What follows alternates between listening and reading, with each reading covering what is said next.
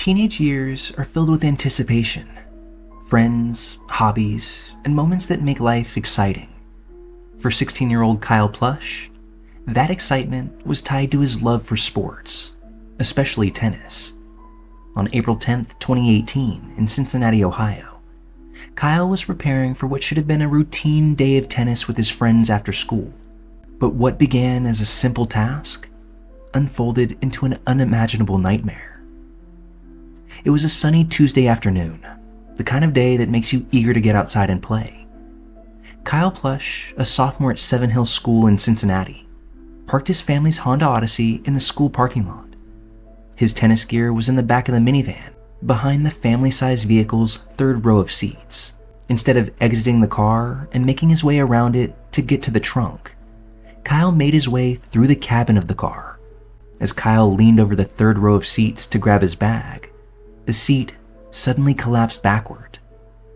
In an instant, Kyle was flipped upside down, with the heavy seat crushing him against the floor of the van. He was pinned tightly, unable to move, and the weight of the seat pressing mercilessly on his chest. Each breath became an eventual struggle, but Kyle was resourceful. Despite the mounting pressure on his chest and the panic threatening to overwhelm him, he managed to activate Siri on his iPhone. With his hands pinned, he used voice commands to call 911. His voice was strained, but urgent, as he pleaded with the dispatcher to help him and that he was stuck in his van. Kyle described his location as Seven Hills School, the parking lot, and that he was inside a gold Honda Odyssey. But the position of his phone, still located in the front seat, made it impossible for him to hear the dispatcher's replies. His words hung in the air, desperate and one-sided. Even as his strength waned, Kyle managed to stay calm enough to make a second 911 call, roughly 30 minutes later.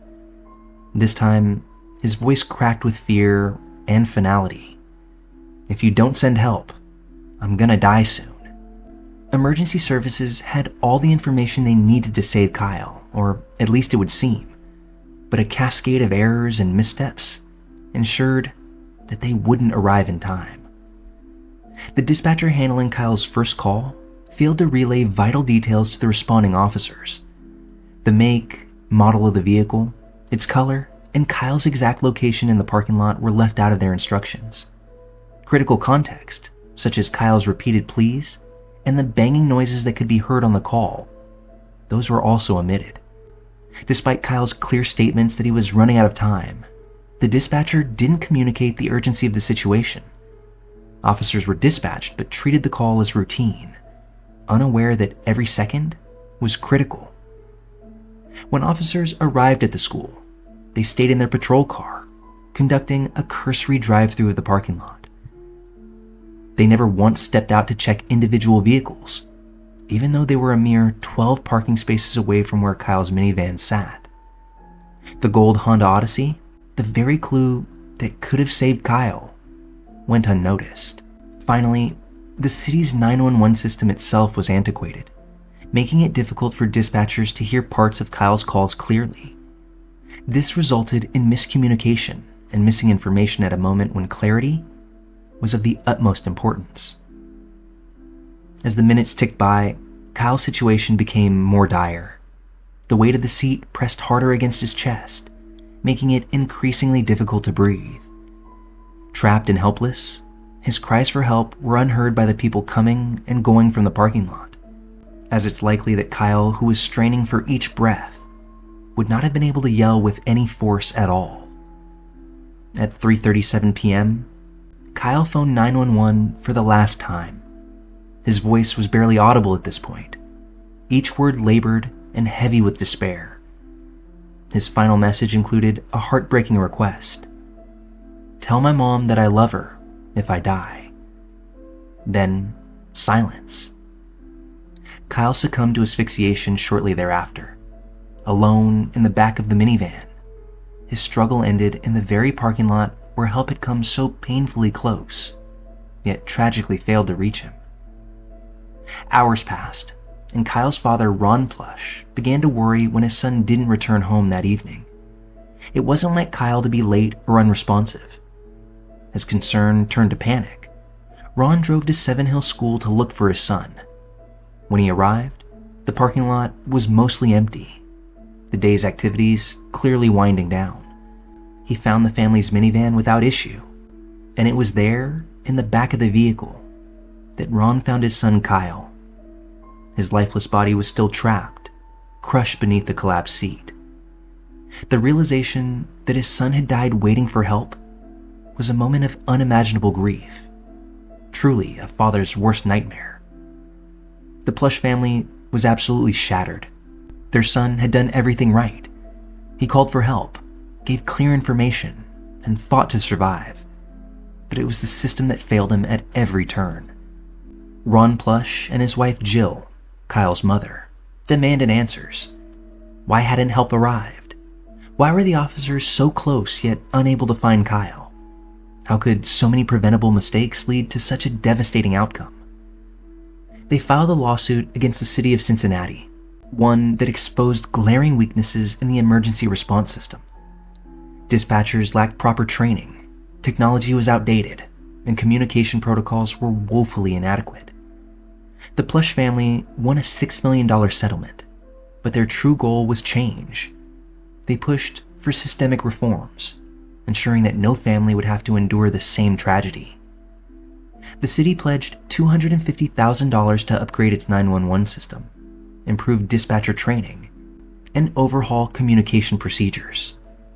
The Plush family also founded the Kyle Plush Answer the Call Foundation, an organization that advocates for nationwide reforms in emergency response systems.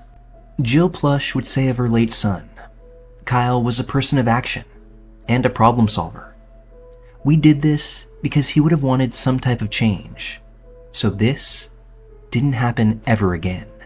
Kyle Plush's death was a tragedy that didn't need to happen. A young man with a bright future, a love for sports, and a family who cherished him, lost his life not because of the freak accident that trapped him, but because the very system designed to save him failed him at every critical moment. His calls for help, filled with desperation and clarity, were ignored not out of malice, but because of a chain of errors that should have never occurred. Kyle's story is unbearably sad.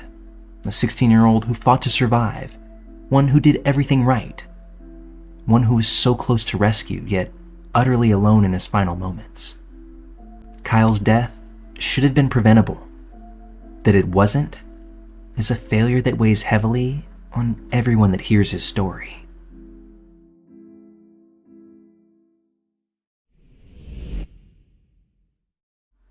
Bison Dele was more than just a talented NBA player.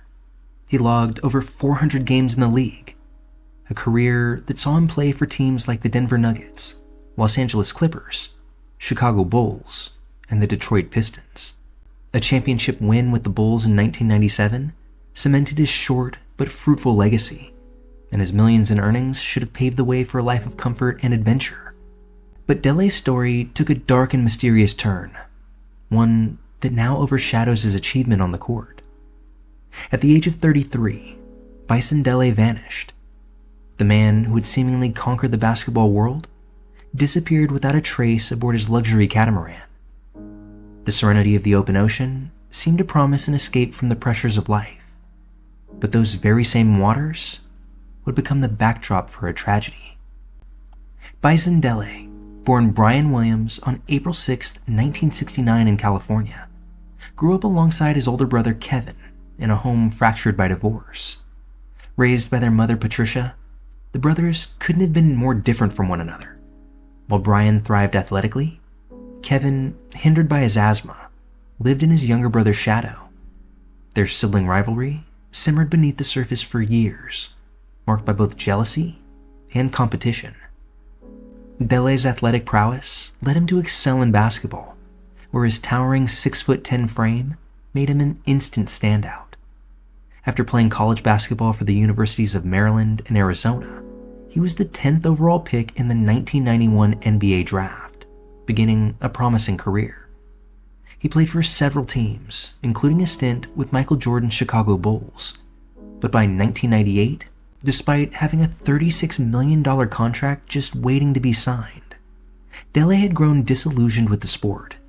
He left the game at just 30 years old, changing his name to Bison Dele to honor his Native American and African heritage, and pursued a life of travel and adventure instead.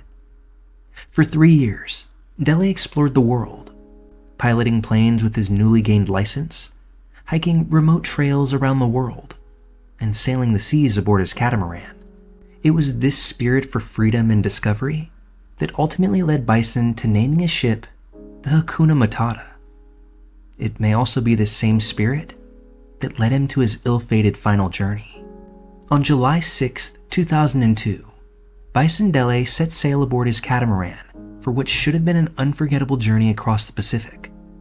Joining him were 3 others: Serena Carlin, who happened to be Bison's girlfriend, a former aspiring actress known for her warm and adventurous spirit; Bertrand Saldo, the ship's experienced captain; and Bison's older brother Kevin, who by this point had changed his name to Miles DeBoard. Miles' relationship with Bison was long strained, and this trip was meant as a way for the two to grow closer. The voyage promised scenic beauty and a sense of exploration as the group visited idyllic islands like Raiti in French Polynesia. But beneath the surface, tensions still simmered. Serena reportedly didn't trust Miles, sensing that his intentions were less about reconnecting with his brother and more about taking advantage of Bison's generosity. Bison himself was aware of the unease. He and Miles had been estranged for years, only sporadically speaking, often when Miles needed financial help. Still, Bison seemed to believe that this trip might mend the fractured bond between them. It was a decision that would ultimately lead to tragedy. As the Hakuna Matata traversed the open ocean, the group made regular satellite calls to loved ones, sharing updates about their travels. But after a few days, those calls abruptly stopped. Weeks later, the Hakuna Matata docked in Tahiti, with only Miles aboard. Miles acted as though nothing was amiss, but his actions raised immediate suspicion. Instead of registering the vessel under its rightful name, he renamed it the Ariabella and used an alias to conceal his own identity. The absence of Bison, Serena, and Bertrand also raised suspicions, but Miles' attempts to appear nonchalant did little to nothing to quell concerns.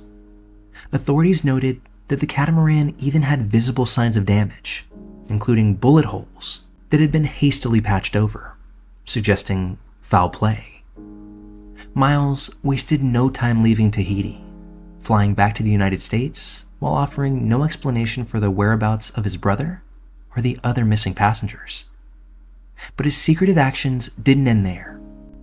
On September 5th, 2002, Miles surfaced in Phoenix, Arizona, attempting to purchase over $150,000 worth of gold coins using Bison Dele's checkbook and passport. Bank employees grew suspicious as the man claiming to be Bison's former name, Brian Williams, didn't match the physical description associated with the account. They alerted authorities, who arrested Miles at the scene. When questioned, Miles told law enforcement that Bison was alive and had authorized the transaction. Despite his vague explanations, there was insufficient evidence to hold him. After his release, Miles vanished once again, leaving investigators scrambling to track his movements. Shortly thereafter, Miles contacted an ex-girlfriend of his in order to make a confession. According to him, an argument had erupted aboard the boat. He claimed that Bison actually killed Serena during a scuffle. Bertrand Saldo, horrified by these actions, threatened to call the authorities. Miles then alleged that Bison killed Bertrand to cover up the incident, and that he, in self-defense, shot Bison before disposing of all 3 bodies in the Pacific Ocean. Obviously, that was the story that Miles wanted everyone to believe, but the evidence soon painted a different picture entirely. Authorities were already well aware of the bullet holes in the boat that were shoddily patched over, but they also had learned that Miles had purchased $200 worth of weights before the trip. Weights they believed were used to sink the bodies. Knowing that he was now firmly on the law's radar, Miles fled to Mexico, where he placed a frantic call to his mother, Patricia. It had been years since they'd last spoken, and the call came as a shock to the mother. On the phone, Miles was distraught and tearful, claiming that law enforcement was unfairly targeting him.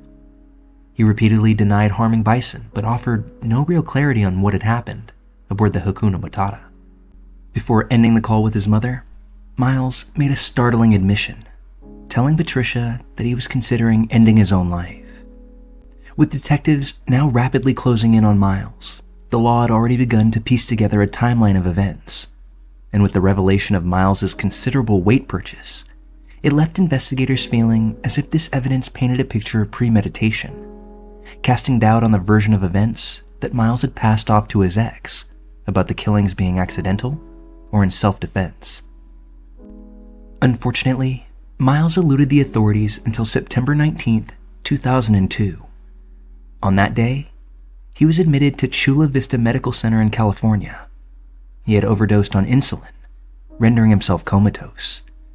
Miles, the last remaining witness and the primary suspect in this case, was now teetering on the brink of death.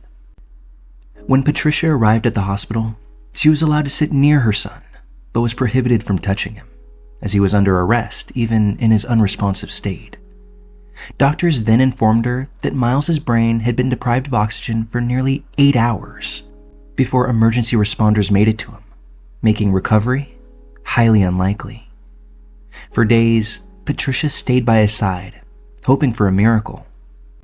But on September 27th, 2002, Miles DeBoard passed away unceremoniously, taking with him whatever secrets he had about the fate of Bison, Serena, and Bertrand. With Miles's death, the investigation into the tragedy that happened in the open sea was left riddled with unanswered questions. Law enforcement surmised that Miles had carefully planned the murders, sinking the bodies to ensure that they'd never be found. The patched bullet holes on the boat contradicted his claims of self-defense, and his suspicious behavior following the voyage further cemented their belief that he was the culprit. Despite these conclusions, the lack of physical evidence, namely the bodies, left room for doubt. The ocean had swallowed the victims, leaving their final resting place a mystery. Patricia, grieving the loss of both of her sons, refused to fully accept Miles's guilt. She speculated that a third party may have been involved, suggesting that the events aboard the boat might have been part of a failed kidnapping scheme. While there's little to no evidence supporting this notion, it's hard to blame a mother for attempting to pad the blow of losing both her children to alternative interpretations of facts. Just as heartbreaking is that a journey that was originally based on connection and exploration dissolved into violence, betrayal, and secrets now buried beneath the ocean surface. This tale doesn't offer closure, only the unsettling knowledge that multiple promising lives ended in chaos and suspicion. Bison Dele's story, tainted by jealousy, greed, and rivalry, lingers as a stark warning of how even brotherly bonds can unravel in the darkest ways imaginable. We've all used Google Earth from time to time, zooming in to see our homes, exploring far-off cities, or just marveling at the incredible detail of the world around us. But for most, it's simply a tool for curiosity, not investigation. That wasn't the case for one Florida resident who in 2019 made a discovery using Google Earth, one that posed the solution to a 22-year-old missing person case. This is the case of William Moult, who vanished one night back in 1997. The story of how he disappeared and the eerie circumstances of his discovery decades later is just as disturbing as it is devastating. It was the evening of November 7th, 1997 in Lantana, Florida. William Moult, a 40-year-old mortgage broker, decided to unwind at a local nightclub. He wasn't known for wild nights or heavy drinking, and true to his nature, he spent that night quietly ordering a few drinks and sitting alone. By 11 p.m., William was ready to head home. He called his girlfriend from the club to let her know that he was on his way, assuring her that he hadn't had too much to drink and was safe to drive. A man of his word, William left shortly after, climbing into his white 1994 Saturn and driving off into the warm Florida night. But William never made it home. As the hours passed, his girlfriend grew worried. He was reliable and not the type to disappear without explanation. By morning, her concern had turned into full-blown panic. The police were called, and William was officially declared missing. The investigation began with no clear leads. William hadn't been behaving erratically, and interviews with his family and friends painted a picture of a stable, content man with no reason to abandon his life. Police even questioned staff at the nightclub, but they described William as polite and unproblematic, giving zero indication of trouble. Authorities knew his route home, so they used helicopters to scan the highways and surrounding areas, while divers searched lakes and canals. William's car was bright white, a color that should have stood out even if it were obscured by foliage or water, but there was no trace of him. Days ultimately turned to weeks, and weeks into years. The lack of closure for William's family was unbearable, and as cases like this are known to do, the more cold they grow, the farther they fade from public memory. Fast forward to September of 2019. More than 2 decades had passed since William Molt's vanishing. By then, the area around his last known location had been transformed into a bustling neighborhood, complete with houses, paved streets, and manicured lawns. One day, a local man was browsing Google Earth, examining the satellite view of an area where he hoped to buy a house, when something unusual caught his eye. In a retention pond behind a set of suburban homes, he spotted the faint outline of a car submerged beneath the water. Intrigued, he contacted a friend in the neighborhood, and together they decided to investigate further. Using a drone to get a better view of the waterway, which happened to be a suburban retention pond, they confirmed their suspicions. There was indeed a vehicle lurking just underneath the surface. The police were alerted, though few could have anticipated what they would find. Once divers entered the murky water, they pulled up a white 1994 Saturn, William Molt's car. Inside, they discovered skeletal remains in the driver's seat. Testing eventually confirmed what everyone had suspected. The remains were those of William Molt, bringing an end to a 22-year-old mystery. But one question lingered. How had William's car ended up in the pond in the first place? Looking back at the aerial views of the area from 1997, investigators uncovered a crucial detail. At the time of William's disappearance, the area was still under development. Roads were poorly lit, and there were no homes or businesses nearby. The retention pond, intended to manage rainwater, was unmarked and easily mistaken for part of the roadway under the cover of darkness. It became clear what had happened that night. On his way home from the nightclub, William had likely driven into the pond, unable to see it in the dark. Once submerged, he was trapped in his car, unable to escape it as it sank into the water. The desolation of the area meant there were no witnesses, no one to hear the sounds of heavy metal crashing into water, and certainly no one to hear him call for help. The pond, left undisturbed, became overgrown as the years passed, eventually hidden in plain sight by the neighborhood built around it. The recovery of William Molt's car provided his family with long-awaited closure, but it was still shaking. The fact that for 22 years, William's final moments remained a mystery. His car hidden just beneath the calm surface of a pond, passed by countless people without any notice. It took the curiosity of a Google Earth user to uncover the secret that had been under people's noses for years.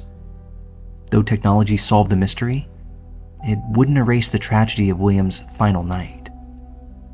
This story isn't the only one of its kind. Advances in technology, including satellite imagery, have unexpectedly cracked other cold cases, bringing closure to families who thought they'd never find answers. While these discoveries can provide resolution, they also reveal eerie truths about the secrets that can remain hidden in the everyday world around us. William Molt's story goes to show that at any moment, fate can take a sudden and tragic turn, leaving behind questions that only time and maybe a sharp eye can answer.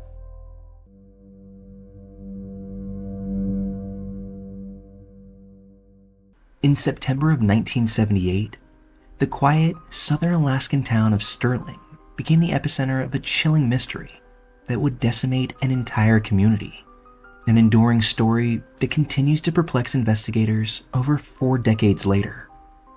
This is the story of Scott and Amy Fandel, 2 siblings who disappeared without a trace from their family's cabin, leaving behind a few eerie clues, along with numerous unanswered questions. The night of September 5th, 1978 began innocently enough. 13-year-old Scott and 8-year-old Amy joined their mother Margaret and their visiting aunt Kathy for a special outing at Good Time Charlie's, a local bar and restaurant. It was supposed to be an evening of fun, a chance to eat out and catch up with family. But as the night went on, the children grew restless. They weren't interested in the chatter of adults or the hum of the bar. Like most kids, they wanted to play. After a little persuasion, Margaret and Kathy decided to drop Scott and Amy back off at the family's cabin at around 10 p.m.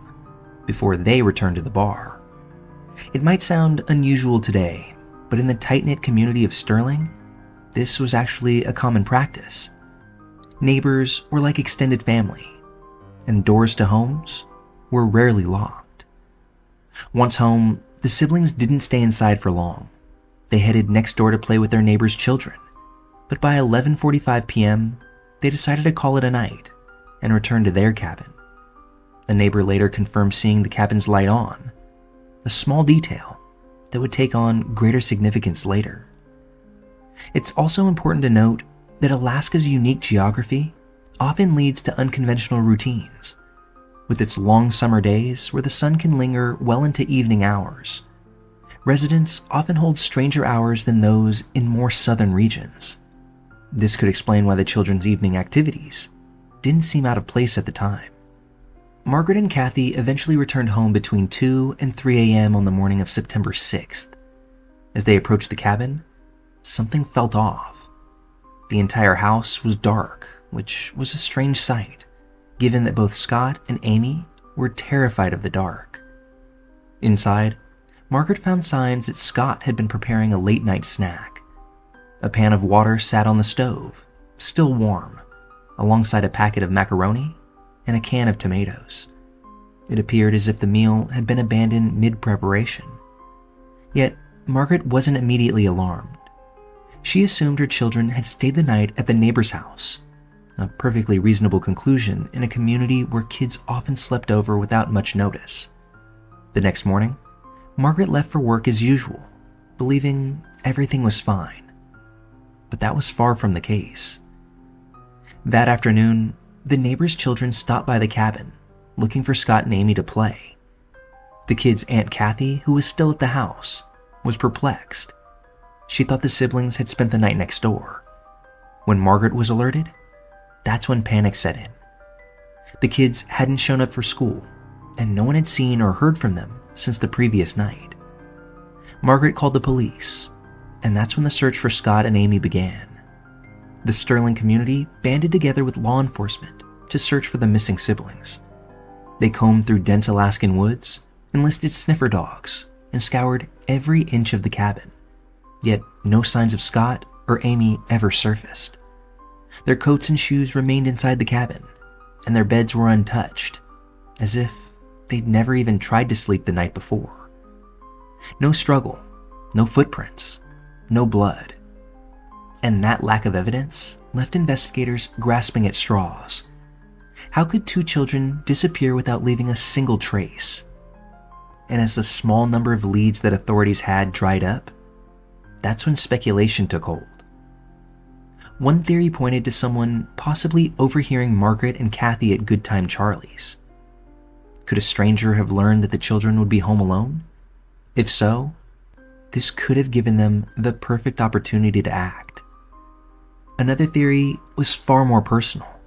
Suspicion fell on the children's father, Roger Fandel. He and Margaret had endured a bitter divorce, and Roger had moved to Arizona afterward.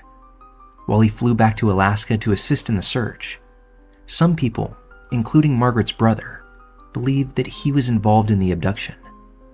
Years later, a woman who had claimed to be Roger's girlfriend at the time said that she could reveal the truth about Scott and Amy for $5,000. Nothing came of her offer, and Roger was never charged with anything. Other theories were far less plausible, but no less chilling. Some suggested that the children had wandered off into the wilderness, but their familiarity with the area made this unlikely. Others speculated they had fallen victim to a wild animal, but as stated before, there was no blood, no torn clothing, and no such evidence to support this claim. We won't give much shine to the more outlandish theories, but whispers of UFOs or abduction by something not of this world certainly were out there. Despite exhaustive efforts, the case eventually went cold, where it has stayed for decades. The search for the young brother and sister was called off way back in 1978, and the story of Scott and Amy faded from the headlines, becoming an unsettling footnote in Alaskan history. Today, now over 40 years later, the disappearance of Scott and Amy Fandel remains one of Alaska's greatest mysteries. Theories continue to circulate, but no new evidence has ever been uncovered. Those who knew the siblings are left to wonder, did someone in their close-knit community betray them? Did a stranger exploit a lapse in vigilance? Or was it something even more sinister that occurred that night? Whoever holds the answers, even if they're still alive, has remained silent up to this point. And so the tragic story of Scott and Amy Fandel lingers, leaving behind a mystery that continues to captivate and trouble all of those who learn about it.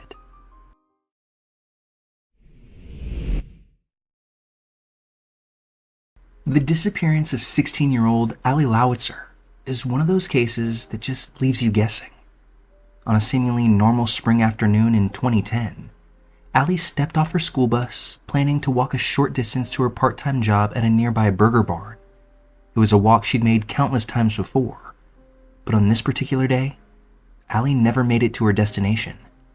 And in the years since, no one has been able to uncover the truth about what happened during that fateful walk. April 26, 2010, began like any other day for 16-year-old Allie Lowitzer of Spring, Texas. The high school sophomore, known for her love of art and softball, attended her classes as usual. After school, she called her mother, Joanne, to ask permission to stop by the burger barn. She wanted to pick up her paycheck and to see if she could take on a shift that evening. Joanne agreed. The restaurant was only a few minutes away from their house, and it was broad daylight. Allie got off her bus just before 2:30 p.m. at her usual stop, along with 3 other teenagers. As the others walked ahead, Allie lagged behind, texting on her phone. By 2:57 p.m., she sent her last known message to a friend. From that moment on, Allie's never been seen again. When Allie didn't make it home that evening, her mother assumed that she was working late. Joanne expected Allie to call for a ride once her shift ended. But when 8 p.m. rolled around, with no word from her daughter, worry began to settle. Messages to Allie's phone went unanswered, and by 9 p.m., Joanne drove down to the burger barn herself. And to her horror, the restaurant was closed and locked up tight. The lights were off, and Allie was nowhere to be found. Joanne's sense of dread deepened as she called family members and Allie's friends, but no one had seen or heard from her. She then contacted law enforcement, only to be met with a frustrating lack of urgency. Officers suggested that Allie might have run away, a conclusion that her family strongly disagreed with. Allie had no reason to leave. All of her belongings, including her cherished art supplies, were untouched in her room, and she hadn't even made it to the burger barn to collect her paycheck. Despite her family's insistence that something terrible had happened, the initial investigation moved slowly.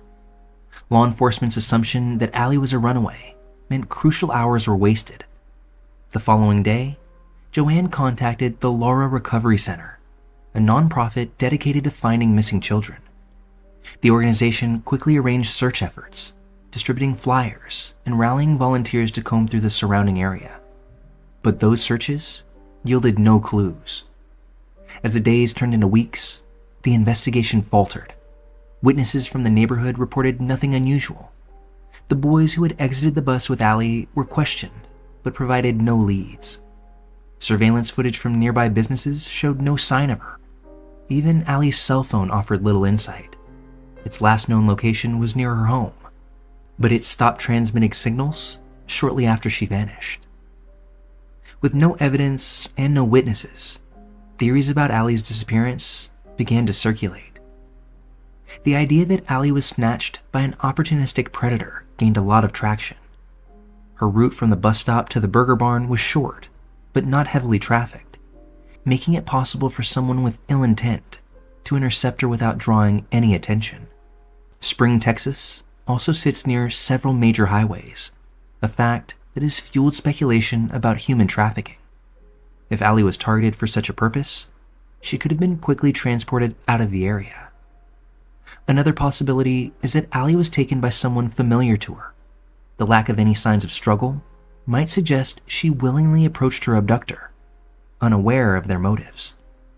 And finally, some have wondered if Allie could have had an accident on her way to the burger barn. What takes away from this theory, though, is that searches of the area turned up no evidence to support it. There were no signs of injuries, no discarded belongings, and no clues to indicate that she'd ever been in distress. For Allie's family, the 14 years since her disappearance have been marked by heartbreak and determination. Joanne Lowitzer became a relentless advocate for her daughter, refusing to let the case fade from public memory. She quit her job to focus on the search and maintain the website alexandrialowitzer.com in order to share updates and gather tips. Every year on Allie's birthday, the family holds vigils to honor her and remind the world that she's still out there somewhere. Joanne's efforts have not been without pain. Over the years, false leads and cruel hoaxes have brought moments of hope that quickly turned to despair. One such instance, a tip suggested that Allie had been spotted in Ohio, but that turned out to be a dead end.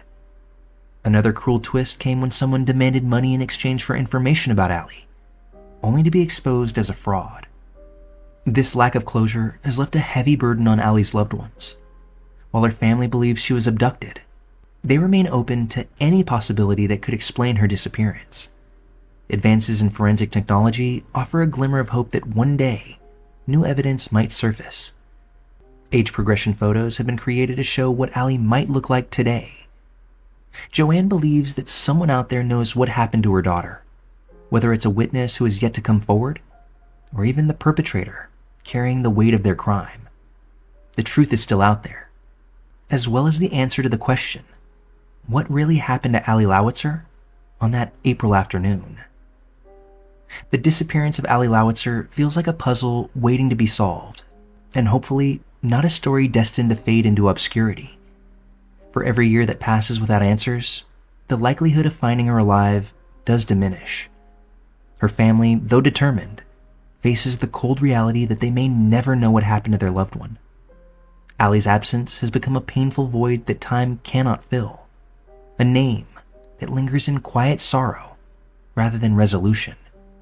For now, her story remains uncertain, with the truth buried somewhere that no one has yet thought to look.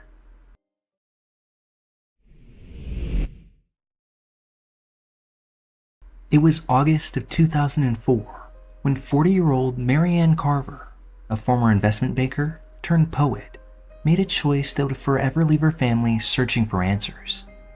Without telling a soul, Marianne booked herself a last-minute ticket on the luxurious celebrity cruises ship, Mercury. The 7-day voyage along Alaska's scenic coastline promised relaxation, solitude, and inspiration for her writing. But unfortunately, Marianne would never return home. Marianne boarded her cruise in Seattle, Washington on August 28, 2004. Surveillance footage confirmed her arrival, and she seemed well on her way to settling into her cabin and enjoying her trip. On the first night, everything appeared normal, but by the very next day, Marianne was gone. The room steward noticed early on that something was amiss. Marianne's bed was untouched, her belongings undisturbed, and there was no sign of her ever returning to the cabin. Concerned, the steward reported this to his supervisor. Over the next 5 days, the steward raised the alarm repeatedly, but each time, he was told to drop it and focus on his job. Despite the glaring evidence that something was wrong, no one on the ship took any action. No announcement was made, no search was conducted, and when the Mercury finally docked a week later, Mary Ann's belongings were boxed up and donated to charity, as if she had simply never existed. Back home in Massachusetts, Mary Ann's 13-year-old daughter became increasingly worried when her mother failed to call or check in. The two were close, and Mary Ann never went more than a few days without reaching out. That's when the teenager turned to her grandfather, Kendall Carver, for help. Kendall, an experienced and determined man, quickly realized something had gone terribly wrong. Unable to contact Mary Ann, he reported her missing to the local police. Investigators traced her movements through bank records and discovered she had purchased a ticket for the Mercury. But that is where the trail ended. When Kendall contacted Celebrity Cruises for information, he was met with resistance. It took the company 3 days to confirm that Mary Ann had indeed even boarded the ship. Beyond that, they offered little to no details. They claimed to have no record of whether she disembarked, no relevant CCTV footage, and no explanation for what might have happened during the trip. Frustrated and heartbroken, Kendall hired a private investigator to dig deeper. What the investigator uncovered was shocking. The steward who had noticed Mary Ann's absence had reported it daily for 5 days, but his supervisor had ignored the warnings. Worse, the ship's CCTV footage, potentially the key to unraveling the mystery, had been automatically erased after 72 hours. The cruise line's handling of Mary Ann's disappearance was riddled with negligence. They failed to alert authorities when she was first reported missing. They discarded her belongings, destroying potential evidence, and they made no effort to contact her family after realizing she hadn't left the ship with the other passengers. These lapses not only stalled the investigation, but also left the Carver family in a state of torment. Kendall later remarked that the lack of basic accountability felt like an added betrayal. But Kendall Carver wasn't willing to let his daughter's disappearance be swept under the rug. He founded the International Cruise Victims Association in 2006, a nonprofit dedicated to advocating for stricter regulations and passenger safety while aboard cruise ships. Through relentless efforts, Kendall helped bring about significant changes in maritime law. In 2010, the Cruise Vessel Security and Safety Act was signed into law. This legislation required cruise lines to report crimes and missing persons promptly and mandated the preservation of CCTV footage. While these measures may have come too late for Mary Ann, they have since helped protect countless others.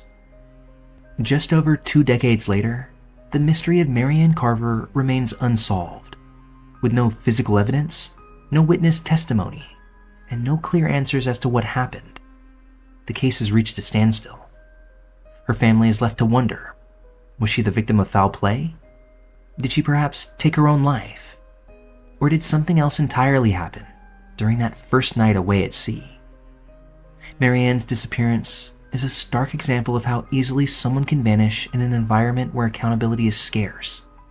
For her family, the loss is only compounded by the knowledge that crucial evidence had been erased, and opportunities to uncover the truth went along with it. Kendall Carver passed away in 2019 without ever learning what happened to his daughter. Yet his fight for justice has left a mark on the cruise industry. The reforms he championed may one day prevent another family from having to endure the same pain that he did. Mary Ann Carver's story remains a mystery. As the years pass, the chances of uncovering the truth grow slimmer. But for her family, the memory of her vibrant spirit endures, even as the answers they seek seem to remain just out of reach.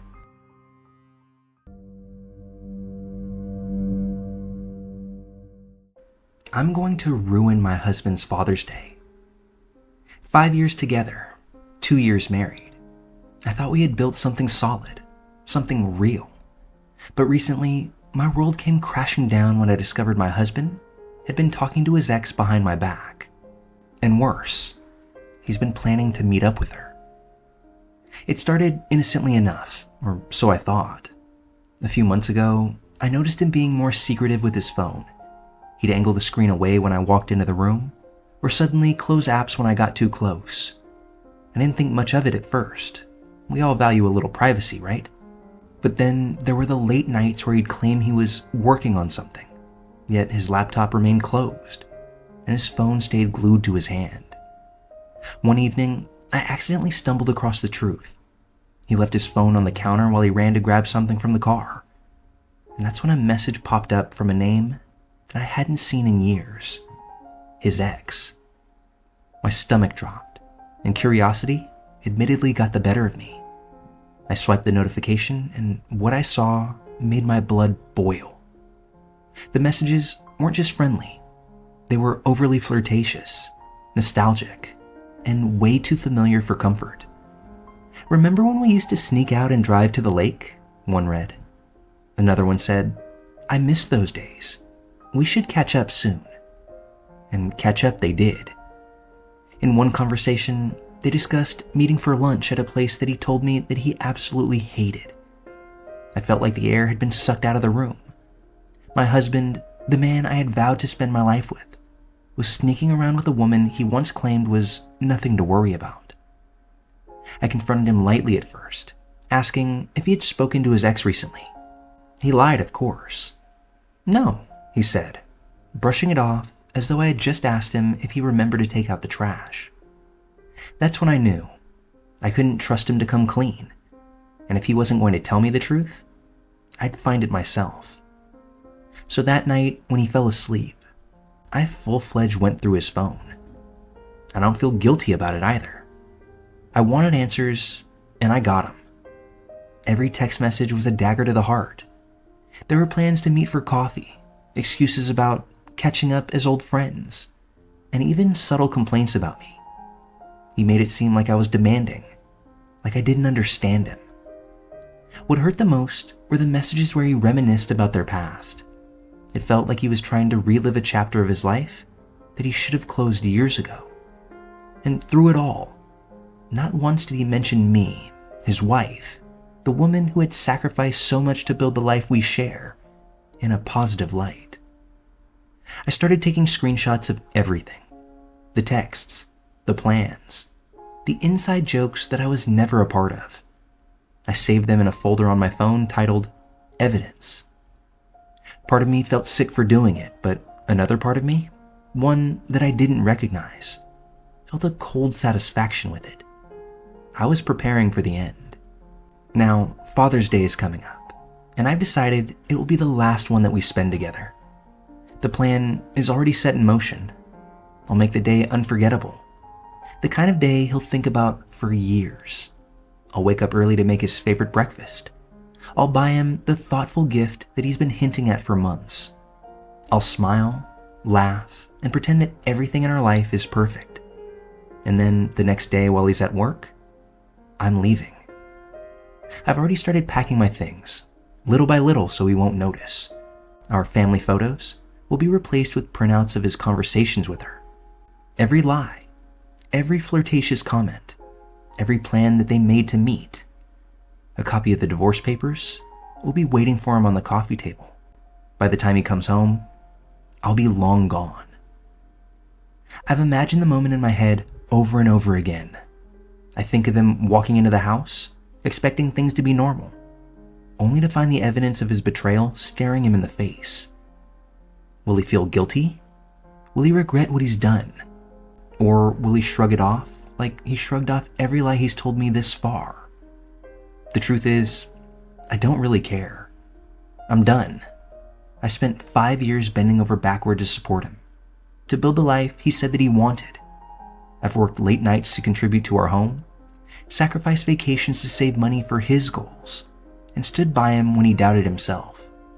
And this is how he chooses to repay me, by sneaking around with a woman who should have stayed in his past. Am I being petty? Probably. Will some people think I'm an asshole for leaving him this way? Absolutely. But you know what? That's not my cross to bear. I gave him my trust, and he shattered it. I gave him my love, and he threw it away. If he wanted to be with her so badly, he should have just left me instead of disrespecting me like this. Part of me wonders what their conversations will look like after I leave. Will he run to her? Try to explain why his wife left him? Will she welcome him back with open arms? Or will she see him for what he actually is? A man who lies and cheats without a second thought. I know this plan isn't perfect. Maybe it's dramatic, even cruel. But I'm done playing the quiet, understanding wife who waits for her husband to grow up. This is my way of taking back control. When he looks at those photos, I hope he feels the weight of his actions. I hope he understands the hurt he caused and the life that he threw away. But most of all, I hope he realizes that I deserve better. Because I do. So Father's Day will be a day to remember. Although not for the reasons he expects, but for the reality check that's waiting for him. Hey guys, if you're into the content that we create, we've got a Patreon where you can support the show and get early access to new episodes before everyone else. Just head on over to patreon.com/Malevolent Mischief or check the link in the description and join our community today.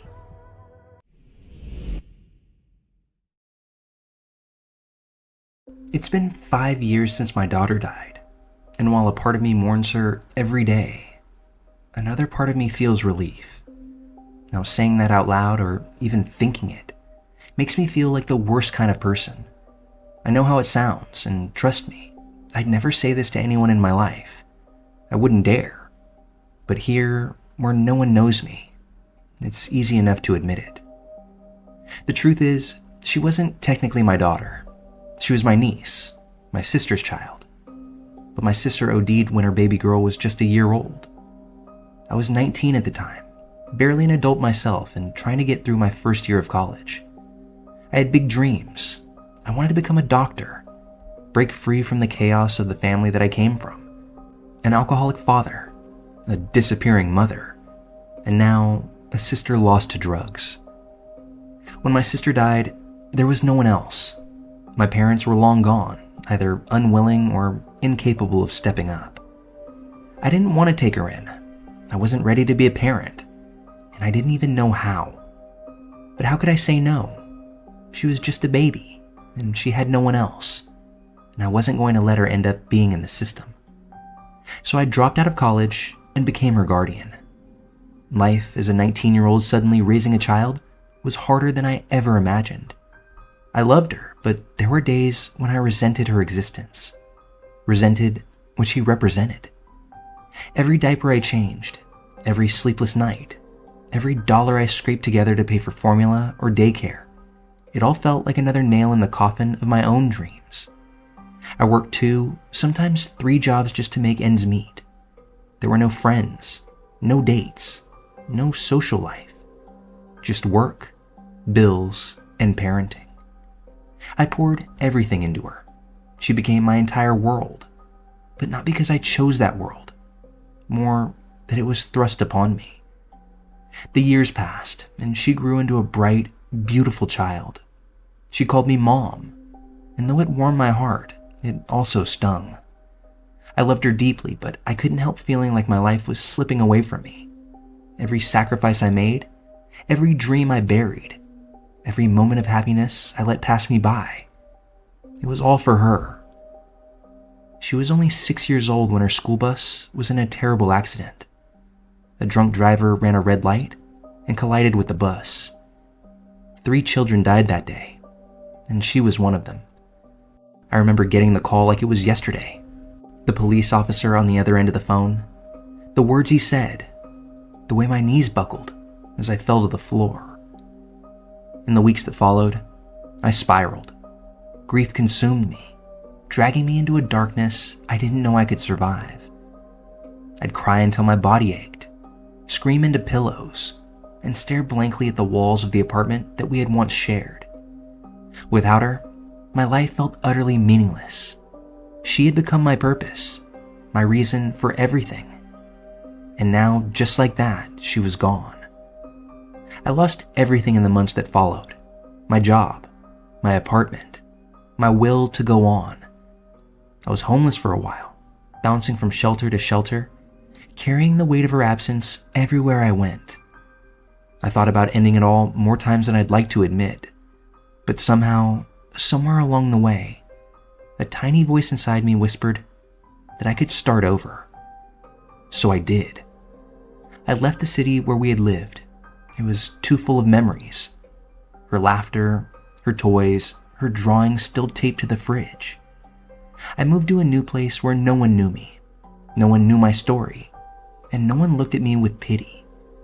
I reapplied to college, determined to chase the dreams I had put on hold. It wasn't easy. Every step forward felt like betrayal, like I was dishonoring her memory by moving on. But I kept going. I graduated, applied to medical school, and was accepted. Today, I'm in my first year, finally pursuing the life that I always wanted. Earlier this year, I got married. My husband is wonderful, kind, supportive, and everything I never thought I'd find. For the first time in my life, I feel like I'm living the way I was meant to. I'm achieving the goals I set for myself long ago, creating a future that I can be proud of. And yet, there's this dark, shameful part of me that feels relief. I loved her. I did. I would have taken care of her forever if that's what life required of me. I would have kept sacrificing, kept pushing forward, kept giving her everything I had, but her death freed me from a life that I didn't choose, a life that I never wanted. Does that make me a horrible person? Maybe. Probably. I think about it all the time. But there's no denying that her absence gave me a chance to reclaim my life. Even now, I feel the weight of her loss every single day. I keep a photo of her on my desk. Her bright eyes, that little crooked smile. I wonder who she would have become, what her laugh would sound like as a teenager, what dreams she might have chased. But I also feel gratitude for the life I have now. I've accomplished so much in the past 5 years. Things I could never have done if she were still here. And that's the part that tears me up inside. The part of me that's glad she's gone. I know how this sounds. I know people will judge me, call me selfish, call me cruel, and maybe I am. But I've lived through both realities, a life of sacrifice and a life of opportunity. I'm grateful for both, but I can't deny which one has allowed me to thrive.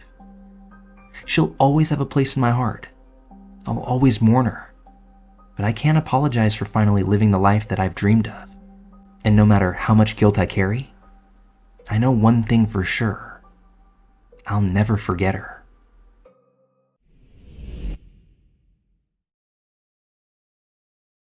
There's no real way to share my story without jumping straight into my trauma. So, trigger warning. Things are about to get real. I was raped by a family member consistently until I was 13. That is, until I moved in with my aunt. She's the most incredible person I've ever known. A true angel who took me in when no one else would or could. She helped me escape from the dangerous people in my family and gave me a chance to live a better life. Once we found out that I was pregnant, as a result of the assaults, she guessed how it happened without me even saying a word. I hadn't told her about the abuse, but she said she had always suspected something was wrong. She had no proof, but she could sense it. And that's when she devised a plan to get me out of my parents' house for good. She pretended to be pregnant herself. She approached my parents and told them she needed help and wanted custody of me so that I could move in with her, get homeschooled, and assist her once the baby arrived.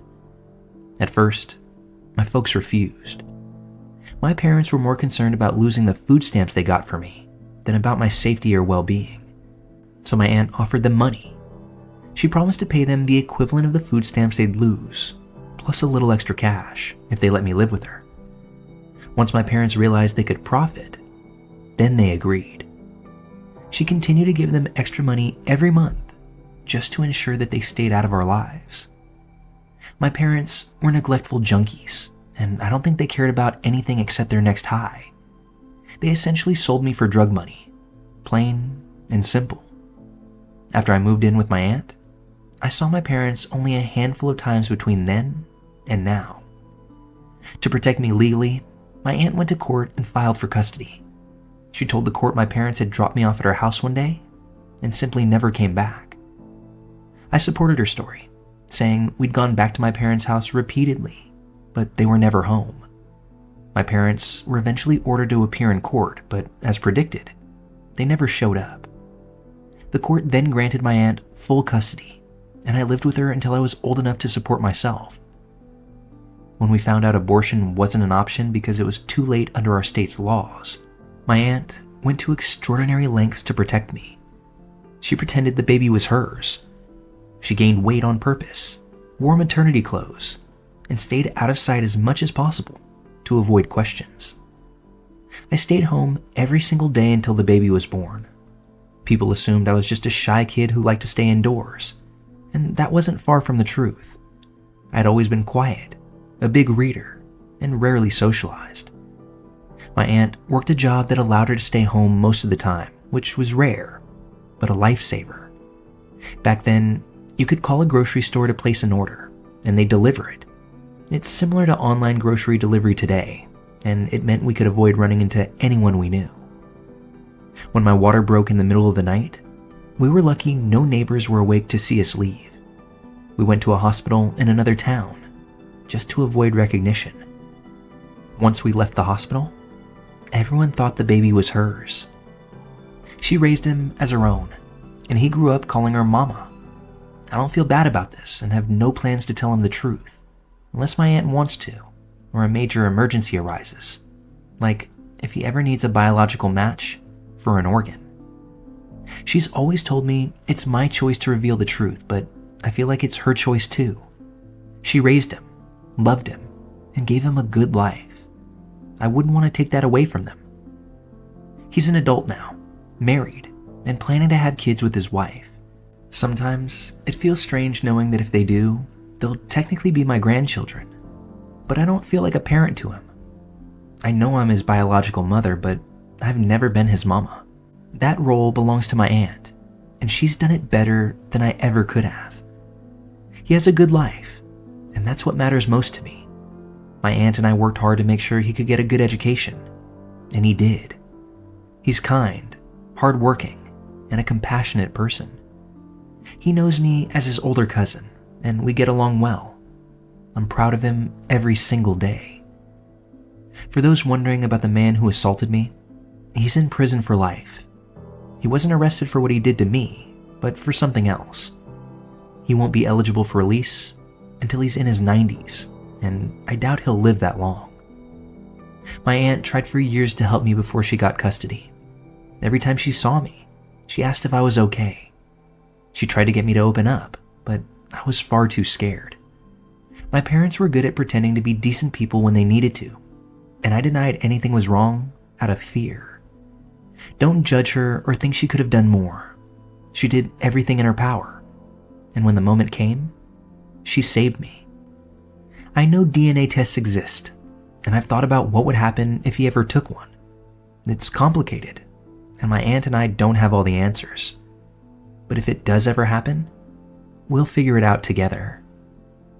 As for my parents, I haven't spoken to them since the early 2000s, and I have no interest in reconnecting. My aunt is the only mother I've ever known, and I don't need anything from the people who sold me for drug money. To those who have sent me disgusting messages, I hope you rot. What happened to me was horrific, and anyone who finds it sexy or thinks I deserved it is beyond saving. To those who criticize my writing or my decisions, I don't really care. I was a child facing unimaginable trauma and did the best I could with the circumstances I was given. I may not have gone to college, but I graduated high school, which I never thought I'd do. I work hard to pay my bills and even have a little savings, and that's more than I ever expected of myself. Finally, to those who acknowledge my aunt's sacrifice, thank you. She's the best person I've ever known, not just because of what she did for me, but because of who she is. She truly is an angel. This is my story. It's messy, painful, and complicated, but it's mine.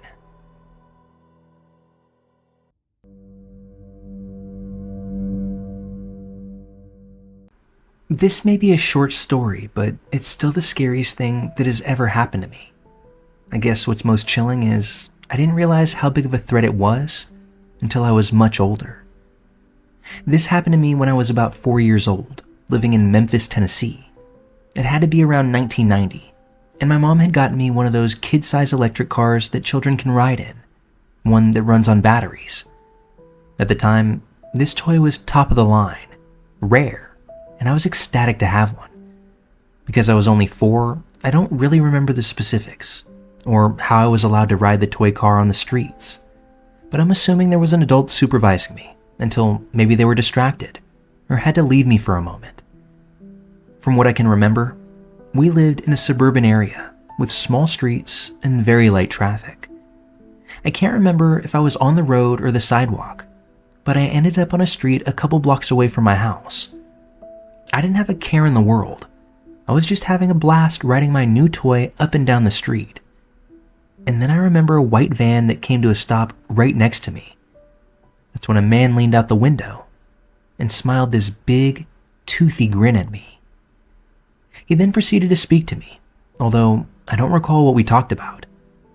I also remember not being frightened because he was being so nice to me. I do recall feeling just a touch wary because an adult was speaking to me, but I was fully unaware that this man was a danger and that I shouldn't be speaking to strangers. That's when he got out of the car and he motioned me to come closer to him. I hesitated, not because I was afraid, but more because I didn't know what to do. I was taught to listen to adults, so I slowly started to move closer to him. He again motioned me to come closer, and then he started to head towards the back of the van. When I didn't move from my spot, that's when he came closer to me and held out his hand. As I was about to reach out my hand to this man I'd never met, a woman opened her front door and walked out. She happened to be leaving the house right in front of where I was standing. I don't think the woman's intention was to save me from the stranger. I think she just happened to leave the house right there and then.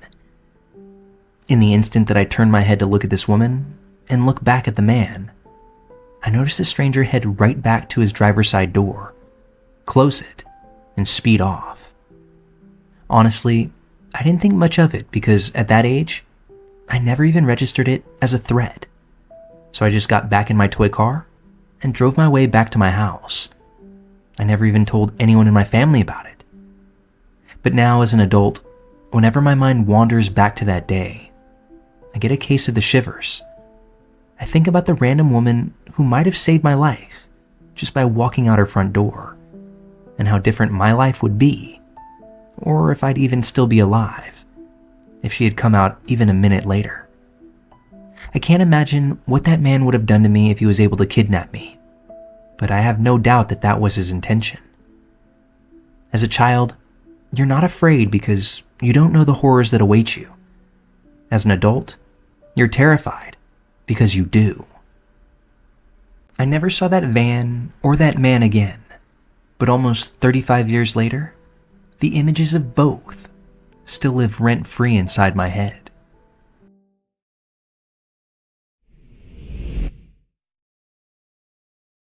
I met an Australian Tinder swindler, and he deserves his own Netflix documentary. I'm sharing this so hopefully no one else has to deal with this flea of a human. It's going to be a wild ride, so grab your popcorn and get comfy. Back in June of 2022, I met Wilton Wallace on Hinge. I'm from Victoria, Australia. He was from Queensland, but was working in Victoria, and was 28 at the time. I was 24. We hit it off, and within a day of chatting, he asked to meet me in the city for drinks. He seemed friendly and cute, so why not get dressed up and give him a chance? Funnily enough, my spidey senses were tingling already, but I just thought it was usual nerves for a first date. I should have trusted my gut, but he hadn't given me any red flags yet. He met me at Flinders Street Station. First impression was he was dressed really nicely. Suit, long coat, clearly took pride in his looks. Instantly, he was super affectionate, way more than I'm used to. He kissed my cheek, picked me up, squeezed the crap out of me, and we were hand in hand from the get-go. although I was taken aback. He was of Brazilian descent, and I know their culture can be quite forward. I wasn't overly alarmed, but this was within 10 seconds of meeting. So we decided to go for drinks, and he recommends a very well-known fancy bar. I have a low-level job in the medical field, so this was way above my pay grade. But he said he'd like to cover the whole night. It became apparent very quickly that he was super chivalrous, charming, and a sweet talker. It felt like some soppy 2000s rom-com. I can't even lie. He was super open about his life, and because he was, so was I. We had so much in common, and everything just felt right. It all makes me want to gag, now that I know the real him. If it feels too good to be true, it likely is. Basically, the life story he threw up all over me was that he was born in Brazil. His parents had a family business and were well off, but lost it all somehow. I think he said his dad died. R.I.P. Dad. His mom couldn't afford to care for him and his 4 sisters alone, so she gave him up for adoption, and he moved to Portugal. I guess he was the runt of the litter, because she kept the 4 girls. So he grew up in Portugal from about 5 until he was 17, when he decided to finally move back to his biological mother. He said his Portuguese family were lovely, but incredibly religious, and he didn't like the constraints that came with that. So at 17, he moves back to Brazil and builds his relationship with his biological mother, and eventually he decides to move to Australia. He moved over to study some aerodynamic bullshit degree for some career that I don't give a fuck about. Fast forward 11 years to 2022, and now he works in Queensland as some manager for shipping companies and flies to and from Melbourne for work every few weeks. Now that you're up to speed with that crock of shit, let's get back to the date. I had a traumatic upbringing, so hearing all that he shared really touched me. The man had me in the palm of his hand. I felt at times he was cocky and had an ego on him, but he even mentioned that he could come across as cocky and reassured me that's how some people perceive him, but he's not at all that way. Well, very clearly, someone's pulled him up for being an arrogant twat before. The date is progressing, and we obviously have chemistry. He was ticking so many boxes. We spoke about how I love to dance and always wanted to learn salsa, so he suggested a studio that does weekend night classes, but it had sold out. So he asked if I'd like to go back to his place, just to hang out. I don't know what this man put in my drink, not literally, just FYI, but my common sense was out the window. I told him I needed to go home before midnight and was only coming over to talk. Anyway, we get to his apartment, and like the scene from Crazy Stupid Love, he lights candles, puts on salsa music, pours a heavy glass of red for us, and asks if he can teach me how to salsa in his tiny living room. Like, was I Kate Hudson in How to Lose a Guy in 10 Days? I oblige, because my fanny flutters are in full control of my functioning at this point. We end up making out, and things get hot and heavy, but I stuck to my guns and didn't let him pass my chastity belt.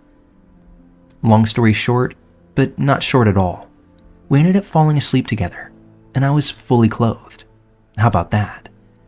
We woke up the next morning, and he took me out for breakfast before ordering me an Uber home. Keep in mind, that was the one and only time I physically met him, and it was all PG rated, more or less. A few days later, things started getting weird. He started making these grandiose gestures and love bombing. Without asking me, he bought me lingerie. He bought me jewelry for my birthday just 1 week after we met. And then the grand prize, an all-inclusive holiday to Queensland. I said yes because YOLO, right? Like literally, I might die, but at least my tombstone would say I was living my best life. He told me that on this trip, we'd go to a private restaurant that his friend owns, a helicopter ride, and a cruise on a yacht, amongst a bunch of other completely insane things. He paid for the flights and told me not to bring lingerie because he had that covered. My red flag alarms were now going off. Like, is he a sugar daddy? Or am I about to be trafficked in the lingerie and jewelry he just bought me? Think about it. Dude works for a shipping company. Perfect way to ship me off to the market. So at this point, my stomach is turning, and I'm getting rather sus. I realized I hadn't done much digging on him, and if I was going interstate with this schmoozy wet sock, I needed to know everything. I spent hours with my housemate investigating. His Facebook was on total lockdown, and his Insta had no signs of family. He barely had any tagged photos with people, and the photos he did have were from years ago in Brazil. All the photos he had were just him solo and traveling, so I started to question everything. Was his name even Wilton Wallace? Doesn't sound Brazilian or Portuguese to me. Sounds more like Donald Duck or Chuck E. Cheese. So we searched for his phone number on my bank app using PayID, and lo and behold, W. Vega dos Santos comes up. I'm shitting bricks now. Like, who the is this toenail I've been wasting my time with? So I go deeper. I'm going through all of his Insta followers looking for any remnants of him. I find a mutual in the deep dark cave I've gotten myself into, and there it is. A group photo of him from around 2016, holding a Brazilian woman that looks to be about 35. And in the comment section, "Love you both. Can't wait to see you two again." Couldn't confirm if they were married, but that's where my money was. I dig more and more to find out who this woman is. I can't find anything, but I had a lead on what her name might be. So I head to Google and search both her name and Vega dos I'm a fucking liar name. After sifting through countless pages that I can't read because they're in Portuguese, I find a settlement document. It was a civil dispute about a debt, but both their full names were there. To my delight, his full name in the case was Wilton Wallace Vega dos Santos.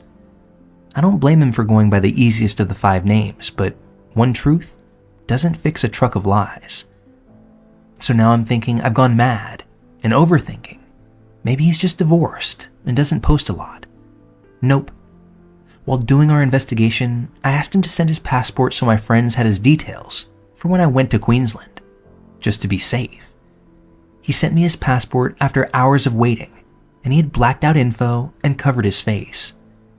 But the guy didn't cover his date of birth well enough, because, would you look at that, he was born in 1986, making him 36. Now that I saw through the bullshit, I wanted to flip the game for a little while. I had to do it for the plot. I confronted him about it. He made up some about when he was registered in Portugal. They messed up the date. Didn't know a 5-year-old could look 13, but there you have it. Over the next few weeks, he kept canceling and changing Queensland plans. Days before each rescheduled flight, there was always another issue. I went along with it. I had no intention of going, but wanted to see his cunning plot come to fruition. Maybe it wasn't trafficking. Maybe he was going to magically lose all of his money and get cancer and need my help to survive. And then I get the message that broke the camel's back. His grandmother in Portugal was sick, so he had to fly there ASAP. I literally laughed when I read it. I was super short and apathetic with him. Next day, Grandma died of a stroke. Boo-hoo. Some may think my digging went a bit too far at this point, but I ended up messaging the woman from the Insta photo and the legal document because I just had a horrible gut feeling that there was more to all of this, and I was sick of all the games. It definitely felt like I was crossing a line, but I just had to know. She ended up messaging me back that she unfortunately did know him and wanted to tell me everything over the phone. What she told me blew my fucking mind. Excuse my language, but this cunt was the biggest narcissist, pathological lying, cheating scumbag I had ever had the displeasure of knowing. He had lied about it all. He was 36, born and raised by his mom and dad in Brazil his entire life. He had brothers, not 4 sisters. Never lived in Portugal.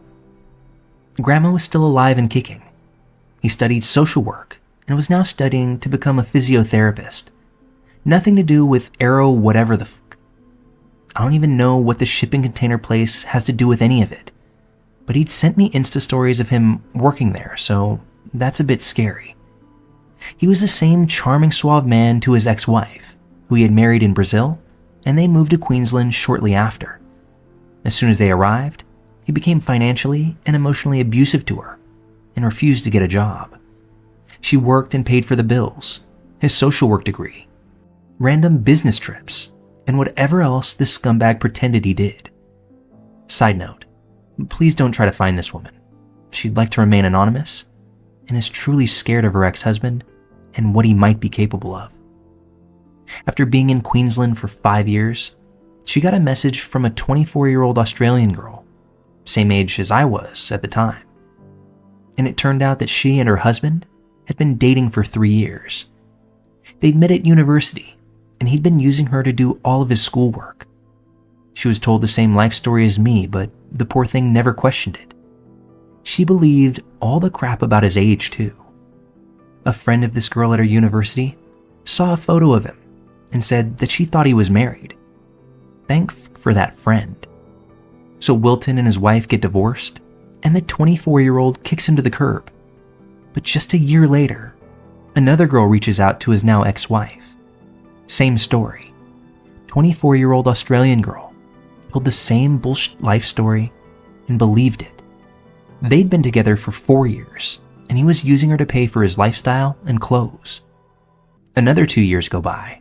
His ex-wife just hoped that he had finally come to his senses, but that wasn't the case.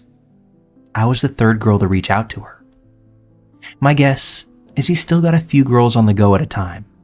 His plans probably kept changing because of them, and one of them probably pays for his trips every few weeks. Jesus, the holiday, jewelry, and lingerie, all paid for by some other woman's hard-earned money. Needless to say, I was furious. I ended up ghosting him because that's the best way to piss off a narcissist. He messaged me for weeks through text, Insta, WhatsApp, and Facebook. Eventually, I decided to give him a taste of his own medicine. I told him I knew some things, and he needed to come clean. I never mentioned what or how I knew, but he said he'd be fully transparent and fly down to Melbourne to see me. He probably thought I knew 1% of the truth. I thought about actually seeing him and seeing what lies he'd come up with next, but I was done. I told him I was about 5 hours from the city, in a town that's so small there's only one train to get there a day.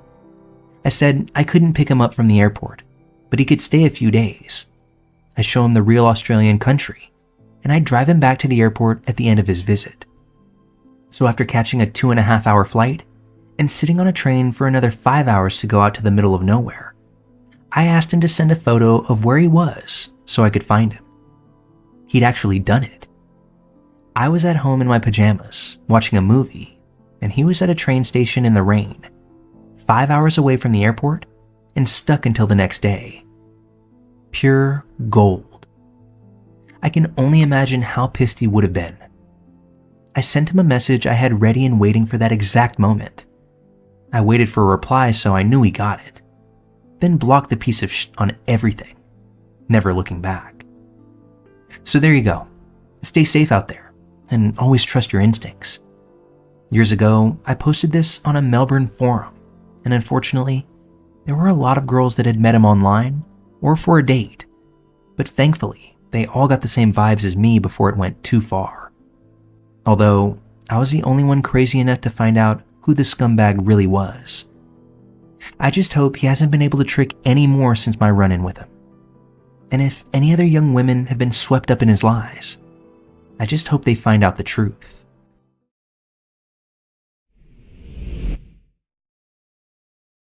This all happened quite a few years back. At this time, I had a particular affinity for a certain white substance in the form of lines. On one very cold, snowy night, around 11 p.m., I went for a walk to meet my dealer. I had never been to his place before, so he gave me the address to a small 2-story apartment building with maybe 6 units in it. Upon arrival, I noticed several strangers inside.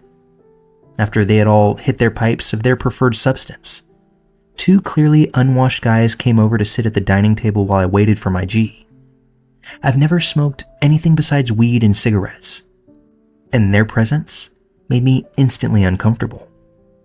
They tried their best to make small talk, but I only grew increasingly uneasy, giving short, vague answers to everything they asked. Once my dealer popped up, I quickly paid for my stuff, grabbed the baggie, and got up from the table. That's when one of the guys offered to walk me home. My heart started to sink. I politely declined. "Nah, that's okay. I don't live far." The other guy stood up. "No, really, we can walk you. We don't mind. We have to get going anyway." That's when my instincts finally kicked in. I became very aware and very scared. I immediately thought, I'm fully dressed and ready to go, but they still have to put on their coats and shoes. If I leave now, I'll get a head start and quickly disappear into the night. They said something else as I headed for the door, but I pretended to take a phone call, waved goodbye to my dealer, and quickly closed the door behind me. I jogged down the hallway to the outside door, and once I got outside, I made a run for the street. I decided not to take the fast route home because, from the building, they'd be able to see me. I didn't want them knowing even the slightest direction that I lived in if they were really following me. The building was at the end of a street, so instead of going straight up the hill, the way that I initially came from, I turned right and started jogging. I kept glancing back over my shoulder, and finally I saw them, about a block behind me, but certainly following me. The street I needed, Stanley Street, was across the intersection on my left, about another block ahead at a four-way light. As I approached the intersection, I noticed the corner house on my right. There was an older gentleman sitting on the porch, smoking. I recognized him. He was another dealer I had met only once a few weeks before, when my usual guy was dry. I nearly choked up as I got to his porch, and I asked if he remembered me. He did, and asked, "What's wrong?" I quietly told him, "I think these two guys are following me," and asked if I could go inside for a minute until they passed. He didn't hesitate. We went inside, past his front living room, and into the kitchen, where I began to explain all that had happened. He told me not to worry, that I was safe there, and I could stay as long as I needed to. That's when we heard a knock at the door, and my panic set into overdrive. He went to the door, looked through the peephole, and yelled, "Just a minute." He came back quickly and whispered that he knew the guys and was going to invite them in to have a hit. He told me to sneak out through his back door, which was beyond the kitchen, and go to the right of the yard and find the gate. This would lead to a side street. He instructed me to creep up along the side of his house, close to the shrubs, and check the porch to make sure that they had all gone inside. I followed his plan to a T, and when the coast was clear, I didn't jog. I sprinted all the way up Stanley Street and zigzagged my way back home from there. When I think back now, I'm in utter disbelief at my actions and just how foolish I was. I thought I was invincible. I was far too trusting. But I thank God for the man who helped me that night. I don't know what those two guys wanted from me, but I'm forever grateful that I never had to find out.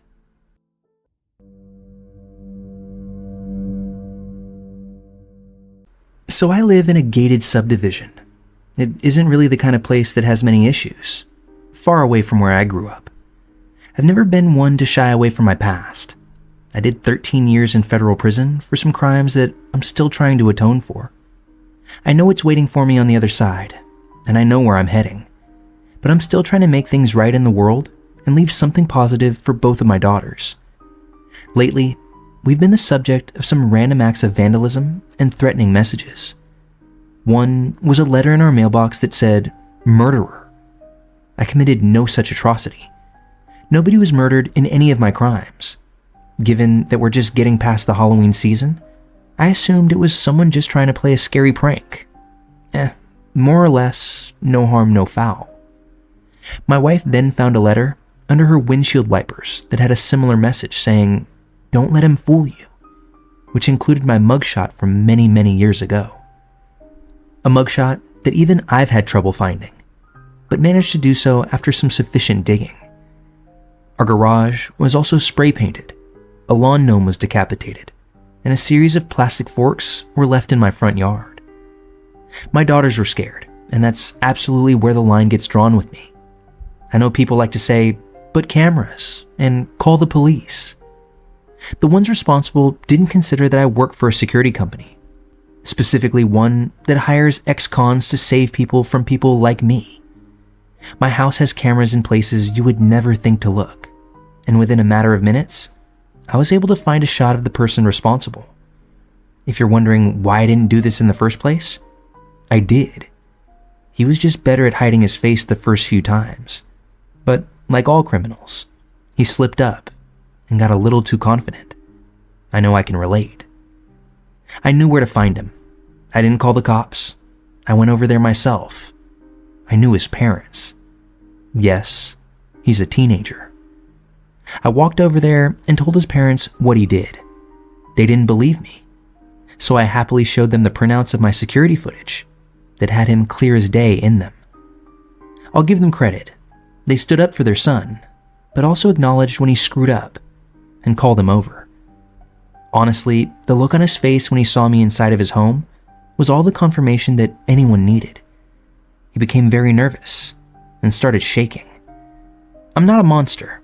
I assured him that I wasn't there to hurt anyone and that I wanted to have the matter resolved. He had vandalism, trespassing, damage to private property, and mail tampering to answer for. I asked why he did it. Basically, the answer I got was that he and his friends were trying to do some sort of true crime series for what I'm assuming is maybe a YouTube channel. His explanation wasn't very explanatory. I gave him a choice. The police could be called, or he could pay for the damages that he caused. His father asked if he paid for the damages, if I would get rid of the footage that I have. I told him no. I assured him if the damages were paid for and he were to stay away from my family, that I wouldn't call the police. But if he didn't, or did it again, I would most certainly call the sheriff. This was his second chance. I'm being very merciful and doing my best to forgive those who trespassed against us. I don't know why people feel the need to destroy something that someone is trying to build. In my case, it's stability. We have to seriously start accepting that people are trying to change for the better, especially when the efforts are clear to see. Stan, or Stanley as your parents called you, let's not meet. Unless, of course, you're coming to clean up your mess. Many people think that performing at their peak means being consistently stressed out, but that's just not true. 5 years ago, Magic Mind set out to change the game by creating a drink that boosts your mental performance to 100%, without any of the downsides like overcaffeination, anxiety, or the jitters. I kicked things off with the 7-day challenge, starting each morning with a Magic Mind mental performance shot. Honestly, I didn't expect much at first, but within a couple of days, I noticed a shift. That usual morning fog, it started lifting, and I felt more focused and energized. By midweek, I wasn't dragging myself out of bed anymore. My mood improved, and I was ready to tackle the day's tasks, whether that was researching stories, recording, working out, or simply cleaning and organizing the house. No crash, no jitters like with other supplements. By the end of the week, it was clear this was something that really worked for me.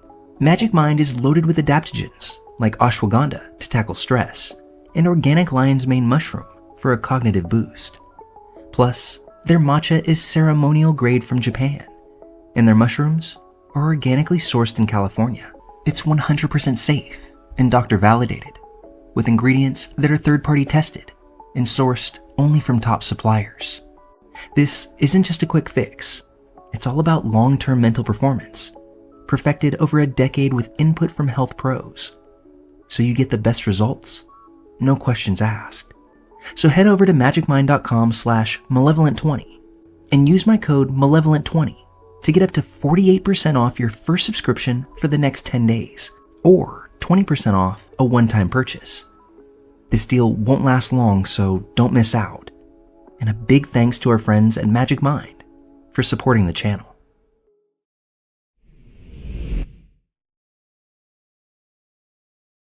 While I wouldn't classify my story as classically horrifying, it's certainly one of the stories that I have in my life that I'll never forget. For me, It's a reminder that life is a fragile thing, and we should be thankful for every moment we have, because you never know when your time is up. But enough of my lecture. Let's get into it. This starts about 20 years ago, when my now adult son was about 3 years old. I was lucky enough to be able to have my son and stay home to raise him for the first few years of his life. My husband was supportive of me wanting to do so. But at this time, our finances began to get a little tight. So it was time for me to go back to work. We didn't have any family around where we lived, and I didn't want to put my kid into a daycare to be around 30 other children and 3 overworked adults. So I decided to go the private route. A former coworker of mine recommended a nanny that had been helpful when she had her kids. The woman was kind, responsible, somewhere between mother-aged and grandmother-aged, and she had a good track record with my coworker, so I thought I'd give her a shot. I met Cheryl for lunch one day to see if we may be a good fit, and instantly hit it off with this warm-natured, red-headed woman. She was happy, inviting, rotund, a touch eccentric, and gave off an absolutely wonderful vibe. We ate, talked about kids, being a nanny, all the hits. When the end of the meal came around, I found myself pondering if this was the woman that I wanted to watch my child. The waiter stopped by the table and asked if we would like coffee or to see a dessert menu. When Cheryl piped up, "Oftentimes, I'll finish my meal with the salad." Both the waiter and I were flummoxed by this statement, and I remember him asking her, "So, would you like a salad?" To which she swiftly replied, "No, but I will take a look at your desserts." It was with that quip that I decided she would be our nanny. The next week, Cheryl came over and met my son. They got along swimmingly. He was all about showing her his toys, his dinosaur sounds, and whatever he was watching on repeat at the time. I gave Cheryl the rundown of responsibilities, important phone numbers, what time to expect myself or my husband home in the evening, and she took these things in stride. Always a slight smile on her face, never wavering, and this also put me at ease. Ask any mother. It's not easy to leave your child for any amount of time, let alone all day with someone that is just one notch above a stranger. But Cheryl left me feeling that everything would be all right at home, and that's something that I needed. Next thing I know, I'm a few weeks back into work, and everything is going smooth. Days are long. Work sucks the way I remember it, but at least I know that everything is okay with my kid.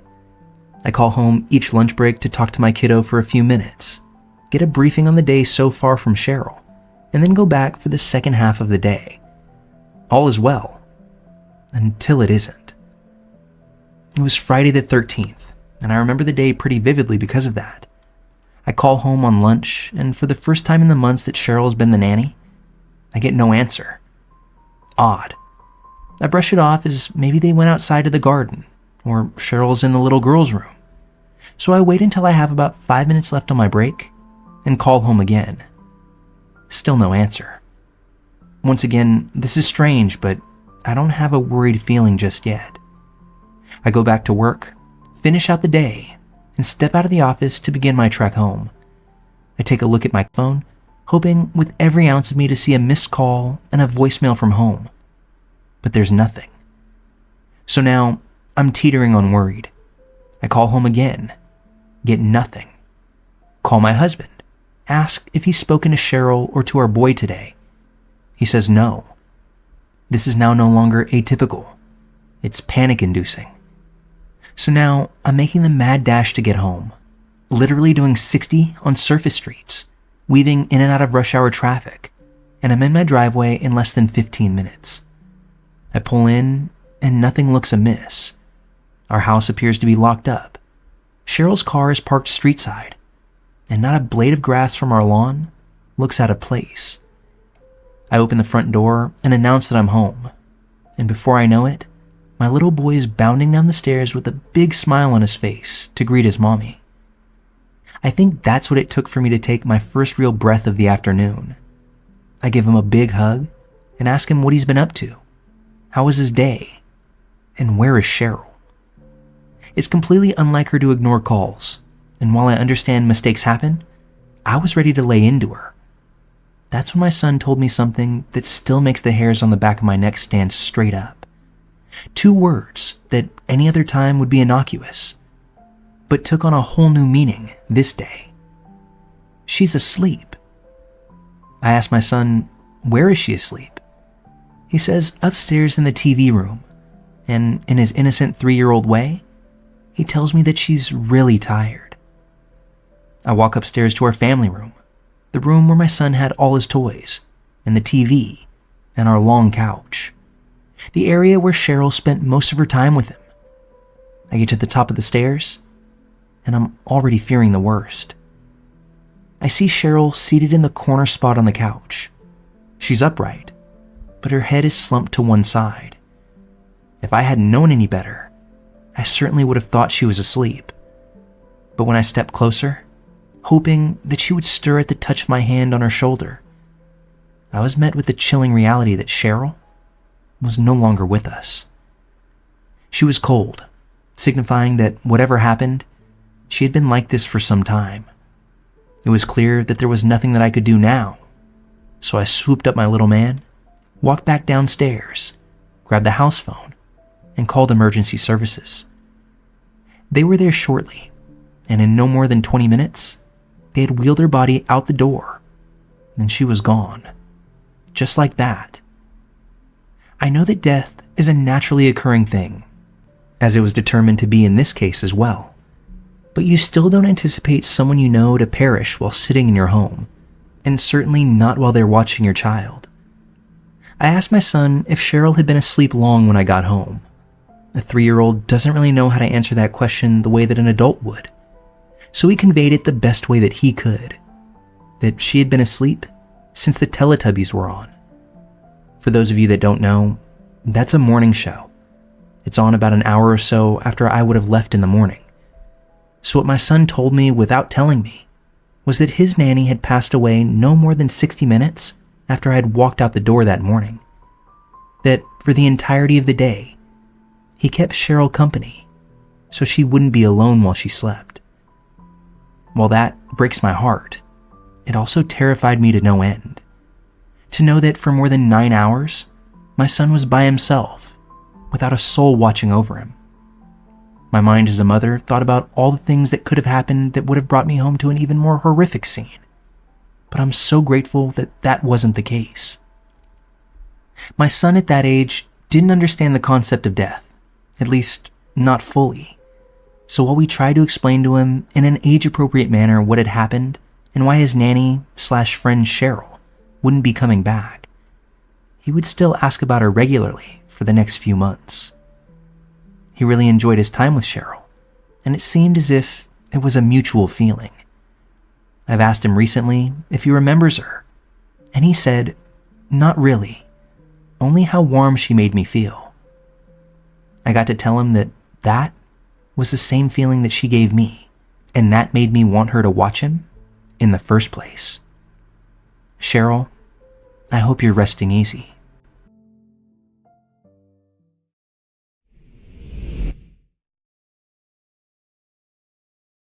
A few nights ago, I went to see the new Wicked movie with my family, who were in town for the holidays.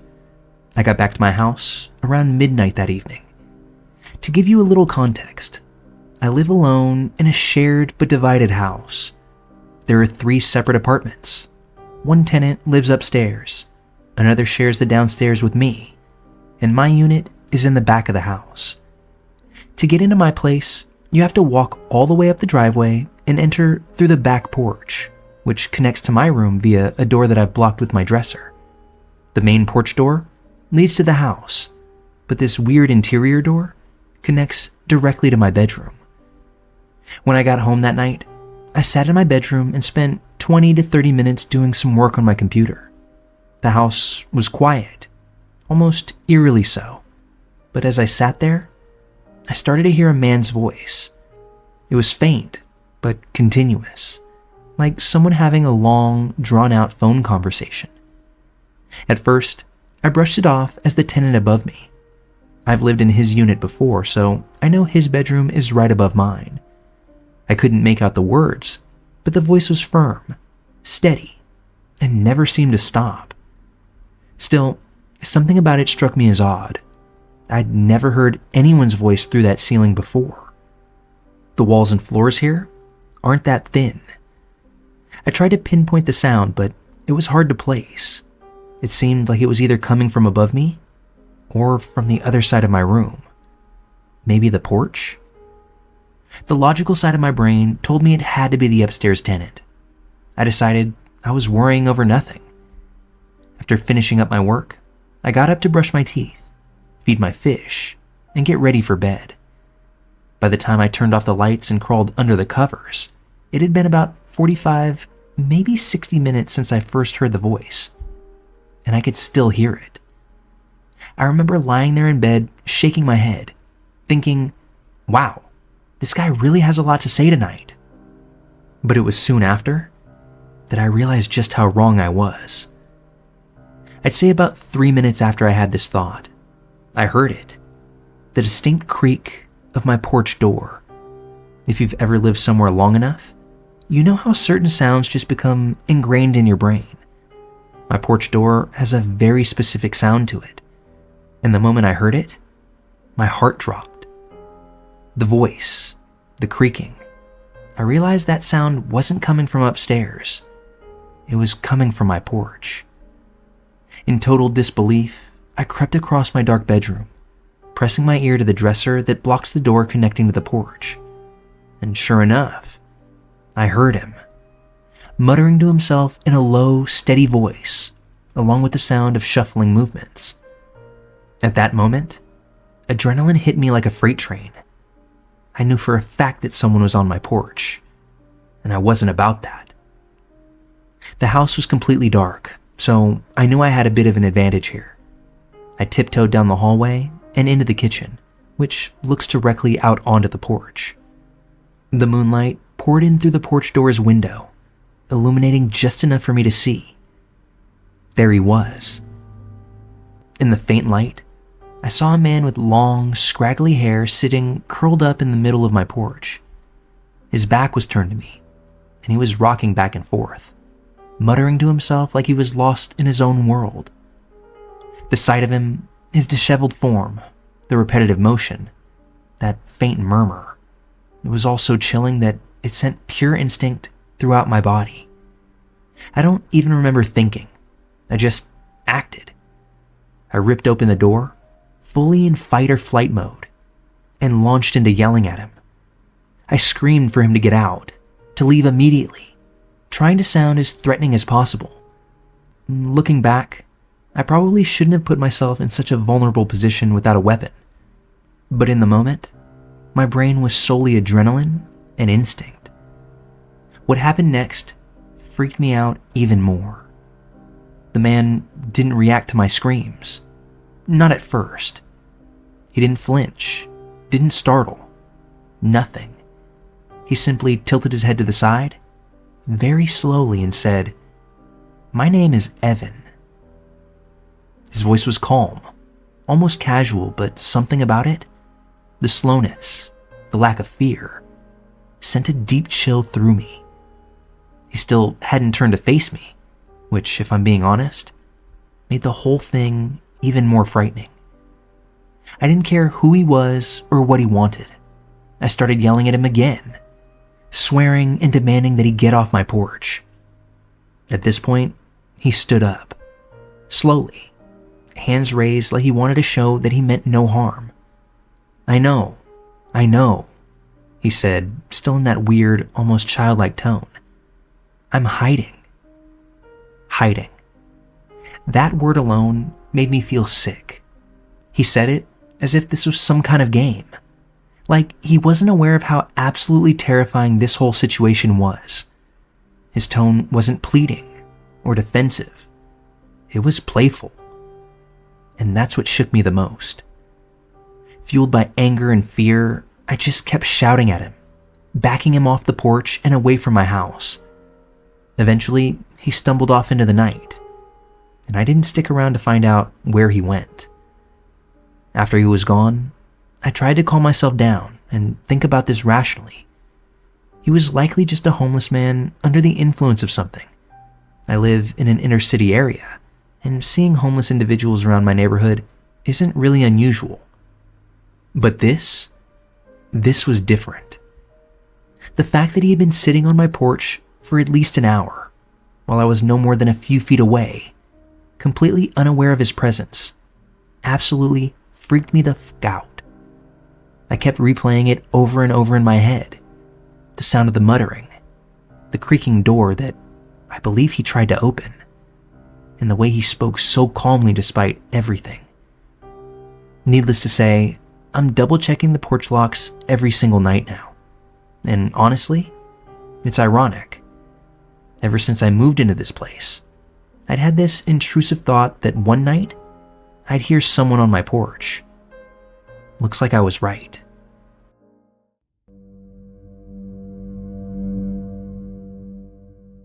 This happened just last week, but it took me a while to come to terms with it.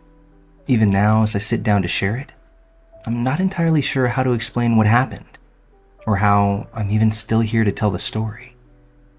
It all started with a phone call. My next-door neighbor, who was a friendly guy that I've always gotten along with, called me late in the evening. He sounded stressed and asked if I could come help him move a mattress upstairs. His mother, who's been dealing with some health issues, needed her big, heavy sleep number bed relocated to the second floor. Being the kind of person who likes to lend a hand, and since he's always been a great neighbor to us, I didn't think twice. I told him I'd be right over. When I arrived, I noticed my neighbor wasn't alone. Another man was there, someone that I didn't recognize at first. He introduced him as a friend, a priest, of all things. The three of us got to work figuring out how to disassemble the mattress from the bed frame in order to make it easier to carry upstairs. It was tricky, but eventually we managed to haul the mattress up the narrow staircase and get it placed in the bedroom.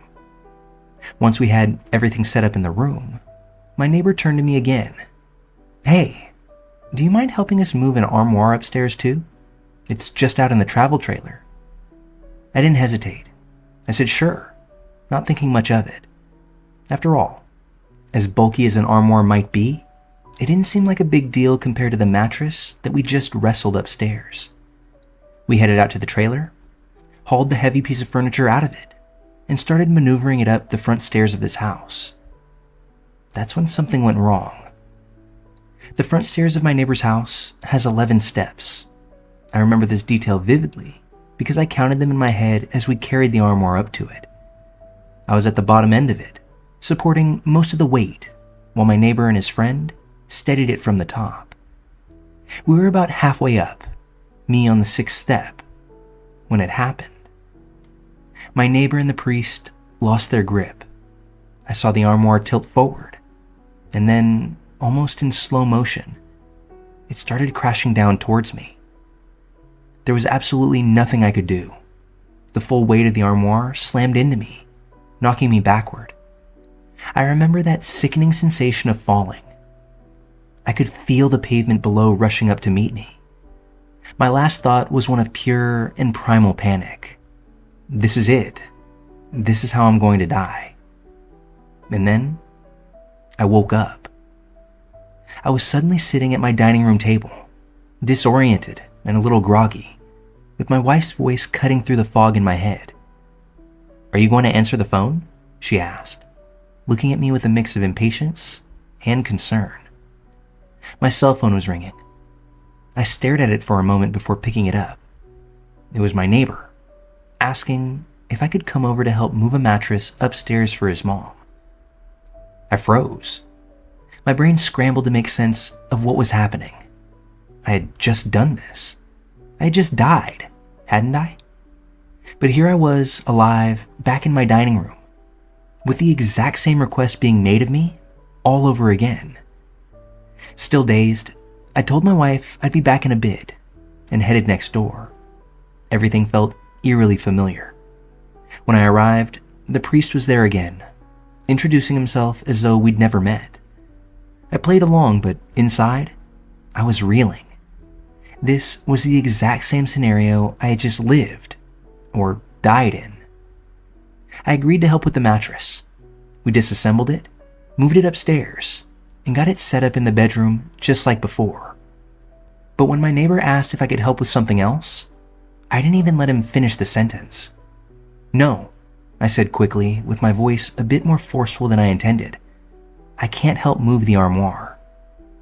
That's when my neighbor gave me a puzzled look. "How'd you know I was going to ask you about an armoire?" I hesitated for a moment, then decided to just say it. Because I think I already died while trying to move it. Both he and the priest stared right at me, their expression shifting from confusion to disbelief. To prove I wasn't joking, I began describing where the armoire was in the travel trailer in perfect detail. Which side of the trailer it sat up against, how it was positioned on its side rather than on its legs. There was no way that I could have known these details unless I had already been to this activity. And yet, I had never set foot in that travel trailer before. Not in this version of reality, at least. The room fell silent as the weight of my words began to sink in. My neighbor was the first to break the silence, though, muttering something about it being impossible. The priest, however, seemed more intrigued than skeptical. He pulled up a chair and started asking me questions, his voice calm but laced with urgency. What exactly had I experienced? Did I see anything after I died? Was there a tunnel, a light, or a sense of peace? I shook my head. I didn't actually die, I said. At least, I don't think I did. Before anything could happen, I woke right back up at my dining room table. The priest leaned back, his expression thoughtful. He seemed less interested in debating what had happened and more focused on trying to understand it. Meanwhile, my neighbor still looked like he was trying to wrap his head around the whole entire thing. For the next hour, I sat with them and recounted every detail I could remember. The sequence of events, the sensations, the overwhelming clarity of what I had experienced. It all felt too vivid to dismiss as a dream or some trick of the mind. I even tried to convince myself it was just a strange, vivid hallucination. But how could I have known all that I knew about the travel trailer and the armoire? Had I never been in the trailer or seen that armoire before?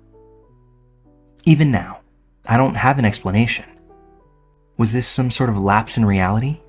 A second chance? Or something else entirely?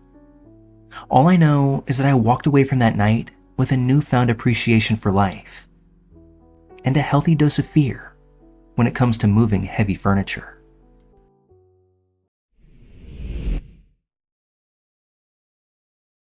13 years ago, my mom passed away. It wasn't a sudden death. Her illness gave us time to prepare. But losing her left a void in our lives that we've never truly been able to fill. She was the glue that held our family together, the one who knew how to comfort, guide, and love us all unconditionally. My dad, a pragmatic man with little tolerance for anything supernatural, coped the best that he could.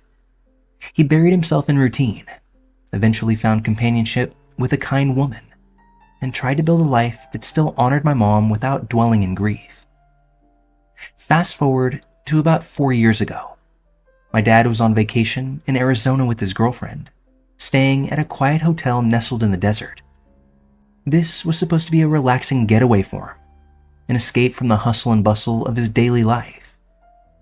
But that particular evening, something happened that shook him to his core and left him questioning just about everything that he thought he knew. It was late, well past midnight, when the phone in the hotel room rang. At first, he assumed it was the front desk or maybe even a wrong number. His girlfriend, who was laying in bed next to him, was startled by the noise. She sat up and gave him a curious look as he reached for the receiver. The moment he said hello, he froze. On the other end of the line, he heard a voice so familiar that it felt like a punch to the gut. It was the voice of my mother. Clear, but slightly crackly, almost like an old radio transmission. She spoke just 2 words. "I'm okay." At this point, he felt his entire body go cold. His mind raced to make sense of it. Was this someone playing a cruel joke? Had he imagined it? But before he could process what was happening, he heard her say his name. Cass? That was the nickname she'd always called him, and no one else, in our family or otherwise, used it. He said his voice trembled as he responded. Yes? Is this... He couldn't bring himself to finish the sentence. He was too afraid of breaking whatever fragile connection was happening at that very moment. Then she spoke again, her voice soft yet urgent. Tell Heather I'm okay. Heather, that's me.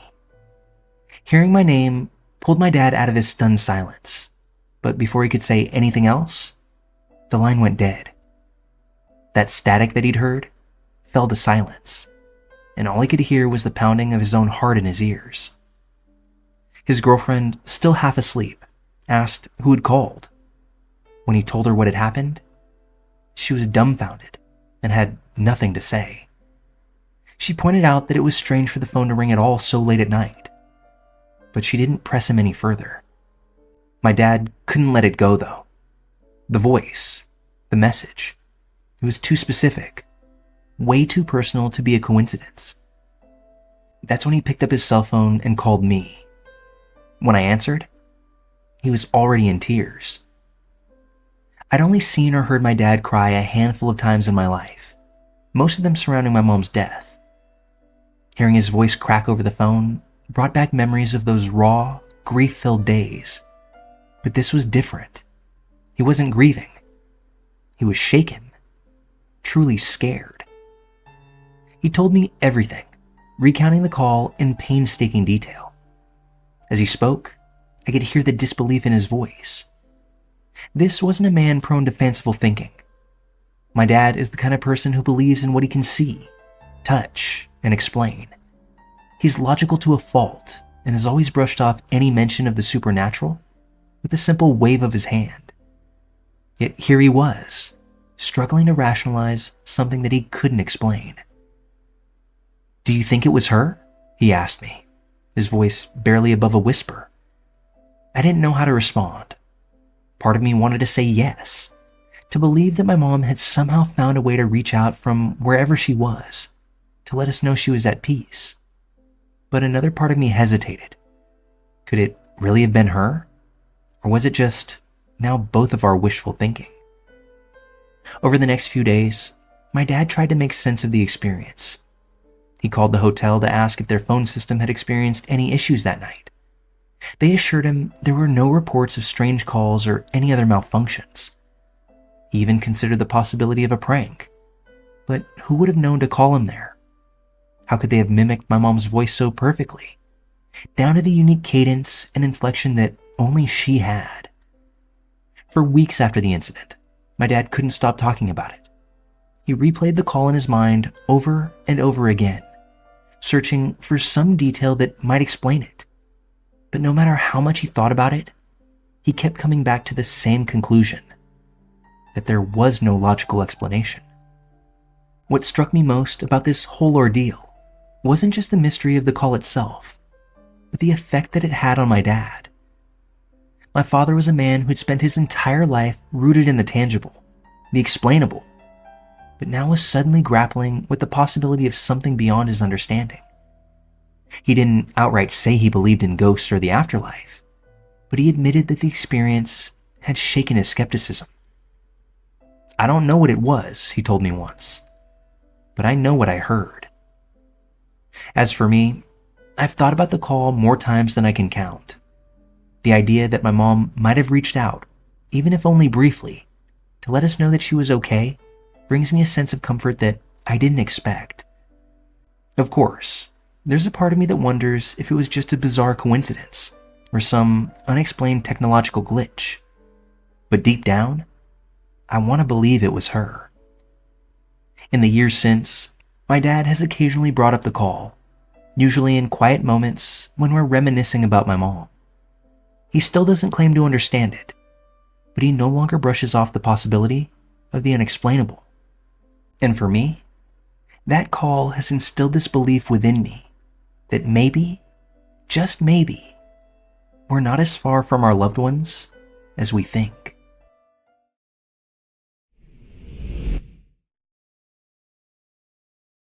I'd like to preface this story by saying that my husband is an electrical engineer, and I'm a teacher. I shouldn't have to say this, but we're not crazy people.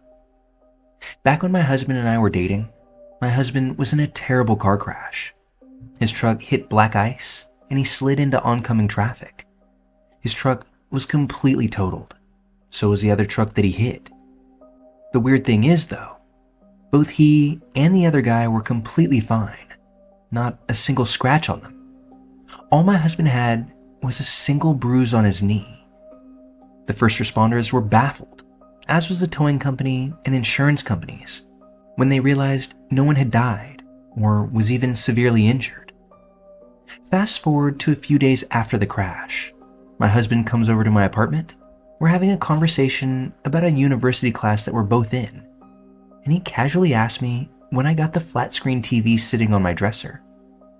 At this point, I'm very confused because I've had that little flat screen since I was 13 and had had it the entire year and change that we'd been dating.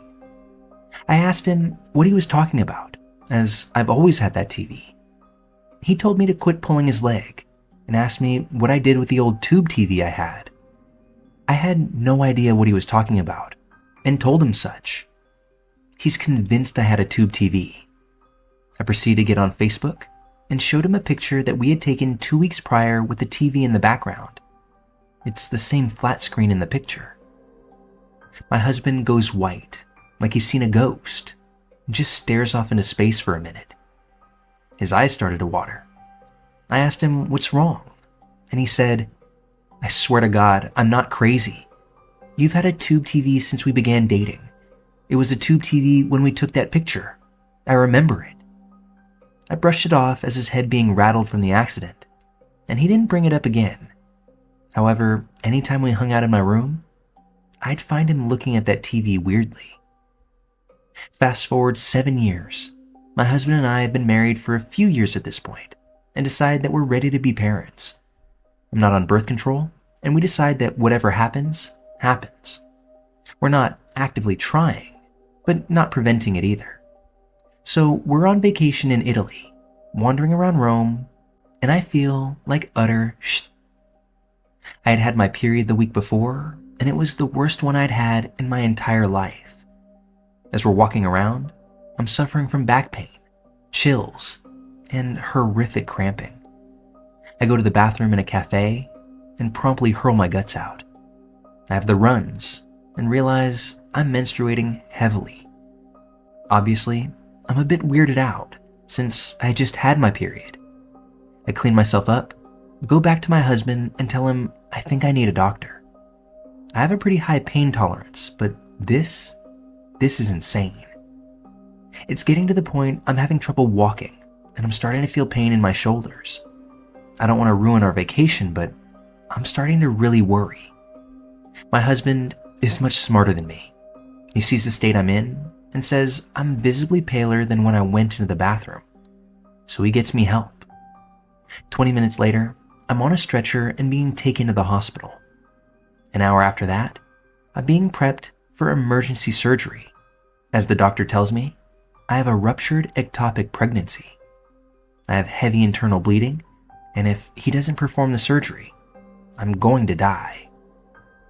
6 hours later, I wake up very sore and exhausted. The doctor tells me I'm lucky. If I'd waited any longer to seek medical attention, I'd be dead. Husband stays with me in the hospital the first night, then gets a hotel for the rest of my stay. A week later, we're cleared to fly home, and I go through a grueling month of healing from the surgery.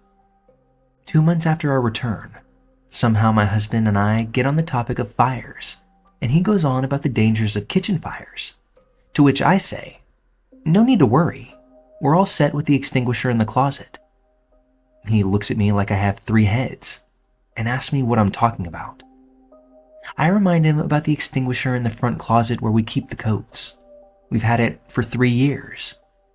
After all, he insisted we buy one when we bought the house. My husband shakes his head and tells me he has no idea what I'm talking about. We don't own a fire extinguisher. I remind him about not only my memories of fighting about if we really needed one, where to put it, buying it from Home Depot, but also installing it to the wall in the closet. He looks at me with confusion and tells me none of those things happened. I get up in a huff, go to the front closet to show it to him, all the while cussing at him for being such an asshole, for forgetting our 2-week fight about it, when, lo and behold, there's no extinguisher. Not only is there no extinguisher, but there's no holes in the wall where I know we installed it. No fresh paint either. This wall has clearly never been touched. I insist that he's moved it and fixed the wall, then asked why the he would play such a stupid prank. He continues to insist that we've never had one, let alone talked about getting one. This goes on for several minutes. I'm approaching hysterics, telling him to quit playing with me, when he finally says, "Now you know how I feel about that TV." We didn't end up speaking about it for a long time, and it was only after we found several threads on Reddit talking about certain things that he brought up this theory that perhaps in another timeline or dimension, whatever you want to call it, we both actually died, and we reset like a video game, and the TV and extinguisher are just glitches. I don't know if I agree with him. All I know is that I've never been so rattled in my whole life, and every time I get something out of the closet, I'm overwhelmed with this feeling of wrongness. I know the extinguisher should be there, but somehow it's just not, and I can't explain it. He says he'll go to his grave swearing that I had that tube TV.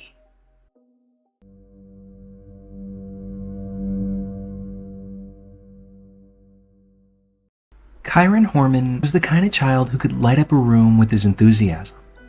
At just 7 years old, he carried a deep curiosity about the natural world that belied his young age.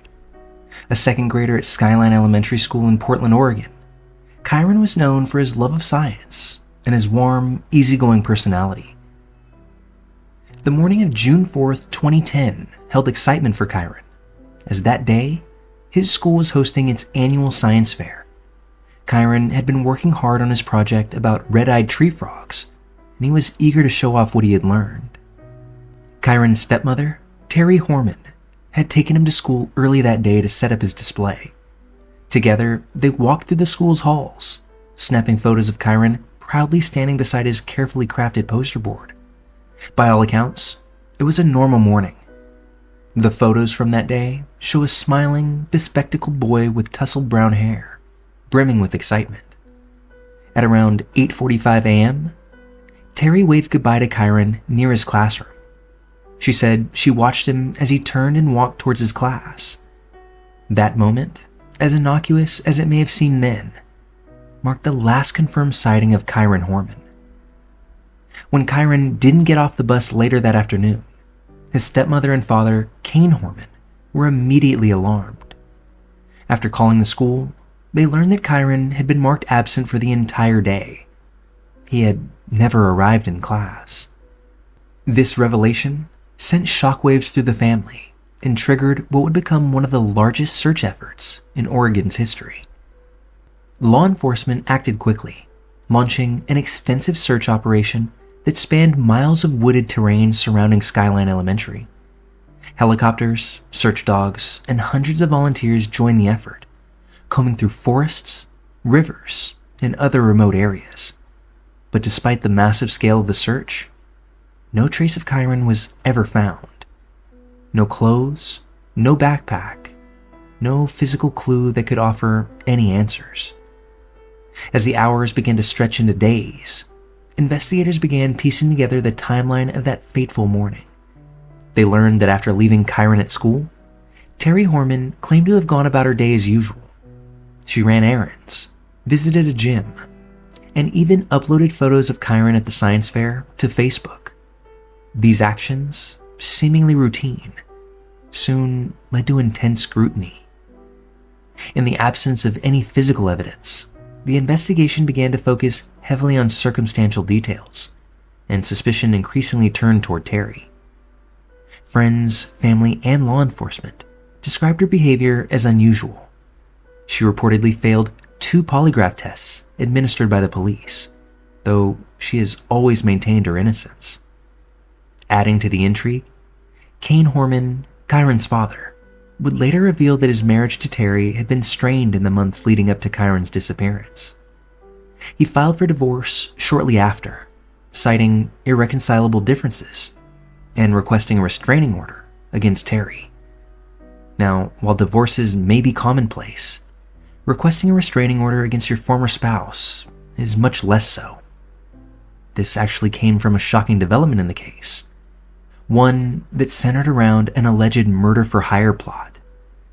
A landscaper who worked for the family at the time claimed that Terry had approached him months before Kyron's disappearance, asking if he would kill Kane. While no charges were ever filed in connection with this allegation, it does cast a dark shadow over Terry's character in the court of public opinion. Investigators publicly identified her as the focus of the investigation, but stopped just short of naming her as a suspect. Terry has consistently denied any involvement, asserting that she loved Kyron and would never do him any harm. Kyron's disappearance also took a toll on his biological parents. Mother Desiree Young, who lived in Medford, Oregon at the time, had joint custody of Kyron and was devastated by the loss of her son. In interviews, she expressed deep frustration with Terry, going so far as to file a civil lawsuit accusing her of responsibility for Kyron's disappearance. The lawsuit was ultimately dropped, but Desiree's anguish has remained present. Over the years, both parents have worked tirelessly to keep Kyron's case front and center in the public eye, organizing vigils, press conferences, and awareness campaigns. As the investigation unfolded, several theories about what might have happened to Kyron began to emerge. The most widely discussed theory implicates Terry Horman, suggesting she may have orchestrated Kyron's disappearance, potentially out of resentment or a desire to hurt Kane. Others speculate that Kyron may have been abducted by a stranger, though there is zero evidence of any type of stranger entering the school that day. Some believe a tragic accident could have occurred, with Kyron somehow becoming lost or injured after leaving the school grounds under his own volition. Each theory carries its own set of questions, but up until this point, none have been substantiated by any hard evidence. What makes Kyron's case particularly chilling is the sheer number of unanswered questions. How could a young boy disappear from a school filled with teachers, students, and parents without anyone noticing? How could there be no witnesses, no clues, and no definitive leads? The lack of resolution has left not only Kyron's family but also the broader community grappling with frustration and heartbreak. Today, more than a decade later, Kyron Horman's disappearance remains an open case. Law enforcement continues to receive tips, but none have led to significant breakthroughs. His family hasn't given up hope. Desiree Young has publicly stated that she believes Kyron to still be alive, and she continues to advocate for anyone with information to come forward. Billboards, flyers, and social media campaigns keep his face and story alive in the public consciousness. As of 2024, Kyron Horman would now be a young adult, perhaps in college or starting a career. But for his family and those who loved him, he will forever remain that bright-eyed 7-year-old boy with a love for learning and an infectious smile. The story of Kyron Horman's disappearance carries a singularly heartbreaking detail. The photos of him at the science fair that morning, smiling, proud, and full of life, would turn out to be the last images ever taken of the little boy. They no longer simply capture a moment of childhood excitement. They've become symbols of what was lost that day. Frozen in time, they reflect not just Kyron's joy and potential, but also the unbearable absence that followed. They remain a reflection of the unanswered questions surrounding his disappearance and the immeasurable grief that continues to weigh on his family.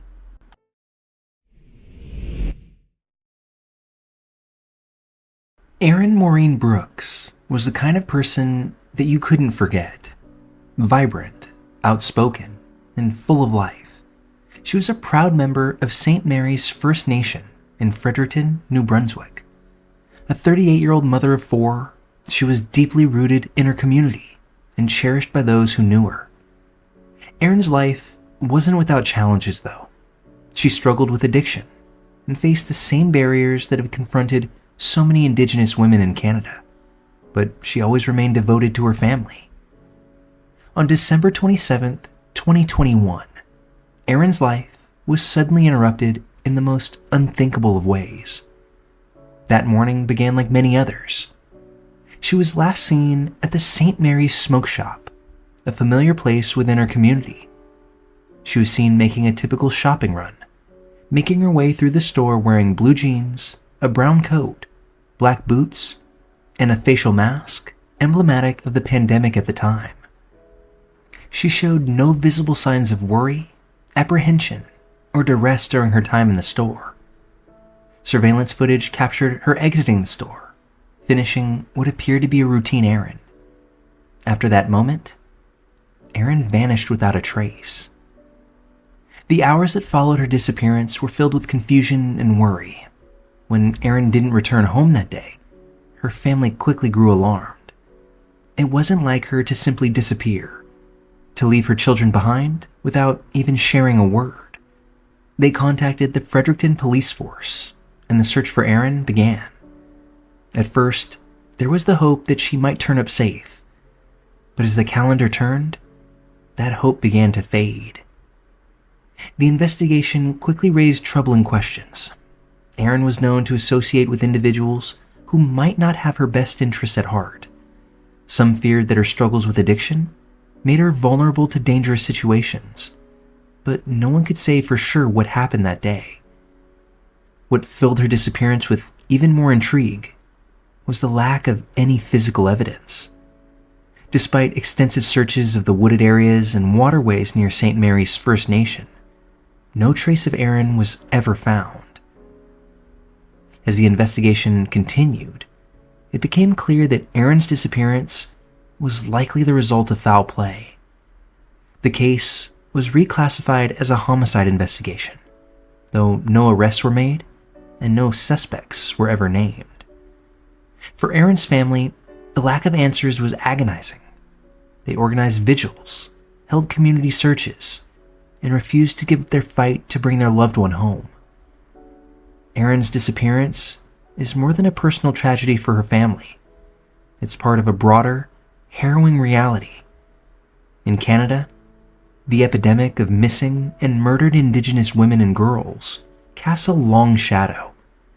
Indigenous women face disproportionate levels of violence and vanishings, and their cases too often go unsolved, neglected by systems that were never designed to protect them in the first place. Erin's family and community understood this reality all too well. For them, her case wasn't just about finding her. It was also about making sure that her story didn't fade into the background, becoming another statistic in a country that has failed too many women that look like Erin. This crisis, rooted in a history of colonization and systemic racism, is a scar on the national conscience. It's a scourge that demands action and accountability, not only for Erin, but for the thousands of women whose voices have been silenced. Erin's family has fought tirelessly to ensure her name and face remain in the public eye, to keep her story alive in a world that too often looks away. Despite the community's best efforts, the investigation remained at a standstill. There were no significant leads, no breakthroughs to provide her loved ones with closure. An anonymous donor offered a $65,000 reward for information leading to Erin's discovery, but even this failed to produce answers. Each passing day felt like an eternity for Erin's family, who were left grappling with the unbearable uncertainty of not knowing just what had happened to her. Her children, now left without their mother, spoke at vigils and community gatherings, sharing memories of Erin's love and her warmth. They described a mother who, despite her own struggles, always put her children first. For them, the pain of her absence was only compounded by the lack of closure. Without answers, how could they fully grieve? They found themselves trapped in a state of limbo that no child should ever have to endure. As the 1-year anniversary of Erin's disappearance approached, the community of St. Mary's First Nation came together to honor her memory. Candlelight vigils illuminated the dark winter nights, and her family stood resolute in their demand for justice. Erin's story quickly became a rallying cry, not only for her, but for all the women and girls whose disappearances also remain unsolved. What we're left with beyond her memory is the image, the last known moments of Erin Brooks, captured by a surveillance camera on that December day. She's seen walking out of the St. Mary's smoke shop, her movements seemingly unremarkable, part of just another ordinary day. But for those who love her, this fleeting footage has become a snapshot of many interrupted lives. Lives that came to a screeching halt, with no further explanation. For Erin's family and her community, this image holds an unbearable weight.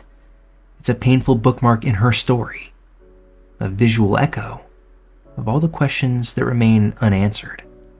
Her children and family members cling to her photos, the memories they have, and the moments they shared with Erin, determined to keep her story alive in hopes of finding the truth. But Erin's story, as unique and as personal as it is, exists alongside countless others. Indigenous women across Canada have vanished under similarly mysterious and devastating circumstances, leaving behind families who face the same agonizing silence.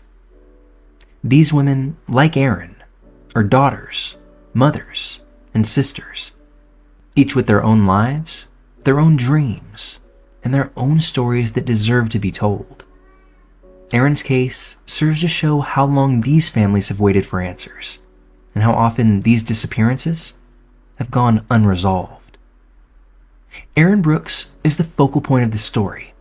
Her disappearance is a tragedy that ripples through her family and her community, but her story is also inseparable from a larger, deeply troubling pattern, a pattern that demands not just attention, but action.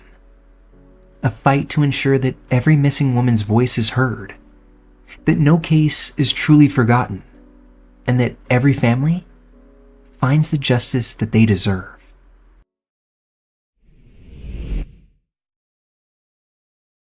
Of all the cases and stories we cover, a majority of them come from my home country of the United States. But this following case is one that sunk its hooks into me the moment that I heard of it. And while there's no shortage of content published by other creators in regards to this case, I didn't want to let another opportunity pass without lending my voice to it. This is the story of Andrew Gosden, and the last time that he was ever seen, now more than 17 years ago. It was the crisp autumn morning of September 14th, 2007, in the small suburb of Balby in England.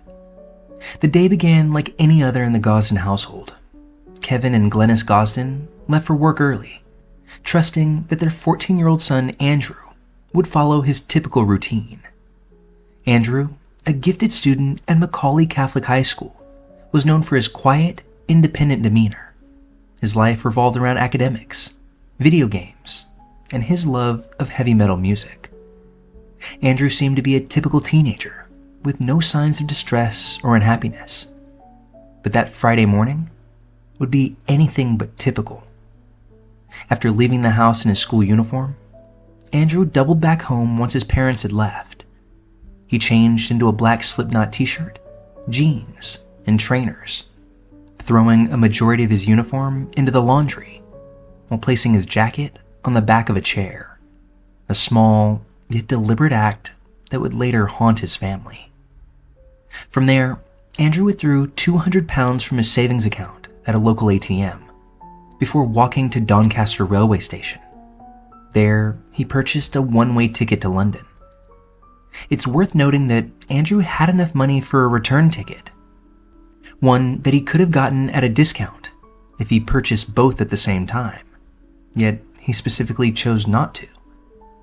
At 9:35 a.m., he boarded the train to King's Cross, sitting quietly for the nearly 2-hour journey while gaming on his PlayStation Portable. By 11:20 a.m., Andrew was captured on CCTV footage arriving at King's Cross Station in London. He stepped off the train with his backpack, walking purposefully through the bustling terminal. His demeanor was calm, composed, showing no signs of fear or hesitation. That evening, it would take the Gosden parents several hours to realize that their son wasn't home. As they prepared for dinner, they believed that he was downstairs playing video games in their converted basement, or quietly studying in his room. When they couldn't locate him, they initially believed that he had stayed late at school or that he had visited a friend's home. But as they began to call around, they learned in the process that Andrew hadn't attended school that day, and worry began to mount. In the early morning hours of the next day, they reported Andrew missing to the police. For anyone with even a base level of knowledge in the world of missing persons, it's known that the first 48 hours are critical in any investigation. But in Andrew's case, his investigation started slowly. It wasn't until days later that the police pieced together the timeline of his movements, including his trip to London. By the time this information came to light, the young man's trail had gone cold. The discovery that Andrew had deliberately left for London seemed odd. Why would he have planned such a journey without telling a single soul? And what drew him to London that day? Theories about Andrew's disappearance have ranged from the mundane to the downright sinister. One possibility is that Andrew went to London to attend an event. He held a deep fondness for heavy metal music, and it was known that a farewell concert by a pretty well-known band was taking place at the Carling Academy in London that evening. However, there's never been any evidence that Andrew had a ticket or even had an interest in this particular band specifically. Another theory suggests Andrew may have been drawn to London for sightseeing. He had previously enjoyed family trips to the city's museums and exhibitions, so it is possible he wanted to revisit those places on his own. Yet, this explanation feels rather incomplete. Andrew wasn't impulsive, and his actions that day suggest a plan rather than a spur-of-the-moment decision. Perhaps the most unsettling theory is that Andrew traveled to London to meet someone. In the mid-2000s, internet chat rooms were a popular way for teenagers to connect with others, often in secret. The question of whether Andrew was communicating with someone online came to light. If so, did he meet them that day, only for something to go terribly wrong? During the course of the investigation, no evidence was found of Andrew having an online presence beyond his schoolwork. He didn't even have an email address or social media accounts, making this particular theory difficult to prove. In the days immediately after his disappearance, there were several unconfirmed sightings of Andrew in London. Witnesses reported seeing a boy matching his general description at Covent Garden, and then later at a Pizza Hut on Oxford Street. These locations were consistent with places Andrew might have visited, given his love of exploring and his familiarity with the city from prior family trips. The individuals who reported these sightings described a boy who looked remarkably like Andrew, down to his distinctive glasses and his slight frame. Furthermore, the sightings occurred in areas frequented by tourists and young people, making it plausible that Andrew, a bright and independent young man, could have gravitated there. However, without any surveillance footage or additional witnesses to support these accounts, they remain speculative at best. As weeks turned into months, the search for Andrew intensified. His family launched public appeals, sharing flyers and appearing on national television to plead for information. The police investigated every lead, from sightings to rumors, but none led to a breakthrough. Theories about his fate continued to circulate, but it was the hard evidence that remained elusive. Eventually, years passed, and Andrew's case became one of the UK's most enduring missing person mysteries. Despite occasional appeals and efforts by Andrew's family to keep his story alive, the investigation offered little in the way of progress. Leads grew scarce, and the tips that emerged failed to provide tangible evidence. For nearly 14 years, the silence was deafening, with no new developments to guide investigators or offer Andrew's family a glimmer of hope. In December of 2021, there was renewed hope when two men were arrested on suspicion of human trafficking, along with the possession of indecent images in connection with Andrew's disappearance. The arrests raised questions about whether Andrew could have been lured into a dangerous situation. However, both men were ultimately released without charge in September of 2023, leaving the case no closer to being solved, and the silence around Andrew's fate as chilling as ever. For Andrew's family, the pain of his absence is compounded by the lack of answers. His father, Kevin, has spoken openly about the difficulty of living with such uncertainty. "Not knowing is the hardest part," he once said. "You wake up every day hoping for news, and you go to bed every night without it." The Gosdens have tirelessly campaigned to keep Andrew's case in the public eye. They've partnered with organizations, attended events, and maintained a website dedicated to Andrew's memory. Their goal is simple: to find out what happened to their son, no matter how painful that truth may be. Andrew Gosden's disappearance remains as open and as haunting today as it was when it happened. The deliberate nature of his actions, the returning home to change, withdrawing money, purchasing a single-way ticket, suggests a level of planning that feels at odds with the chaos of his vanishing. His calm demeanor on CCTV hints at a purpose, yet no one knows what that purpose was. Even more dumbfounding is the fact that in this time that we live, rarely are our actions and movements not seen by a camera somewhere, whether on the outside of a building, inside of a cafe, or even on the street somewhere. I personally find the notion that Andrew was not picked up by any other single camera after his disappearance to be one of the most unsettling parts of this case. The final confirmed image of Andrew, walking through King's Cross Station, is something that remains emblazoned across the minds of all those who have followed this case.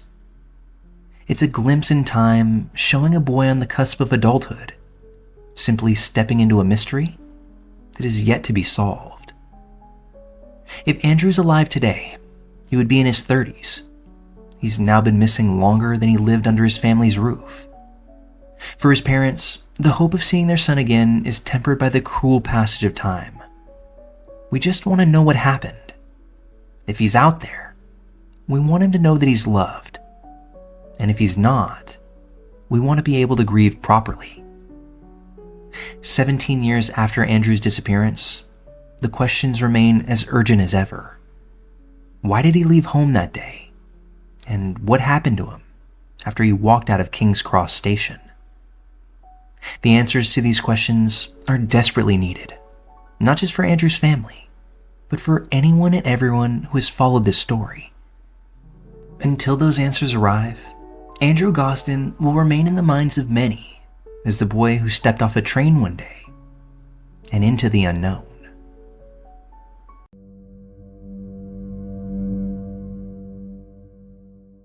Morenci, Michigan is a small town nestled on the southern edge of the state, bordering Ohio. It's the kind of place where life moves at a slower pace and people take comfort in familiar routines. But beneath the surface of this quiet town, a dark and haunting story unfolded in 2010, one that would leave a lingering scar on the community. This story centers around a family in turmoil, a bitter divorce, troubling accusations, and a man whose actions would leave unanswered questions for over a decade. What happened to Andrew, Alexander, and Tanner Skelton? The Skelton family seemed ordinary enough on the outside. John Skelton, the patriarch of the family, was a long-haul truck driver, a job that kept him away from home for extended periods. His wife, Tanya Zuvers, stayed at home in Morenci to care for their 3 boys, Andrew, age 9, Alexander, 7, and Tanner, just 5. The boys were inseparable, laughing, playing, and bickering like all siblings do. Tanya described them as bright and full of life, with a bond that was unshakable. But behind closed doors, cracks in the family's foundation were forming. Tanya and John's marriage was crumbling under the weight of arguments, financial strain, and distrust. Tanya later revealed that John's behavior had grown increasingly erratic, swinging between moments of charm and intense anger. While John's demanding job might have explained some of his absence, it became clear that distance wasn't just physical, it was emotional. John accused Tanya of infidelity, a claim she vehemently denied. He also began making bizarre allegations about Tanya's ability to care for the children, saying she was unfit as a mother. Tanya, on the other hand, became deeply concerned about John's controlling behavior and emotional instability. These accusations fueled their contentious divorce, and by 2010, the courts had awarded Tanya full custody of the boys, with John receiving visitation rights. The custody arrangement wasn't enough to ease tensions. John's frustrations boiled over, and Tanya began to fear what he might do next. In the months leading up to winter of 2010, John Skelton allegedly attempted to kidnap the boys during one of his court-approved visitations. Tanya later revealed that he had taken the boys without her consent and refused to return them, claiming he was protecting them from her. This alarming incident prompted Tanya to involve law enforcement, but despite her pleas, authorities deemed it a domestic dispute and allowed John to retain his visitation rights. The courts failed to see John's actions as a serious threat, instead treating the situation as a temporary misunderstanding between estranged parents. For Tanya, it was a terrifying glimpse into how far John might go in order to regain control. By Thanksgiving weekend of 2010, John's relationship with his sons seemed strained, yet still functional. He had his court-approved visitation, and Tanya allowed him to take the boys for the holiday weekend. It wasn't unusual. Tanya had hoped maintaining a connection with their father would benefit the boys in the long run, but as she watched them leave with John, she felt a knot in her stomach. Something about his demeanor seemed off, though she couldn't pinpoint why. That weekend, John took the boys to his home in Morenci.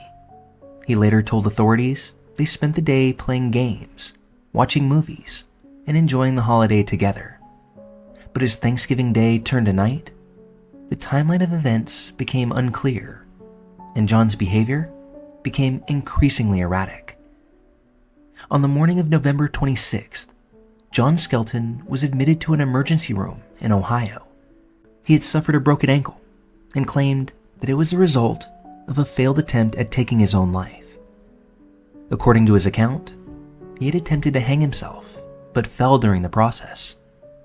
He was alone when he arrived. The boys, nowhere to be found. When questioned by law enforcement, John offered a story that was as bizarre as it was chilling. He claimed that he had handed the boys over to a group called United Foster Outreach and Underground Sanctuaries. According to him, this organization was designed to protect children from unsafe homes, and he insisted he was acting in the boys' best interest. Authorities were immediately skeptical. No such organization existed. A nationwide search yielded no evidence of this group or any indication that the boys had been handed over to someone else. As investigators pressed John for even more details, his explanations grew increasingly inconsistent and even contradictory. He would later say he couldn't remember who had taken the boys or exactly when they had been picked up. Meanwhile, Tanya's worst nightmare was unfolding in front of her face. She hadn't seen or heard from her sons since she let them go with her father. As days stretched into weeks, her grief became unbearable. The thought of her boys being out there, scared and alone, consumed her every waking moment. Law enforcement launched a massive investigation, combing through John's movements over Thanksgiving weekend. His cell phone records painted a very troubling picture. He had driven extensively in rural areas along the Michigan-Ohio border, making numerous stops in isolated locations. These trips raised a haunting possibility. Search teams scoured fields, forests, and abandoned buildings in the areas that John had visited, Dive teams were sent into ponds and rivers, and cadaver dogs were deployed to sniff out any trace of the boys.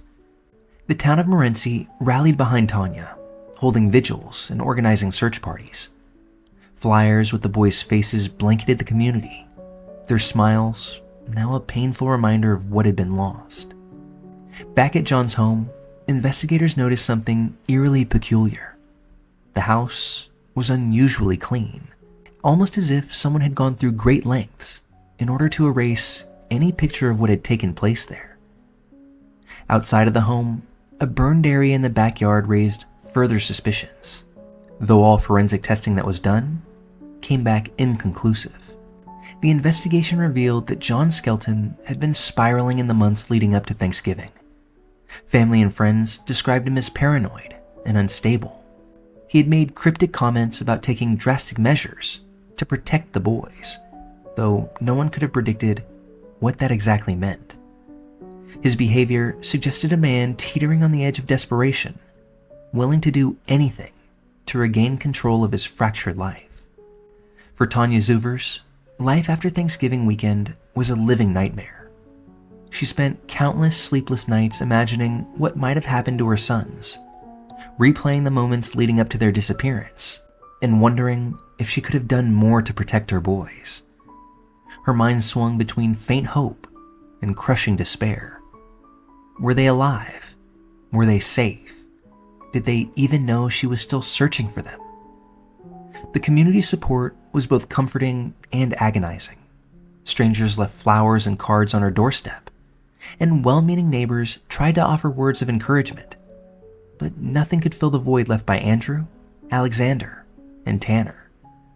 Every birthday, every holiday, each milestone became a painful reminder of their absence. In the years that followed, Tanya would share her story with the media, determined to keep her boys' names in the public eye. She refused to give up hope, even as the trail grew colder.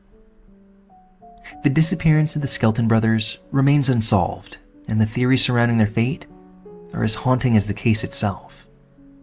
The most plausible, and likely the most devastating, is that John Skelton took the lives of his sons. His inconsistent statements, his suspicious movements, and the lack of evidence supporting his claims point to a man who may have committed an unthinkable act. Investigators believe this is the most likely scenario, though without physical evidence, it remains unproven. Another theory is that the boys were trafficked. John's claims of handing them over to a mysterious organization, while unverifiable, have fueled speculation that he might have given them to someone involved in illegal activities. However, this theory has little concrete evidence to back it up. The third possibility, though slim, is that the boys are alive and living under new identities. It's a faint hope that keeps Tanya going, though with each passing year, the likelihood of this diminishes. In 2011, John Skelton was convicted of unlawful imprisonment, but not murder.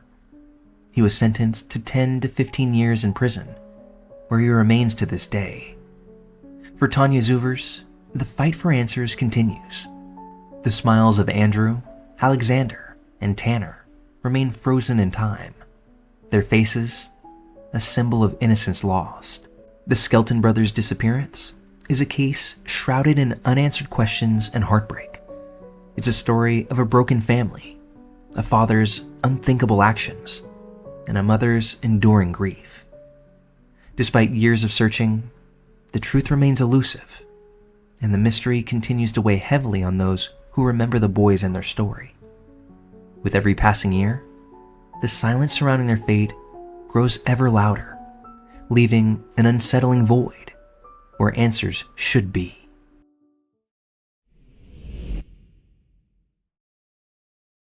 It was a February evening in 2023 in Beaumont, California, a quiet night in a small city where life often feels predictable.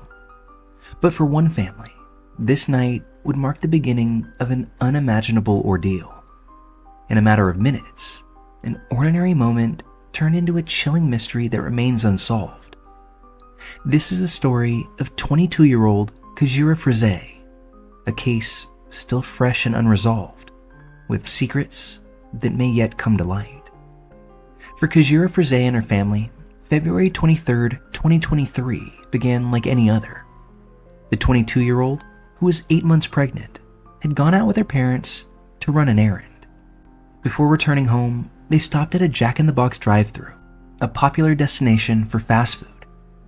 The mood in the car was typical, quiet, and maybe perhaps a little tense.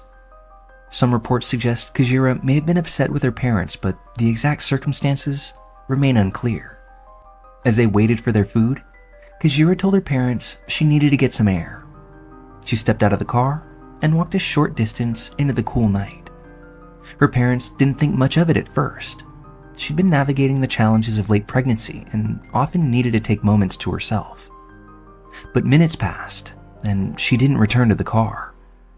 Her parents began calling out, looking around the parking lot and nearby streets, but there was no sign of Kajira.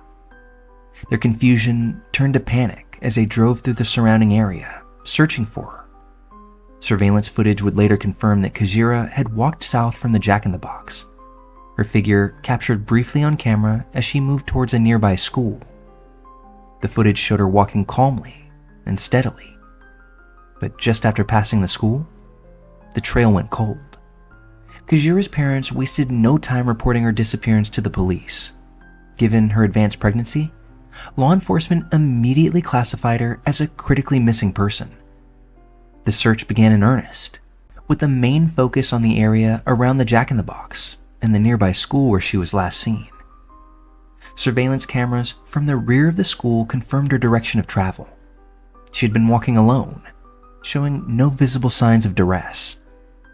But beyond the school, there was no further footage, no sightings of her, and no witnesses. The lack of additional information left investigators grasping at straws. How could someone disappear so completely in an area with traffic, cameras, and potential bystanders? Authorities expanded their efforts, deploying drones, canine units, and search teams to comb through the fields, wooded areas, and neighborhoods near the school. Volunteers joined the search, hoping to find even the smallest trace of Kajira. Investigators also checked local hospitals and shelters, operating under the hope that she might have sought help somewhere. But no clues emerged. Her phone, wallet, and other personal belongings had been left behind in the car, making it unlikely that she had planned to go far. Her family and law enforcement were left with a chilling void. A young woman, heavily pregnant, had vanished without a trace. As the days turned into weeks, speculation about Kajira's disappearance grew. Investigators and her family grappled with possibilities, none of which provided clear answers.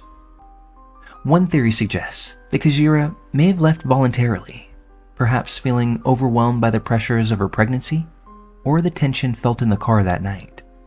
However, her family disputes this, emphasizing her excitement about becoming a mother and her strong connection to loved ones. Leaving her phone and wallet behind further undermines this theory, as it suggests no intent to start over or to escape her life. Another possibility is that someone lured her away or coerced her into leaving. The area near the Jack in the Box and the school is relatively active, with traffic and an abundance of potential witnesses. Yet the absence of anyone reporting suspicious activity raises all kinds of questions. It's possible that a vehicle picked her up just out of view of the cameras, effectively erasing any trail she would have left. The most troubling theory is that Kajira was the victim of foul play. As a vulnerable young woman in her third trimester of pregnancy, she would have faced significant challenges navigating the area alone. The lack of physical evidence, such as discarded belongings or signs of a struggle, complicates this theory, but it can't be ruled out. Law enforcement has investigated individuals with criminal records in the area, monitored leads, and reached out to other agencies, but so far, this case remains unsolved. For Kajira's family, her disappearance is a nightmare that they cannot escape. They describe her as a loving, dependable young woman who is excited about her future as a mother. Each passing day without answers feels like an eternity, but they refuse to give up hope.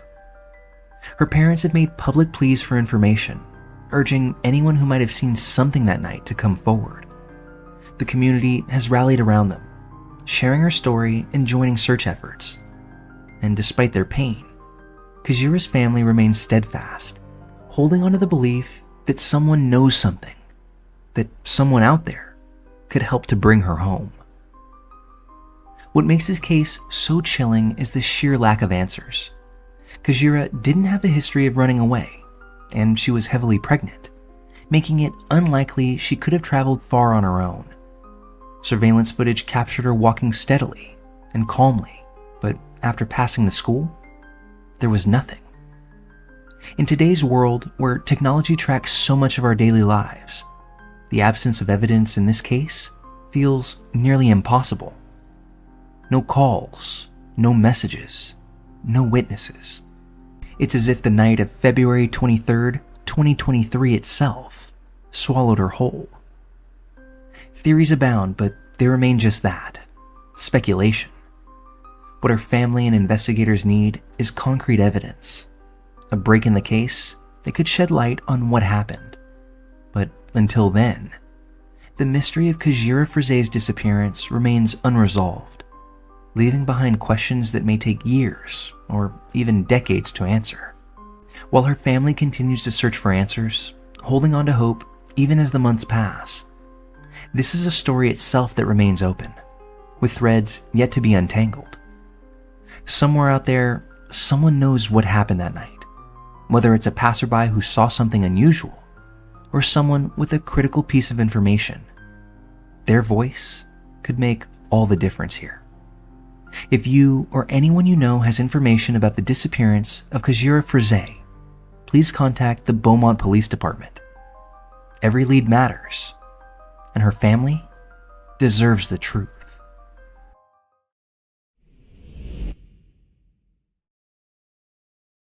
Winter of 1996. Snow blankets the rural countryside of Moffat, Ontario, where the Gravett family is gathered in the warmth of their home. Holiday preparations fill the air with anticipation, and the season brings its usual flurry of deliveries and packages. But this night, a single box arrives that changes everything. The box contains a simple flashlight and a typewritten letter. Moments later, an act so unspeakable unfolds that it will ripple through the lives of the Gravett family and the surrounding community for decades to come. Wayne Gravett was a man known for his determination and warmth. At 42 years old, he lived a quiet yet industrious life in the rural town of Moffat, Ontario, Canada.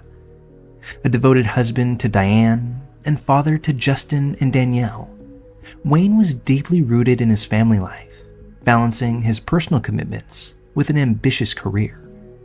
In the professional world, Wayne worked in the food and beverage packaging industry, an area he navigated with expertise. Known for his entrepreneurial spirit, he was in the process of developing a spring water business on his family's property, just one example of his drive to build a better future for his loved ones. Life in the Gravett household was simple and safe, surrounded by the beautiful scenery of the Ontario countryside. But this peace would be shattered in an instant by a calculated and deeply personal act of violence.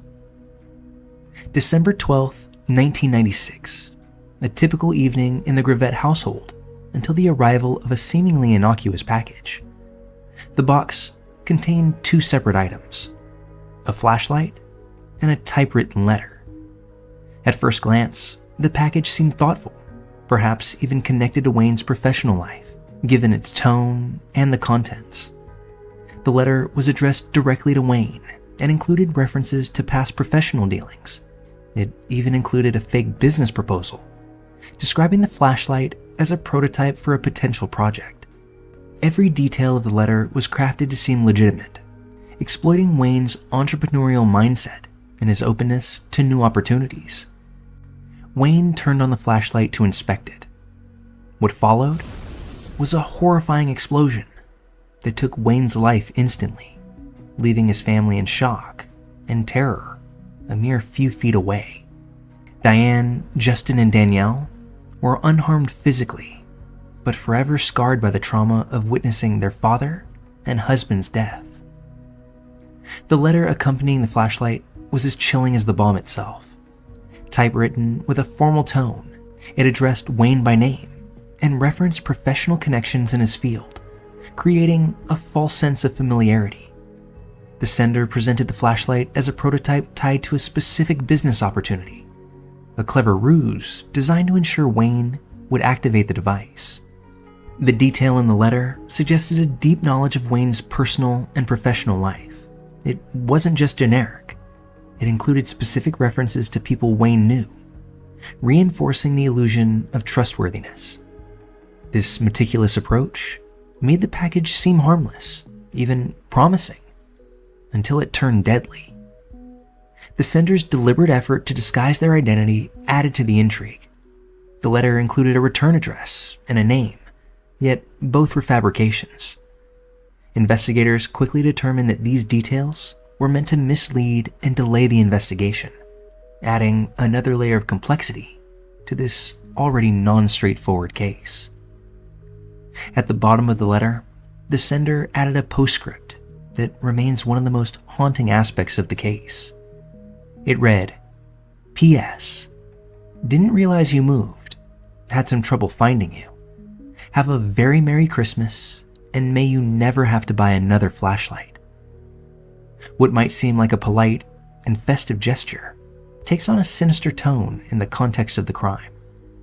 The mention of trouble finding Wayne after his move suggests that the sender went to significant lengths to ensure the package reached him. It reveals determination and familiarity with Wayne's recent life changes. The line about never needing to buy another flashlight is particularly disturbing. It combines dark humor with an underlying sense of malice, as the flashlight was obviously never intended for practical use. This twisted irony highlights the sender's calculated cruelty and their satisfaction in carrying out their plan. The letter became a central piece of evidence in the Ontario Provincial Police investigation. It offered potential clues about the sender's identity, mindset, and even motive. The use of specific names and references suggested the sender had personal knowledge of Wayne's life, while the typewritten format avoided leaving behind handwriting evidence. The fabricated return address and name created additional challenges, forcing investigators to navigate a web of misdirection. However, the level of detail in the letter also hinted at a possible motive.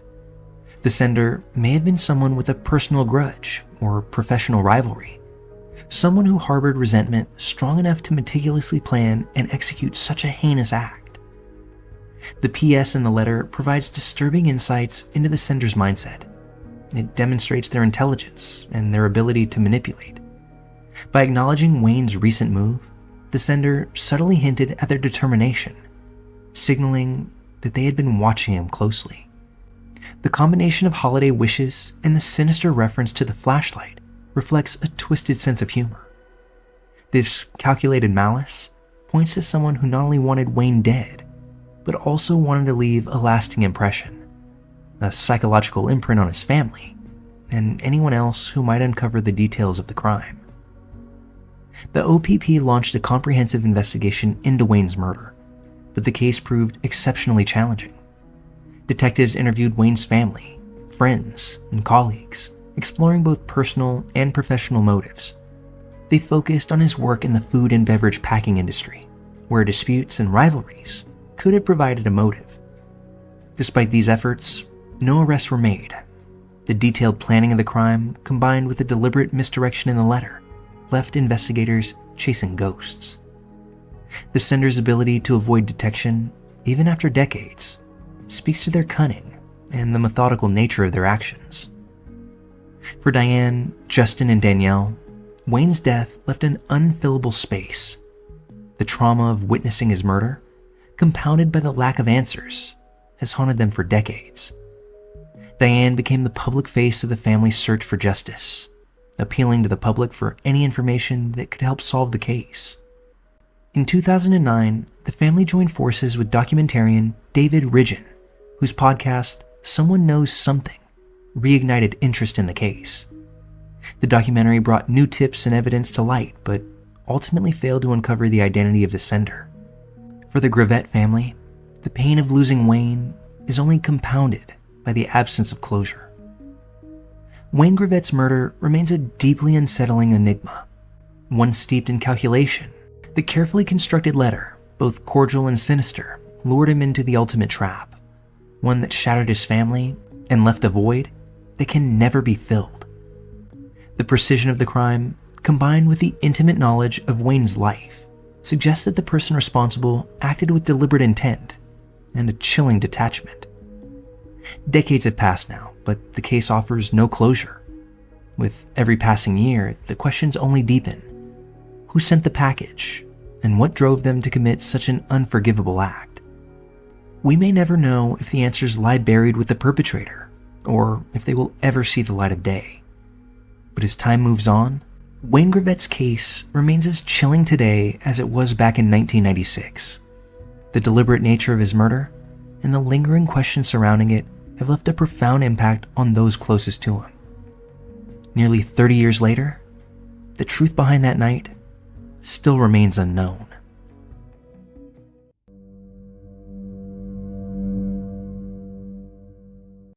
I don't have anyone to tell this to, and it's eating me alive. Even sharing it here feels risky, but I need to get it out of my head before it consumes me entirely. It's one of those situations that sounds rather unbelievable, almost like something out of a soap opera. But I swear it happened, and I'm still trying to figure out just how to live with it.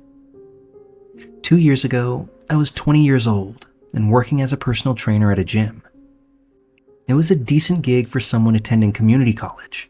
I was making good money, staying in shape, and meeting some interesting people. One day, this woman started coming in regularly. She was in her mid-40s, but she had this energy about her that made her seem much younger. She was the kind of person who turned heads without even trying. Polished, confident, and effortlessly attractive. I remember thinking at the time that she couldn't possibly be over 30. We struck up conversations during her sessions, and she quickly made it clear that she was interested in me. At first, I thought she was just being friendly, but then she started lingering after her workouts, asking personal questions, complimenting me in ways that felt a little intense. Eventually, she invited me out for dinner. I wasn't naive. I knew what she was implying, and I won't lie, I was flattered. A woman like that wanting to spend time with me? It was exciting, even though I knew it probably wouldn't lead anywhere in the long term. Well, one thing led to another, and we hooked up. It wasn't just once either. It happened a handful of times over the next few months. She was intoxicating, magnetic in a way I'd never experienced before. But then, out of nowhere, she up and ended things. She said it wasn't right for someone her age to be with someone as young as me. She left the gym, and just like that, it was over. I moved on, chalking it up as a weird, fleeting chapter in my life, but I also have to underscore, fun.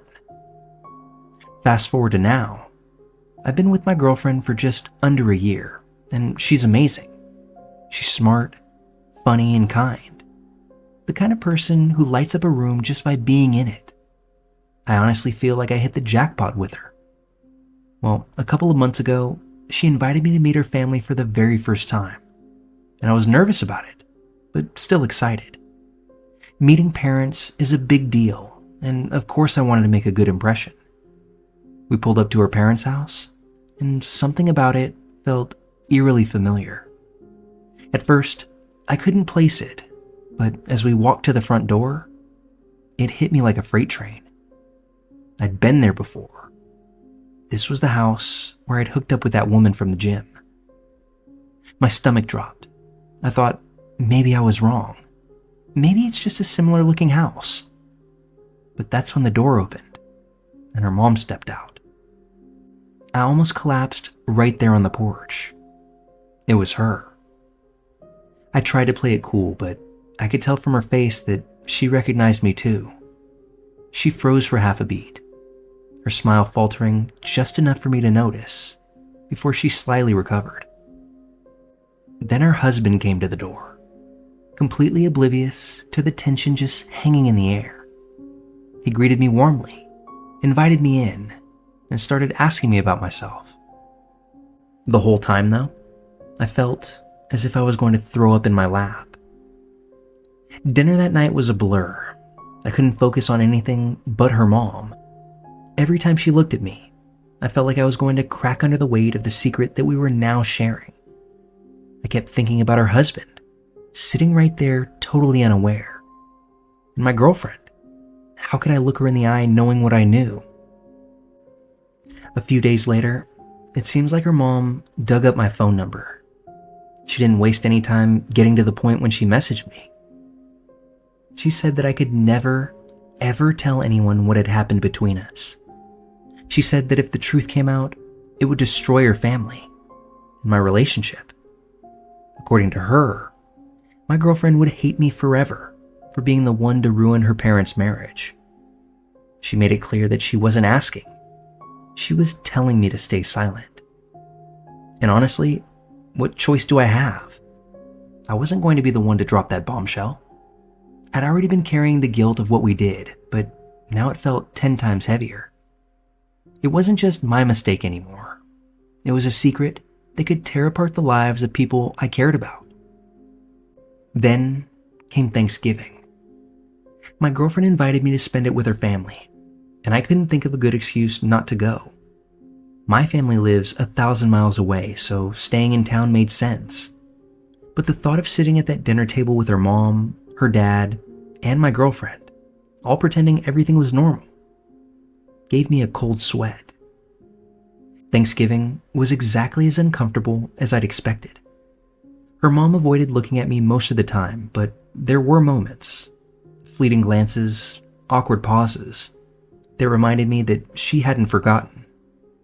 Her dad, of course, was completely oblivious, cracking jokes and sharing stories while her mom smiled and nodded along. My girlfriend was just happy to have us all together, and that made this even worse. I felt like a fraud, sitting there with this huge lie just hanging above my head. The thing is, I don't know what to do. I love my girlfriend, but this secret is suffocating me. Every time I look at her, I feel as if I'm betraying her. And every time I see her mom, I feel the weight of what we did pressing down on me. I know her mom wants to pretend it never happened, but I can't erase it from my mind. I keep thinking about what would happen if this truth ever came out. What would the damage be? Would anyone believe me if I told them her mom was the one who pursued me? Probably not. And it doesn't matter though, because I'll never say anything. I can't. This is the kind of thing that sticks with you. The kind of situation that has the potential to reshape your entire life. I didn't ask for any of this, yet here I am, stuck in the middle of a secret I never wanted to keep. Maybe writing this out will help, but honestly, I don't think anything can make this better. It's just something I have to live with. And while it may not happen today, tomorrow, or even next week, if this ever were to come out, I believe I'm utterly fucked.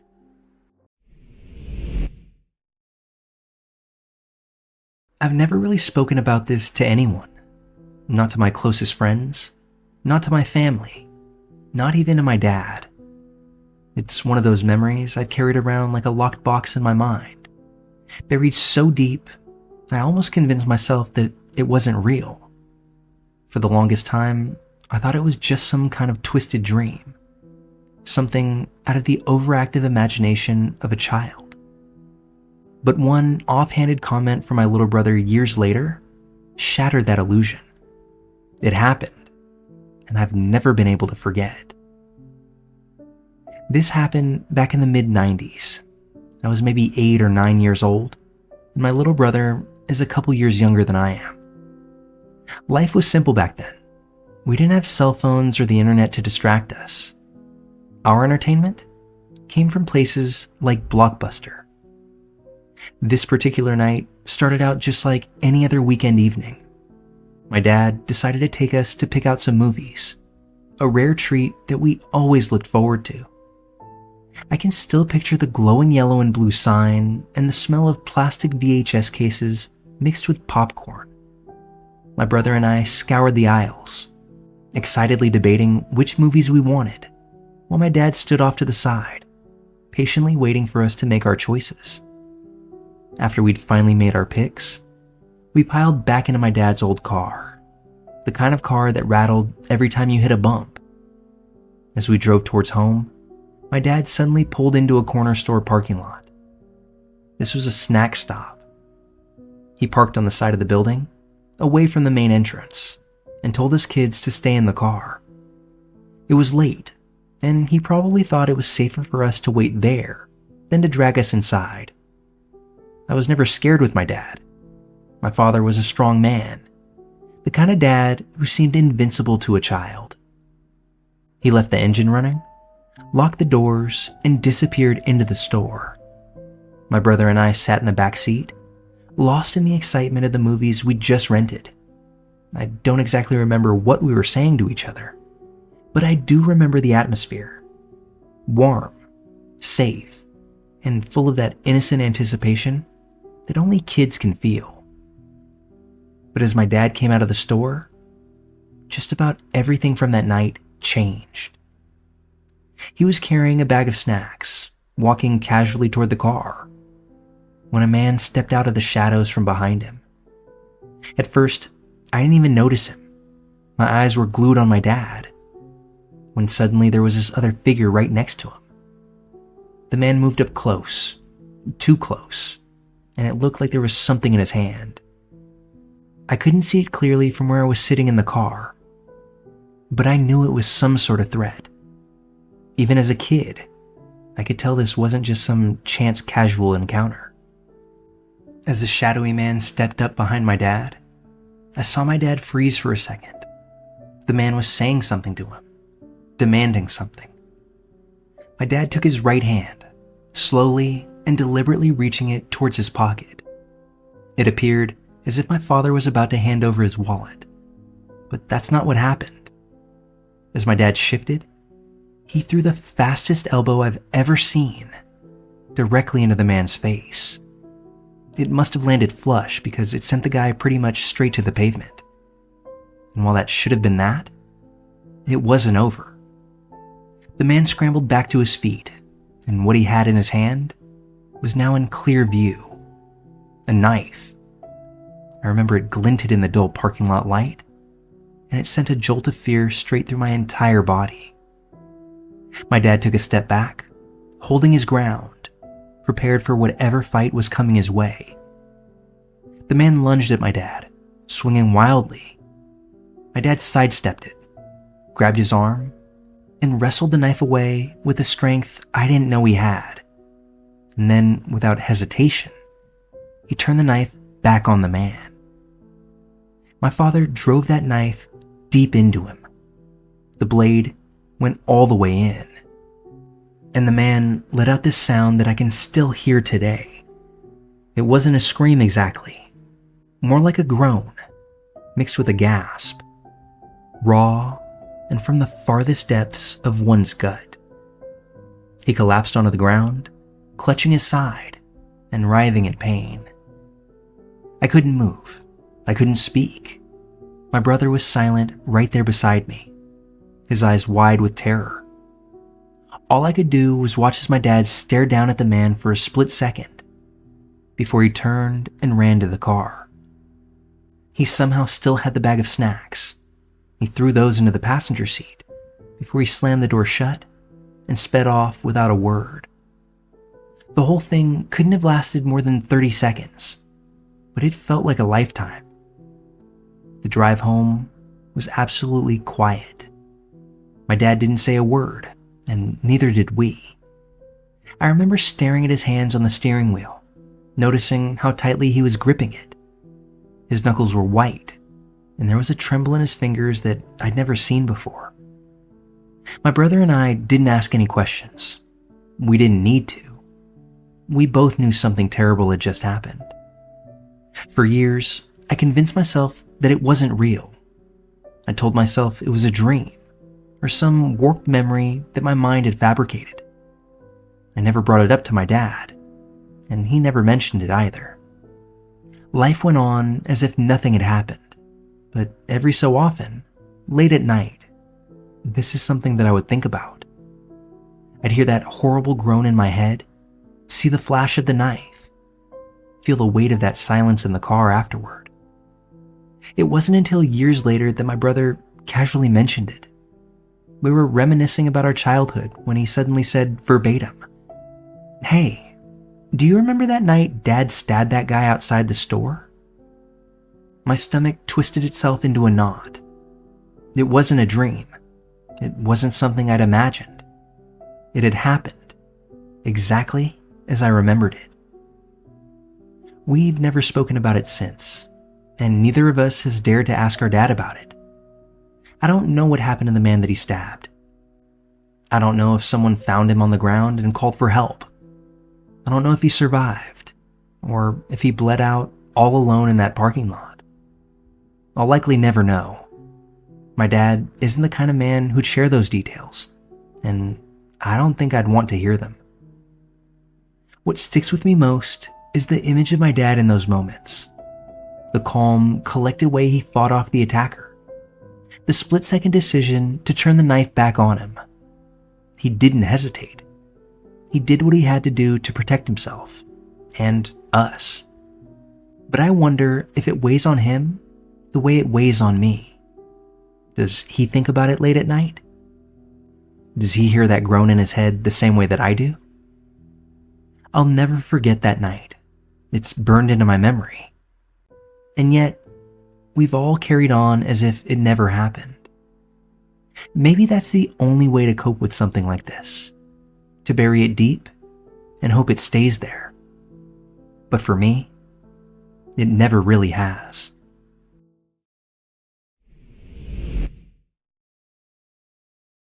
Let me start by saying I know this isn't exactly something to be proud of. It's not something I'd share with a friend or bring up in casual conversation.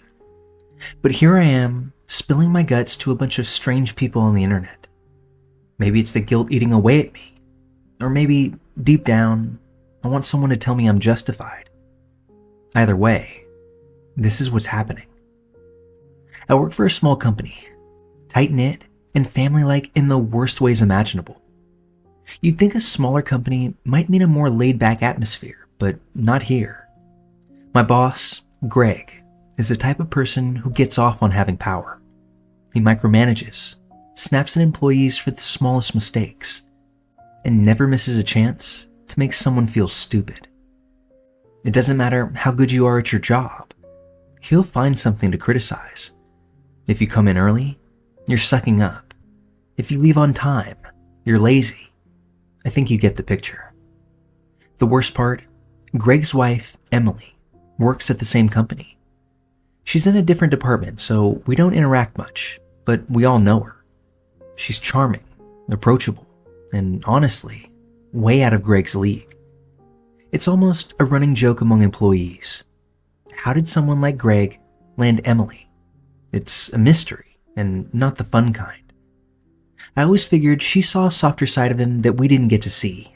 Some redeeming quality buried deep down inside. That illusion shattered about 6 months ago. Greg had just finished chewing me out over a client email I'd sent. A perfectly polite, professional email, mind you. Apparently, I hadn't CC'd him fast enough for his liking. He made this whole scene in the office, loud enough for everyone to hear. It wasn't the first time he'd done something like that, but for some reason, that day it hit differently. I felt humiliated and angry and honestly done with this crap. And it was around that time that I started noticing things. Call it pettiness or curiosity, but I began paying attention to little details. The way that he interacted with his wife around the office. How he wasn't just a jerk to us, he was a jerk to her too. Well, fast forward to a random Friday evening. I was scrolling through Snapchat, half watching some terrible movie on Netflix, when Emily's name popped up as a recommended friend. I stared at her name for a moment, and an idea popped into my head. A petty, impulsive, stupid idea. I grabbed my old burner Snapchat account, the one I'd set up years ago for, well, let's say personal reasons. I copied her username and sent her a friend request. I didn't expect her to add me back so quickly, but within an hour, she had. My profile had some generic selfies of a guy who wasn't me. Just some random pictures I pulled from the depths of the internet. Harmless, right? Let's just see where this might go. Our first exchange was casual. I introduced myself as Ryan, and I claimed I was a contractor new to town. Emily responded warmly, polite, interested. Nothing quite out of the ordinary. But over the next few days, the tone of our conversation started to shift. She opened up about her life, about how lonely she felt sometimes, and she never once mentioned Greg. I didn't push, but I didn't have to. It wasn't long before she told me she was single. Single. I chuckled when I read that. I didn't know whether to feel bad for her or infuriated on Greg's behalf. Then the picture started. At first, it was just innocent selfies. Her smiling, her at Starbucks, that kind of thing. But soon, they became more revealing. I won't go into graphic detail, but let's just say they were the kind of photos you wouldn't want your spouse to find. I felt like I'd crossed some invisible line. This wasn't just petty revenge anymore. It was something bordering on dark. I'd be lying if I said I didn't feel guilty. Emily seemed nice, at least on the surface. But then again, so did Greg when he hired me. The longer I kept up with the conversation, the more tangled up I got in it. I kept telling myself I could stop any time, but I didn't. The thrill of it, the power dynamic flipping, the satisfaction of knowing Greg wasn't as untouchable as he thought, was just too much to resist. I imagined what it would feel like to let it all come crashing down, printing the screenshots, slipping them into an envelope, and leaving it on Greg's desk. But I didn't do that. Not yet. The truth is, I don't know what I want to do. On one hand, I feel like I'm just as bad as Greg if I keep this up. And on the other hand, doesn't he deserve to know? Doesn't Emily deserve some kind of consequence for lying? I've gone back and forth so many times that I've lost count. The holidays are coming up, and my company is hosting a little party the week before Christmas. Greg and Emily will both be there, smiling and pretending their lives are perfect. And me? I'll be there too, holding on to the secret, wondering what may be the perfect time to let it all out. I'm not proud of any of this, but damn, it's hard to feel bad when you've spent years under the thumb of someone like Greg. Maybe that makes me a bad person, or maybe it just makes me human. Either way, I don't think I can ever look at him or his wife the same way again.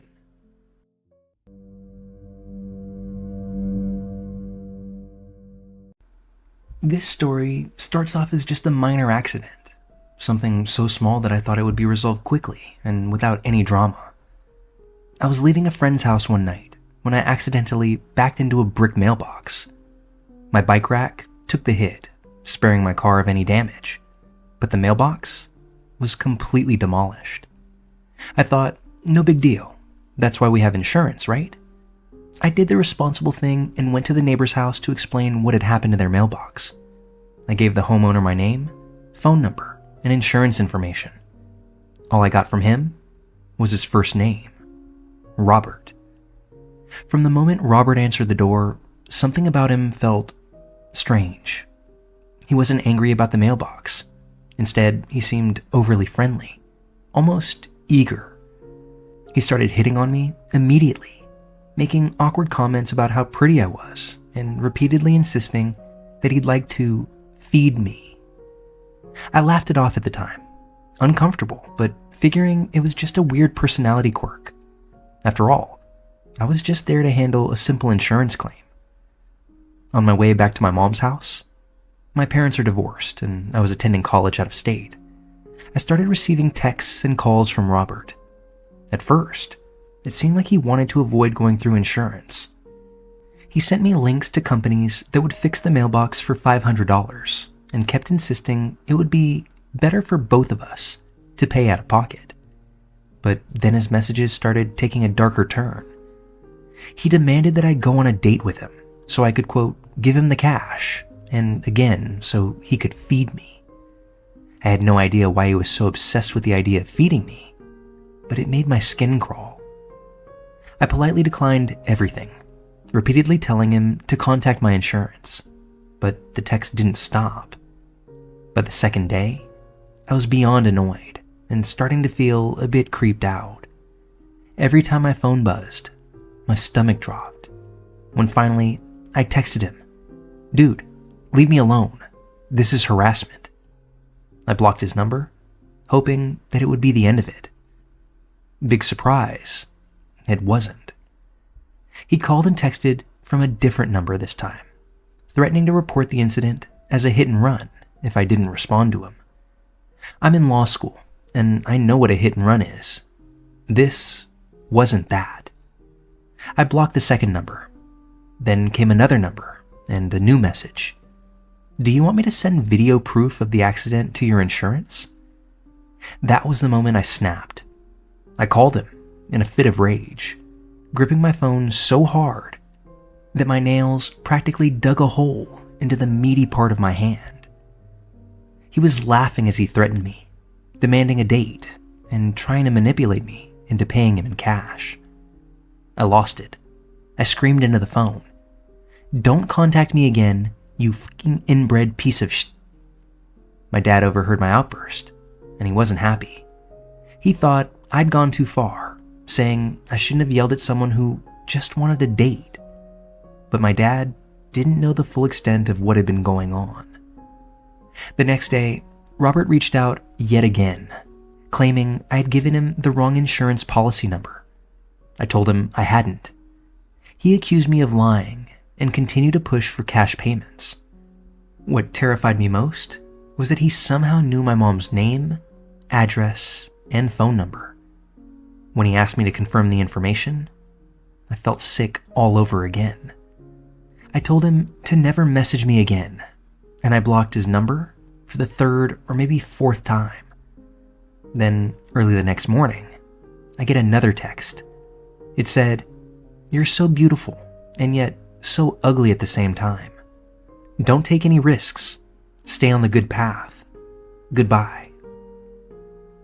The mix of flattery, insult, and cryptic warning sent a chill down my spine to start the day. I blocked the fifth number. That night, at around midnight, I got the text that broke me. It said, "You up?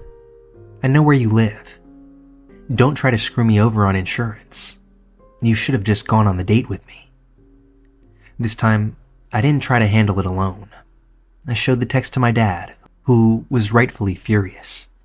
He grabbed my phone and called Robert. When Robert answered, he had the audacity to laugh and say, "Wow, I didn't know you were into me too. Do you want to come over?" My dad, who was a big, intimidating guy, told him this was his final warning. He made it clear that we didn't care how Robert reported the accident, and that if he contacted me again, there would be consequences. Robert's response?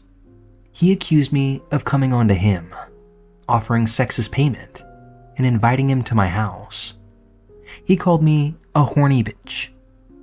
My dad slammed the phone down, and we contacted the police immediately.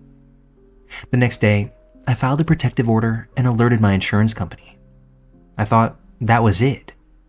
But that evening, I got another text from yet another number. "You shouldn't have involved the police." I blocked the seventh number and went to stay at my dad's house, knowing Robert didn't have that address. My dad was prepared for anything. He's a strong believer in the Second Amendment, and I felt safer with him than anywhere else. Late that night, the doorbell rang. My dad went to the door, peering through the peephole, and standing on the porch was Robert, holding a black trash bag in his hand. I froze as my dad opened the door just a crack before stepping halfway out to confront him.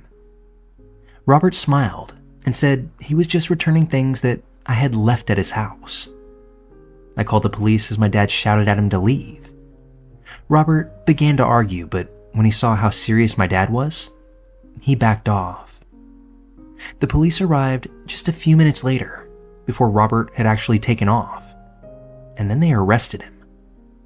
Inside the trash bag, they found lingerie, a knife, a tube of lip balm, and a fetish book by Dita Von Teese. I obviously hadn't left any of those things at his house. I'd never even been inside. The plot twist didn't end there, though. As it turned out, Robert didn't even own the house that he lived in. He was renting it. He was married. He was in the country illegally, and now facing deportation. While part of me felt guilty about his situation, the rest of me knew that I had narrowly escaped something far worse. I genuinely believe he had plans to hurt me. To what extent? I have no clue. I'll be headed back to school soon, and while I know that Robert is in my rear view now, this experience has given me a dose of just how weird and perverse some people in this world truly are. This man obviously got some amount of pleasure from being the level of sketchy that he was. While my hope is that he'd have to sit in some form of lockup for a while to think about his actions, maybe getting sent back to his home country is a worse fate than that. I don't know, but when I think back, I can't help but wonder if I was meant to plow into that mailbox. Whether it was my destiny or just poor reversing skills, I don't know that either. But if it in a roundabout way got a creep off the streets, then I'd happily hit 1,000 mailboxes. This happened more than a couple years back. I was 13 at the time, and my younger brother was 11. My parents had to go out for the evening, and they decided to leave us home alone while they took our 6-year-old sister with them. It didn't seem like a big deal at the time. My brother and I were down in the basement where our video games were set up, happily playing Mario Kart on our Wii. My parents had told us to keep the home phone with us in case they needed to call and check in, so we kept it sitting right between us while we played. About an hour passed without incident when the phone suddenly started to ring. We looked at the caller ID, and it showed that it was our uncle calling. We figured it wasn't important, so we just let it ring. Now, normally, our phone would ring 5 times before stopping on its own. But this time, after the 3rd ring, it stopped. My brother didn't think much of it and just kept on playing. But I knew that the only way it would have stopped ringing early was if someone had picked it up. The problem was, we were home alone. That's when a wave of paranoia washed over me. I grabbed my brother and told him we needed to go upstairs to check it out. There were 2 other phones in the house. The phone in the kitchen that we both saw was still on its hook. That left only the phone on the 3rd floor in our parents' bedroom. We made our way through the kitchen, through the living room, and when we got to the stairs leading up, what we saw stopped us dead in our tracks. Standing at the top of our stairs was a man. He looked to be in his late 40s or maybe early 50s. I couldn't make out much more because as soon as we saw him, pure terror took over. My brother and I screamed and bolted out the front door as fast as we could. We didn't stop running until we reached our neighbor's house. We told them everything, the phone call, the man, and how he was just standing there inside of our home. Our neighbors immediately took us inside. They called the police, and then they called our parents. The police arrived quickly, and here's the part that still makes me scared today. The man never even attempted to leave the house. He was still there, standing silently, He didn't move or try to run. The police arrested him right there on the spot. When our parents came rushing home, they were horrified. My mom couldn't stop hugging us, repeating over and over how sorry she was for leaving us alone. My dad spent hours talking to the police, trying to figure out how the man had gotten inside and why he hadn't tried to leave.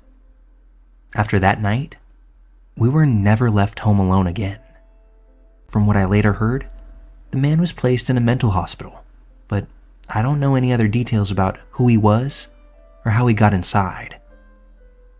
I'm an adult now, and I often can't stop thinking about what could have happened if my uncle hadn't called at that exact moment. That thought gives me the chills every time. That phone call may have just saved our lives.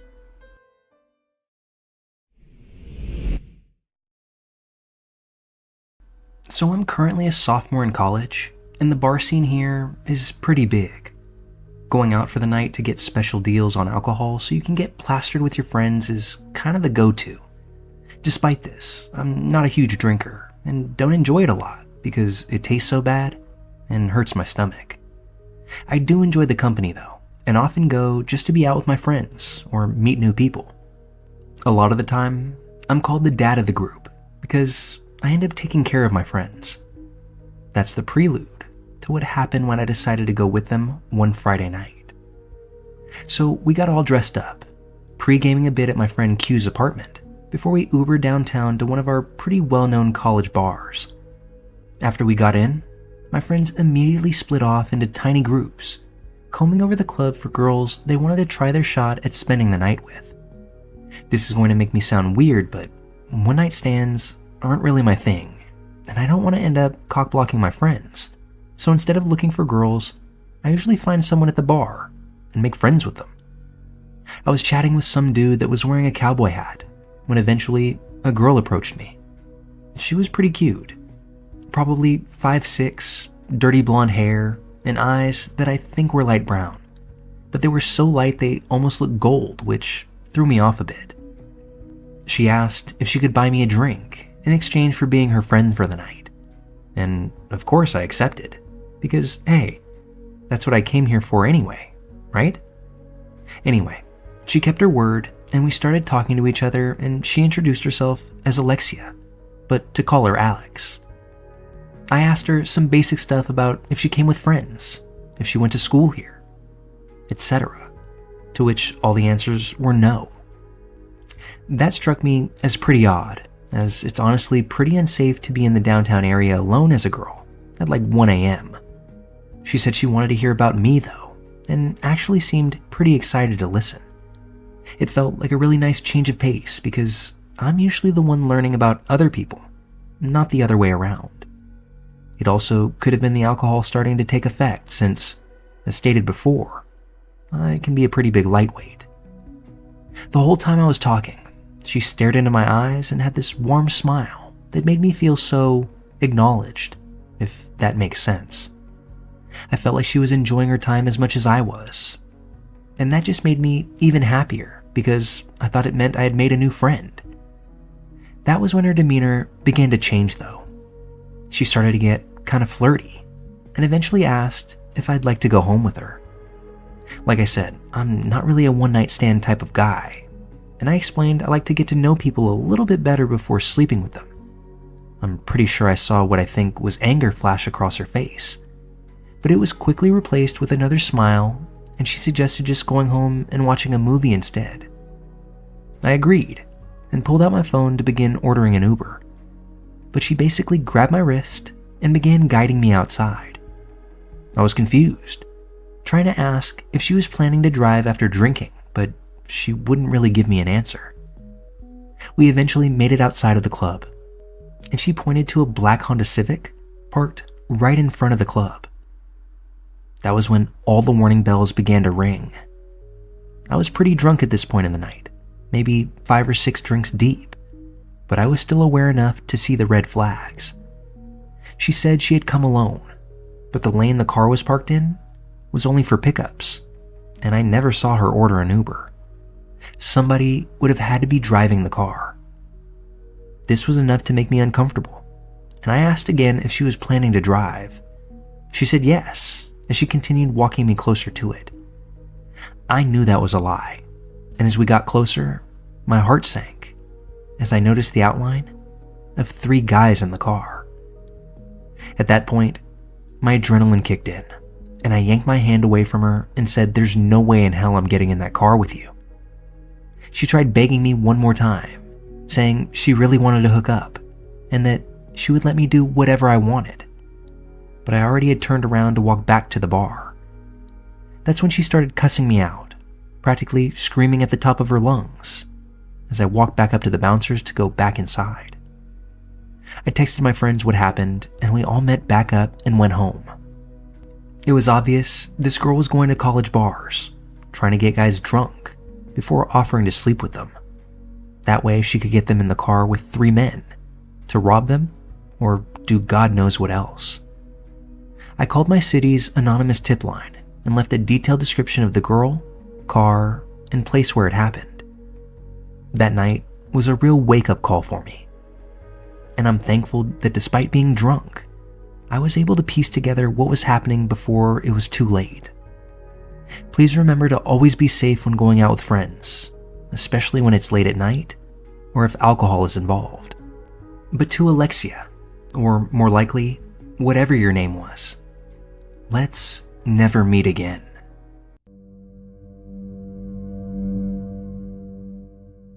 This happened several years ago, and while it may not be as scary as some of the stories found here, it was definitely one of the most terrifying and bizarre encounters I've ever had. I, a 33-year-old male, live in the rural Midwest of the United States.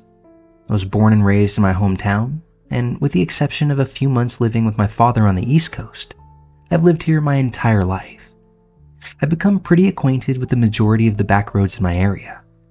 One such road is an old highway that no longer has the traffic of days prior to the construction of the interstate that runs through the town. It's a long and winding road that offers gorgeous scenic views during the day and a quiet escape from the city at night.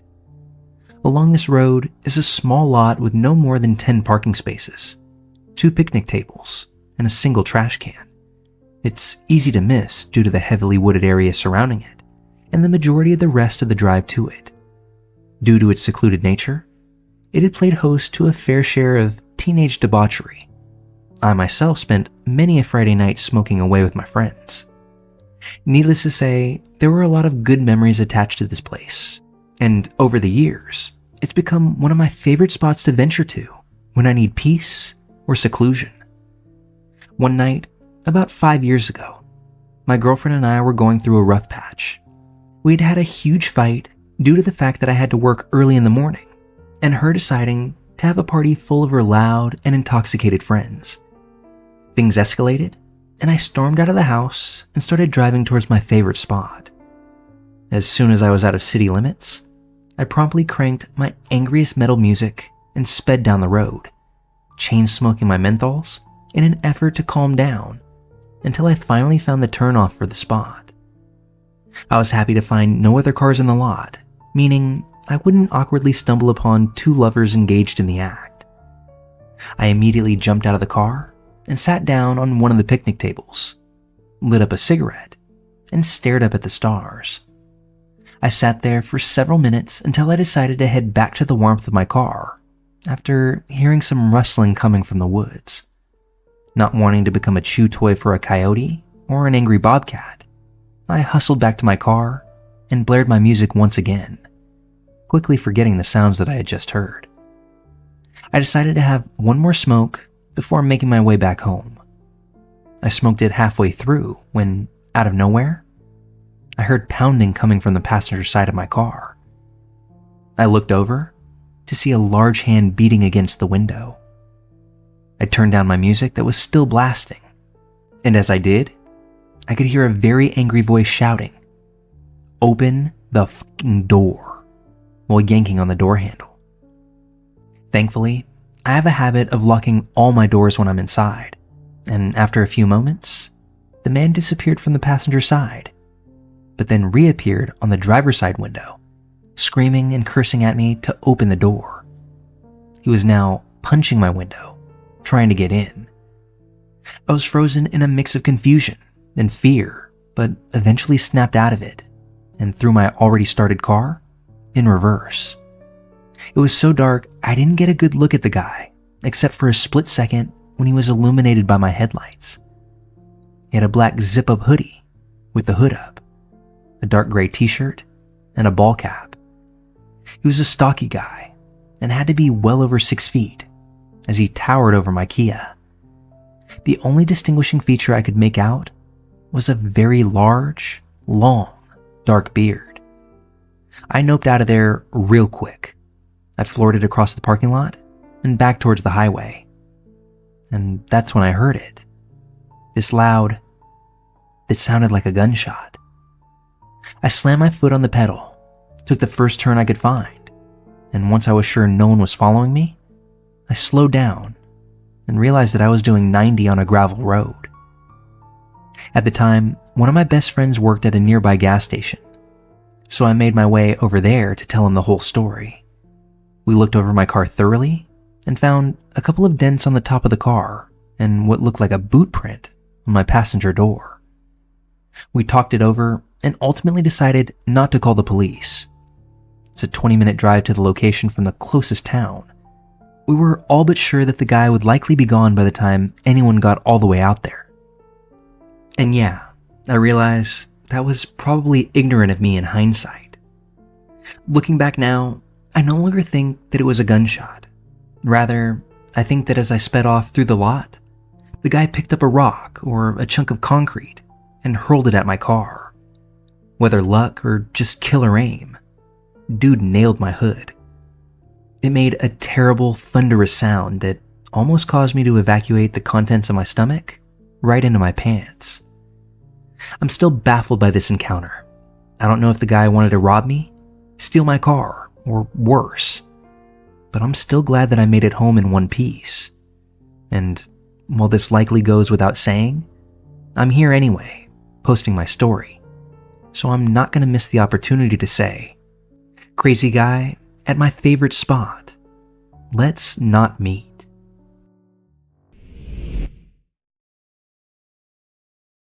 I recently heard a story that brought back old memories of my dad's crazy ex-girlfriend. This took place when I was around 8, maybe 9 years old. So I guess that the year would have had to be 1997. My parents had gotten divorced several years prior, so both me and my little sister, 2 years younger, used to stay with our dad every other weekend. One day, he introduced us to his new girlfriend, Rachel, who was a tall blonde woman that had apparently won some kind of beauty pageant or something. I remember those first months of getting to know Rachel as fun. She seemed like a nice lady. I also think my initial impression of her was helped by the fact that she had a rather cuddly gray parrot and a pet raven that could talk, which of course made my younger self quite ecstatic.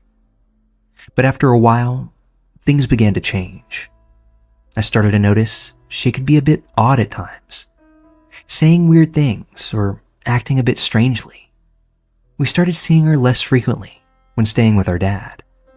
Then one day he told us that they'd broken up and that we wouldn't be seeing her anymore. He also told us we shouldn't talk to her or go home with her if she ever showed up at school. Weird.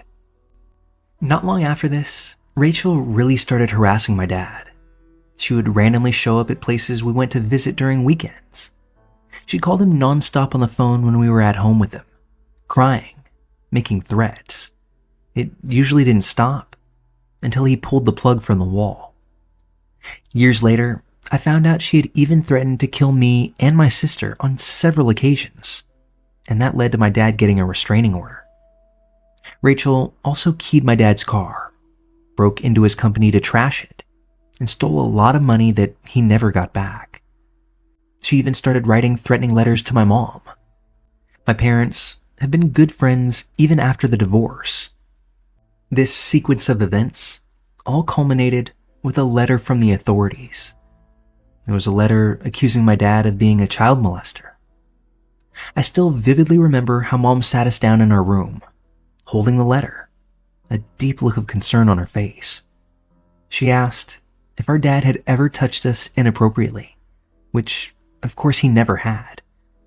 It later turned out it was Rachel who had falsely accused him of such, in an attempt to prevent him from seeing us. I remember feeling really angry and upset that she had gone to such lengths. The last memory I have of Rachel was a few weeks before Christmas. We were staying at my dad's place over the weekend. It was a 2-story apartment complex with a large window spanning an entire wall in the living room. We had just sat down to watch TV together, and next to the window, there was a glass door leading out onto a stone patio, bordering a lawn that ended with a tall hedge. And on this particular day, the outside lights had just been switched off, which means it was pitch black outside, as the intro to Superman began playing. A while into the episode, I suddenly heard a strange, sharp noise coming from the window. It sounded like something was clawing on the glass in an attempt to get in. The sofa I was sitting on was placed right in front of the window, so I had my back toward it. When I slowly turned around to look over my shoulder, my heart was thumping in my chest, hairs standing on end, as if I was being watched. But all that came into view was a pitch black darkness lurking behind my own reflection.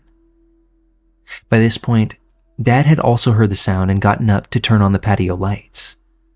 When the outside suddenly flooded with light, I found myself staring into the face of a smiling blonde woman, peering right into the living room.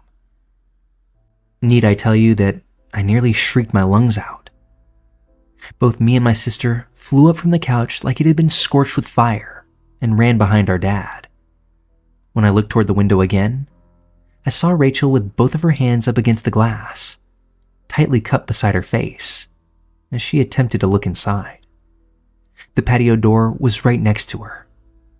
I tugged on Dad's shirt and whispered if the door was locked, just as she reached toward the handle. That millisecond of doubt flashing across my dad's face still haunts me to this day. Rachel truly looked like a madwoman as she furiously jerked on the handle in an attempt to get in, briefly pausing to peer through the glass now and again. I remember thinking Dad looked oddly calm as he ushered us around a corner wall, telling us to stay out of sight as he walked toward the patio door. We begged him not to go outside, thinking she could have a knife hidden somewhere. So he only opened the door a crack, firmly holding onto the handle, before asking her what the hell she was doing in his backyard. She tried and tried to get him to let her in, putting on a big smile, tossing her hair. But Dad obviously wouldn't budge, telling her to leave or he'd call the cops, to which she eventually conceded, but not before leaving a bunch of Christmas presents for the kids behind. When Rachel was out of sight from the window, Dad went out to make sure she was gone, picking up what she had left behind on his way back. None of us wanted anything to do with the presents. Knowing what we knew about her, something felt really strange about them. So they ended up still fully wrapped, deposited right into the trash.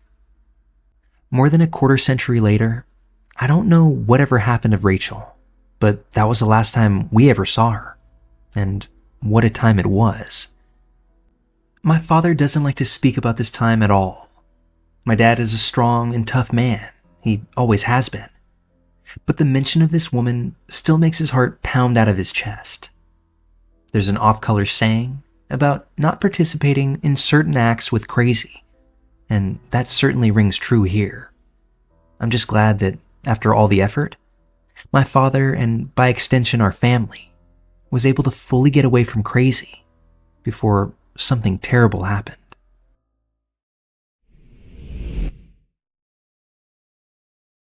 This occurred to me about 5 years ago, and when I want to give myself a fright, this is where my mind goes. I was renting a small house in a quiet neighborhood at the time. It wasn't anything fancy, but it was cozy, affordable, and had a lot of character.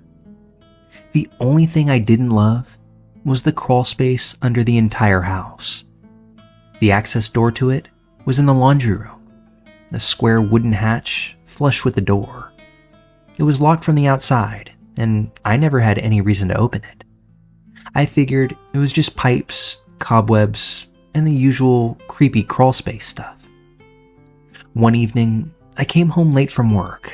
It had been a particularly stressful day, and all I wanted was to shower and collapse into bed.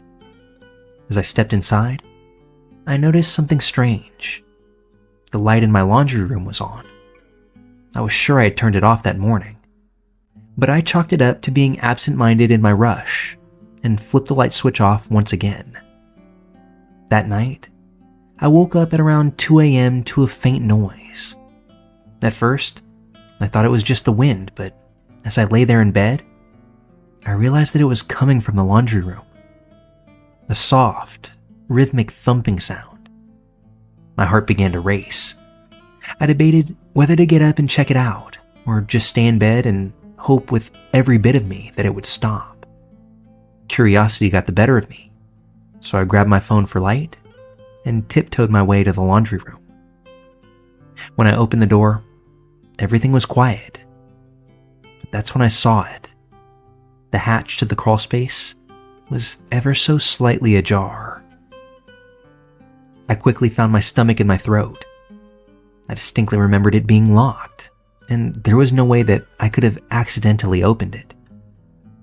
Trying to stay calm, I convinced myself it might be an animal that had somehow gotten in.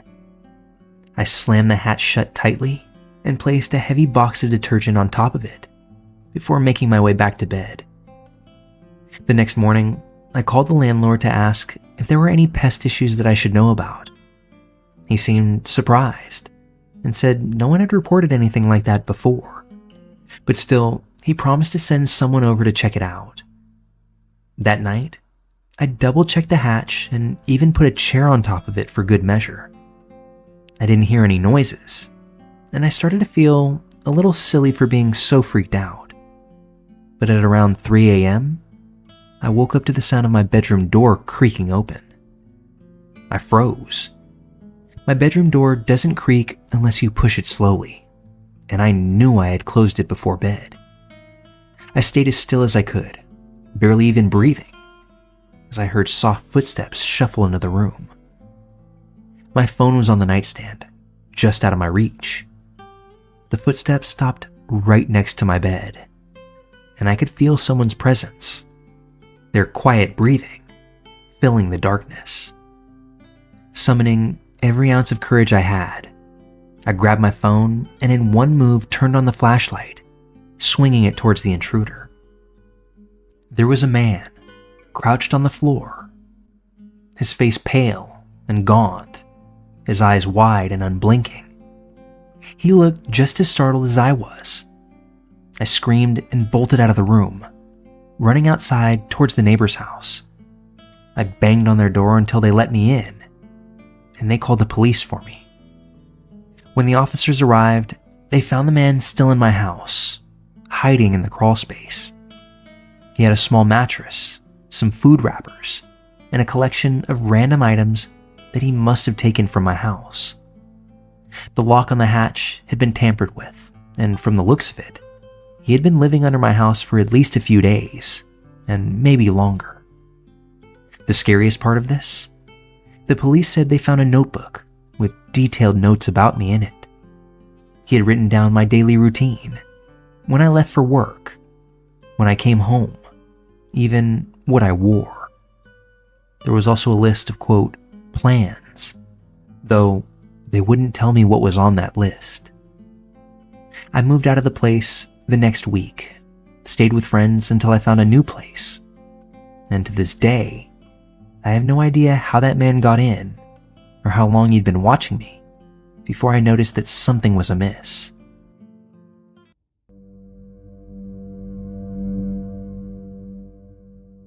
This is a story that crosses my mind from time to time.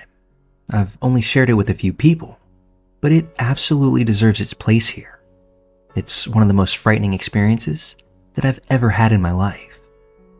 When I was around 10 years old, my mom decided it was finally time to get her driver's license. She struggled quite a bit during her lessons, so my dad thought it would be helpful to practice with her outside of her sessions with her instructor. He wanted to make sure she'd pass her upcoming test on her first try. At the time, my little brother and I were taking swimming lessons at a university near our home. Behind the university, there was this huge student parking lot surrounded by woods. It was always empty on the weekends, making it the perfect place for my parents to practice driving. Since my brother and I were too young to stay home alone, my dad decided to bring us along. We grabbed a football to entertain ourselves while they practiced. It was the early evening when we arrived at the parking lot. My parents started their driving lesson, and at first, my brother and I sat in the car watching. But as kids do, we quickly got bored and asked if we could play football on a small grass field near the edge of the lot. My parents agreed since they could still see us while they drove around. We played for a while, kicking the ball back and forth, throwing long touchdown passes to each other, laughing and having a good time. My parents eventually moved to the far end of the parking lot, about 300, maybe 400 feet away from us, their car weaving around the empty rows. And right around this point is when things start to get strange. A white Toyota pulled into the parking lot. It drove past slowly and then turned around, coming to a stop right next to us. The car was positioned so that it faced the exit, seemingly ready to leave at a moment's notice. The driver rolled down his window and introduced himself to us as Thomas. He was young, maybe around 30 if I'm remembering correctly, clean-cut and friendly looking. At first, nothing about him seemed threatening, but then I noticed the other people in the car. In the passenger seat was a woman with long blonde hair, her face completely hidden by a newspaper. She didn't move or say a word, and in the back seat was a baby strapped into a car seat, quietly watching. Thomas looked directly at us and said, "I'm with the police. I need you both to get in the car immediately. I'm going to need to have a few words with you." His words didn't make sense. Why would the police show up at an empty parking lot and ask 2 children to get into their car? Something felt off. My little brother, trusting and curious, took 2 steps towards the car. But that's when I instinctively stuck out my arm, blocking him from going any further. "No, stay back," I whispered to him. The woman in the passenger seat still hadn't lowered the newspaper. She just sat there, silent and unmoving, which made the entire situation feel even stranger. Thomas then raised his voice, his friendly tone shifting. I said, "Get in the car now. If you don't, I'll have to come out and get you myself." Fear froze both of us in place. My little brother grabbed onto my arm, unsure of what to do. Then, without warning, the woman lowered the newspaper. Her face was calm, composed, even kind-looking. She smiled softly and said in a quiet, motherly voice, "Just listen to the man." Something about the way she said it, so calm, so gentle, just made the thing even more terrifying. My heart was pounding, and I felt like I couldn't breathe. That's when I started screaming as loud as I possibly could. Unbeknownst to us, my dad had already seen what was happening. He had been at the far end of the parking lot, but was now sprinting towards us, yelling at the top of his lungs, "Who the hell are you? And get away from my kids." The moment Thomas heard my dad's voice, his demeanor shifted completely. He panicked, his face turned pale, and without another word, he threw the car into gear and sped off, tires screeching on the wet pavement. My dad reached us a few seconds later, furious and breathing hard. "Are you okay? Did they touch you?" he demanded, scanning the parking lot as if expecting the car to come back. When we told him what had happened, his anger boiled over. He ordered us to get back into our car immediately. But instead of calling the police, my dad did something I wasn't expecting. He drove around the area for nearly an hour, searching for that white Toyota. He was determined to find Thomas and confront him. And it wasn't until he'd cooled off a bit that he realized how reckless it was and decided to report the incident to the authorities. We never found out who they were. The police took down the information, but as far as I know, nothing ever came of it. Even now, I think about that day and wonder what could have happened if my dad hadn't been there, or if I hadn't screamed. Who were those people?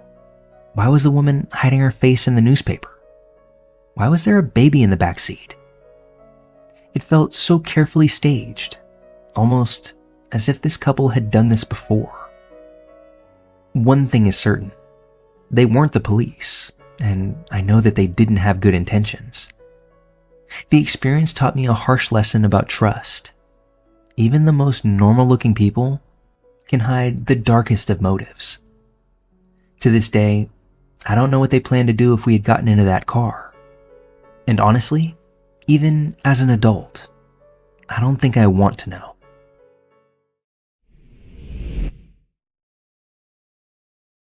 When I was 17, which is now many years ago, I lived just outside of Dover, Kansas. Dover is one of those places where nothing much happens, the kind of town you only hear about when you're passing through. Life was simple there. People left their doors unlocked, waved at strangers, and helped each other out when needed. This particular day, it was late October, and I was driving my mom's old Pontiac to Topeka to run some errands. Topeka was about 40 minutes away from us, and it was the closest place with anything worth doing. I was making the trip solo. The rain that day was absolutely relentless, coming down in thick sheets and pounding against the windshield. Our old wipers barely kept up, and they screeched with every pass.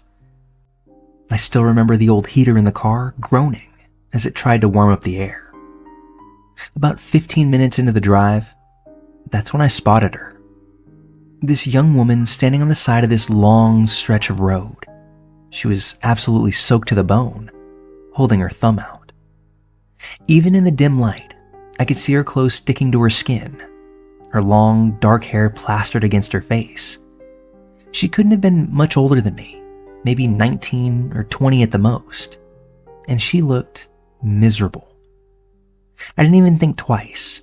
It wasn't exactly unusual to see someone hitchhiking around Dover, and it was freezing and pouring rain. Leaving her out there didn't sit right with me. I slowed the car, rolled down the passenger side window, and yelled over the sound of the rain, "Need a ride?" She didn't smile or thank me. She just nodded and climbed right into the car, dripping water onto my seat. She had a battered old backpack clutched tight to her chest, holding onto it like it was the most important thing in the world. I tried to make small talk as we got back on the road. "Where are you headed?" I asked. "Just into town," she said quietly. Her voice was flat, almost mechanical, and she didn't offer anything else. I asked a few more questions about the rain, if she lived nearby, but her answers were short and dismissive. So, after a while of trying, I gave up on the conversation. She stared out the window, her face blank and seemingly emotionless. I remember sneaking glances at her while I drove, trying to figure her out. Her knuckles were white as she clutched the straps of her backpack, and there was something about the way she sat, stiff, tense, that made me uneasy. Still, I told myself she was probably just cold and tired. The rain kept hammering down, making the drive feel endless. We sat in silence, with only the soft hum of the radio breaking the tension. I tried to focus on the road, but I couldn't shake the feeling that something was off here. As we got closer to Topeka, she suddenly spoke up. "Pull over at that gas station," she said, pointing to a dimly lit station just off the road. Her voice had changed. It was sharper, more commanding now. It caught me a bit off guard, but I did as she asked and pulled into the lot. This gas station was mostly empty, just a few cars parked near the pumps. The rain was still coming down hard, and the only light now were the fluorescent lights of the station as they flickered overhead slightly.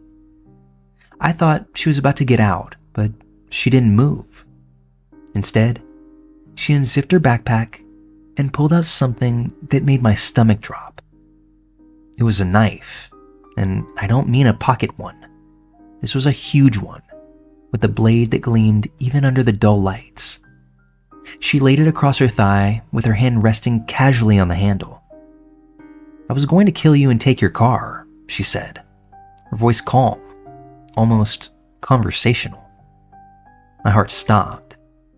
I sat there frozen, gripping the steering wheel so tightly that my hands ached. I couldn't speak, couldn't move, could hardly breathe. "But you're a sweet kid," she continued, tilting her head slightly as she looked at me. "Can I give you a bit of advice? Don't ever pick up hitchhikers."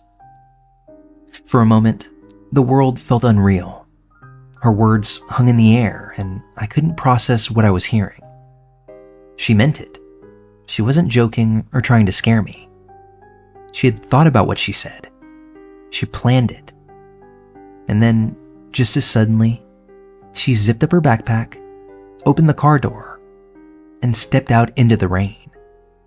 I watched her walk away, her figure disappearing into the darkness beyond the gas station. She never looked back. I sat in that lot for what felt like forever, trying to calm the shaking in my hands. My mind was racing, replaying her words over and over. I couldn't stop thinking about what could have happened if she'd decided I wasn't a sweet kid, if I'd said the wrong thing, if I hadn't stopped at that gas station. Just what would she have done? When I finally did pull myself together enough to drive home, I didn't tell a soul. What could I say? "Hey Mom, I picked up a hitchhiker today, and she said she was going to take my life." It sounded too insane to be true. I wasn't even sure if I believed it myself. For days, I tried to convince myself that she was just messing with me. Maybe it was some sick prank, or maybe she wanted me to think she was dangerous so I wouldn't mess with her. But deep down, I knew better. There was something in her eyes when she said it. Something cold, something calculated. She had meant it. I started thinking about what might have happened after she walked away. Just where did she go? Did she get another ride? Was she still out there, waiting for someone else to stop? The thoughts that I had made my skin crawl. I don't know exactly why she changed her mind that day. Maybe she really did think I was sweet. Or maybe she just decided that I wasn't worth the trouble. The thought of that young woman has never left me for long, even in the nearly 30 years since it's happened. I can honestly say that while that wasn't my first time picking up a hitchhiker, it was the last.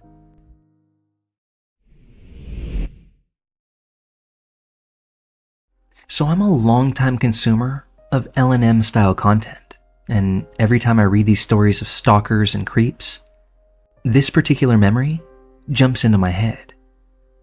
This happened in the late summer of 2014, but I remember it clearly, even a decade later. In the fall of the previous year, I moved into an apartment with my boyfriend at the time. I was freshly 18, and he was 23. He was a socially inept groomer. Let's call him Mike. Mike was always emotionally distant and a bit strange. We had a lot of shared interests, but he refused to let me have friends, make new friends, or just go out and enjoy life in the city. I'd invite him to concerts for bands he liked. He'd decline. I'd offer to introduce him to my friends. He'd decline. I'd go out to a show with my friends or go hang out with my friends, and he'd send me a Word document, a deranged poetic slight, describing every single fault of mine that he could discern. One time, I smoked a little weed, and he compared me to Medea, the figure in Greek mythology who killed her children to spite her husband. When I say poetic, I mean poetic, and when I say deranged, I truly mean deranged. Naturally, we broke up. A friend of mine found him on a dating website, and that was it. My parents helped me lug his stuff into a truck and took him and all his to his parents' house. Done deal. I kept the apartment and tried to settle back in. It was fine. I enjoyed my alone time, and it was free to have friends visit. It seemed ideal, actually. But upon falling asleep on my second night alone, I was quickly woken up by a knock at my door. I checked the time. 3 a.m. on the dot. No thanks. I tried to drift off again, but the knocking happened again. More rapidly this time. More aggressively. I kept ignoring it.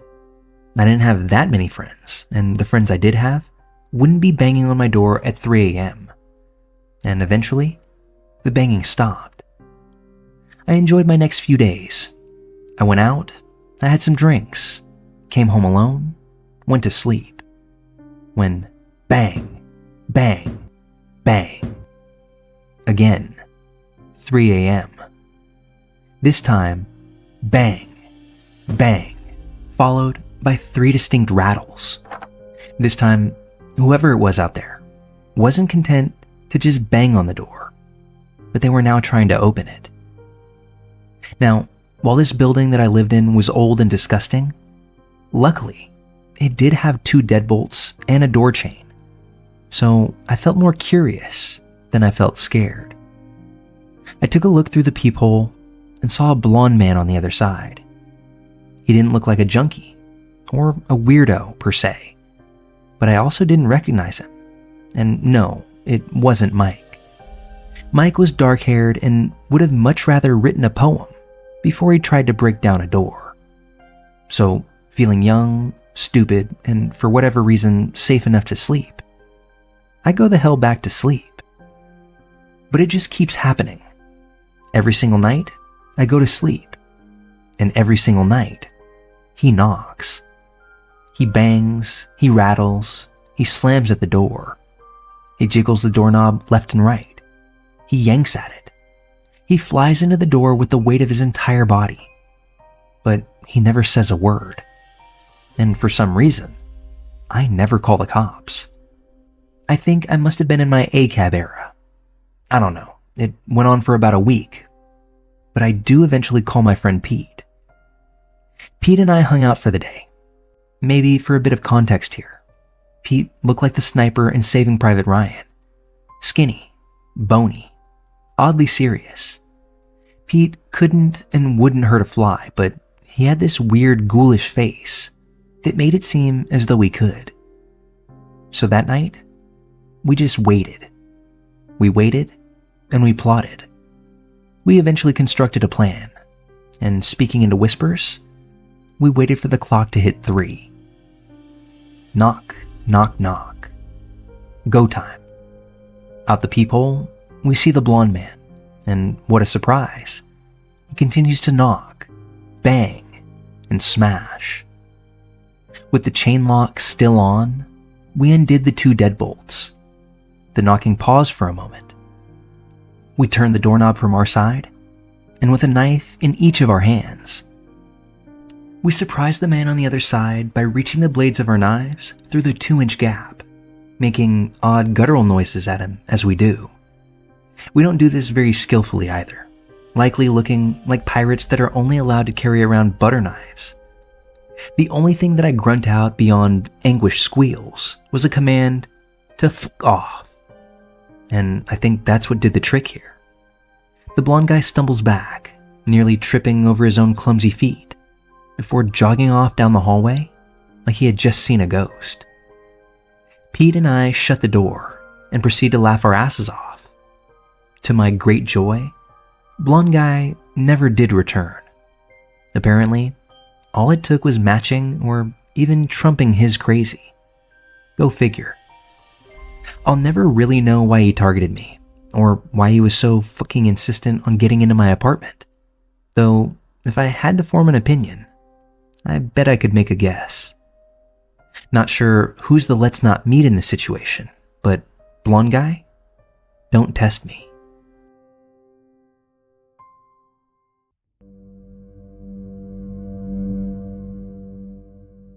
For about 10 years, I worked as a surveillance investigator for insurance claims. My job was to find out if people claiming workplace injuries, essentially collecting money for being too injured to work, were actually pulling a fast one.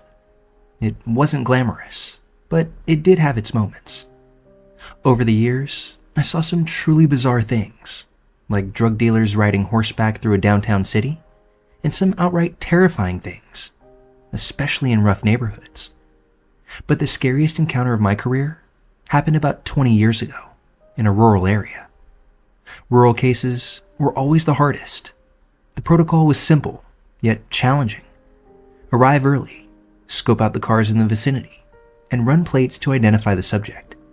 If you could confirm that they were home, you'd wait to see if they left, usually in a registered vehicle. If they didn't show up by 10 a.m., you had to knock on their door to confirm their whereabouts. Yes, really. We disguise ourselves as delivery workers. Clipboard, dollar store item in an envelope, the whole 9 yards. Shockingly, it worked most of the time. This particular case involved a man in his mid-30s, average height and weight. I didn't have a photo, just his basic details. On the first day, I arrived at 6 a.m., but he'd already left before I got there. No plates on the car in the driveway, which was odd, but not unheard of. I had to knock, per protocol, but no one was home. Total bust that day. On the second day, I got there even earlier, 5 a.m. this time. There was a second vehicle in the driveway, a truck, but also with no plates. Around 5:30 a.m., the man left. I tailed him, but he caught on quickly and started driving erratically, making it clear that he knew I was following him. When people figure out they're being watched, it's usually because they're hiding something, like working a job while collecting disability benefits. Insurance fraud, plain and simple. I let him go, knowing I'd need to switch tactics. Day 3, I returned in a different car to avoid suspicion. This time, I followed him successfully to a neighboring farm tucked away in the rural hills. Jackpot. I got him on camera doing heavy-duty farm work for hours. Clear evidence that he was not the injured man he claimed to be. But then, things took a terrifying turn. At some point, he realized he was being watched. I was parked at a safe distance, thinking there was no way he could reach me quickly. He was on a tractor, and between us were driveways, fences, and even a creek. But somehow, he made it. Suddenly, he was behind me in his truck, barreling down the road like a bat out of hell. These were narrow, twisting mountain roads, the kind where one wrong move could send you over the edge. My heart was in my throat as I tried to keep my distance, but he was relentless, tailgating me at every turn. I was utterly terrified. I pushed through the maze of roads, eventually making it back to the freeway. Relief? Hardly. He followed me onto the highway and kept up with me for miles. At one point, he pulled up alongside me, glaring through the window. He flexed his arm in a taunting gesture, motioning for me to pull over. This guy was built like a tank, and his menacing expression told me he wasn't bluffing. I gripped the wheel, my mind racing.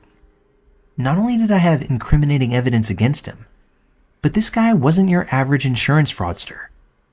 He was scary, unhinged even. I called 911, frantically explaining that a dangerous driver was pursuing me. And to my horror, I was told that officers were in between shifts and that no one could respond immediately. Great. Just great. My only hope was the toll bridge about 20 miles ahead. I figured if he didn't have an easy pass, I could lose him there. But then it hit me. He didn't have plates on his truck. He could breeze right through without being tracked. Despite my growing panic, I managed to put some distance between us, weaving through traffic until his truck was just a speck in the rearview mirror. Finally, I exited the freeway and pulled into a gas station. Luck was on my side, because there sat a cop. I explained what had happened and pointed out the man's truck when it finally appeared in the distance. The officer made a call, but the truck never pulled into the station. I waited until it felt safe, gassed up, and headed home to submit my report.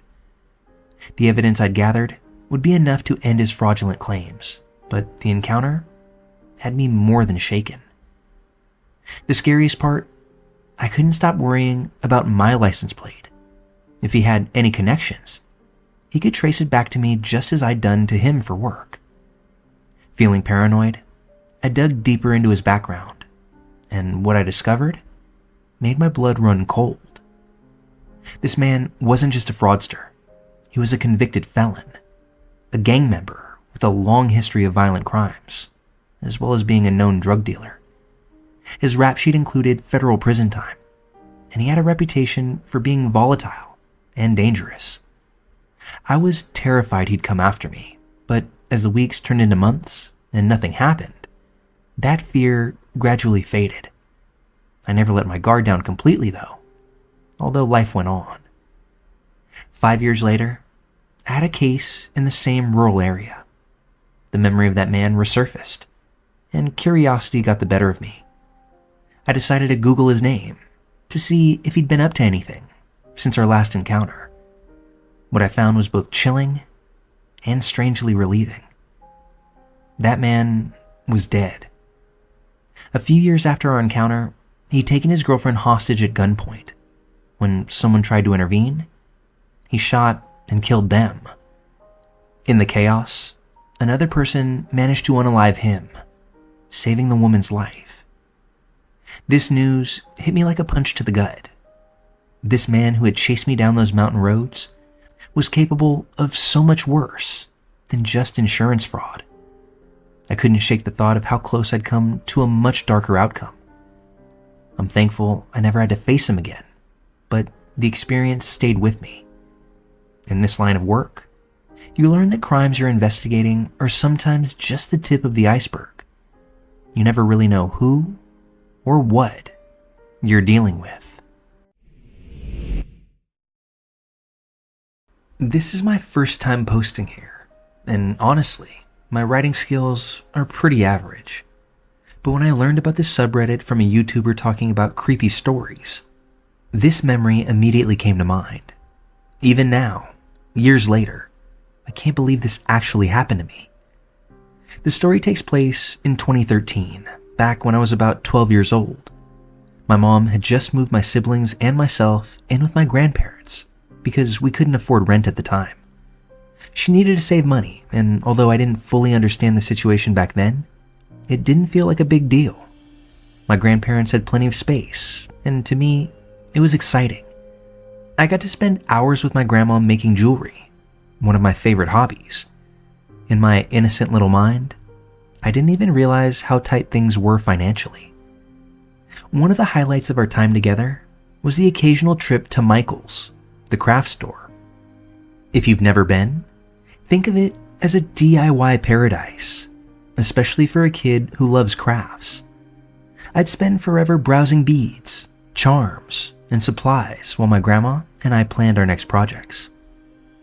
One chilly evening in late fall, I was working on a bracelet for my mom when we realized we were out of wire. My grandma decided we'd make a quick trip to Michael's to grab more. It was already getting dark, as winter nights do. And I remember the glow of the streetlights reflecting on the frost-covered windows of the car as we pulled into the parking lot. My grandma parked in a handicapped spot right in front of the store, the headlights of the car shining brightly against the storefront. My grandma, having vision problems plus a bad hip, asked me to run in and grab the wire myself. We'd done this countless times before. I was an independent, stubborn child, and this was just another quick errand. She trusted me, so I hopped out of the car and headed inside, with the warm glow of the car's lights trailing right behind me. As I walked into the store, something immediately caught my attention. A tall man, probably in his mid to late 30s, walked briskly through the sliding glass doors. He was dressed in black from head to toe, dirty clothes that looked like they hadn't been washed in a while. The most distinct thing about him was the bright red D1 logo on his hoodie. He had his hands shoved deep into his pockets and moved in an almost frantic manner. For a moment, our eyes locked. He stared at me just a little too long enough to make my skin crawl. Then, without saying a word, he walked further into the store. I was a bit creeped out, but tried to brush it off as nothing. I headed for the aisle where the wire was located, reminding myself that I just needed to grab it and go. But then I got distracted. Typical kid move. I wandered into the toy aisle, completely forgetting my mission. That's when I noticed him again. He wasn't just browsing. He was following me. Every aisle I moved to, he'd appear at the other end, pretending to look at items while muttering to himself. Not directly to me, but just loud enough that I could hear. At first, I told myself it was a coincidence. But as I moved across the store to a completely different section, the wedding aisle, there he was again. This time, it was worse. I was looking at invitation cards when I felt a sudden chill, that gut feeling that something was very, very wrong. I turned around, and there he was, standing directly behind me. His back was turned, but his hands were moving in front of him, down near his pants. I froze as it dawned on me what he was doing. He was touching himself. I locked eyes with him as he turned his head slightly, his sunken, wild eyes meeting mine. The vile look on his face still haunts me to this day. For a moment there, I was paralyzed. Then pure instinct kicked in. I ran. I sprinted from the store, clutching the spool of wire in my hands.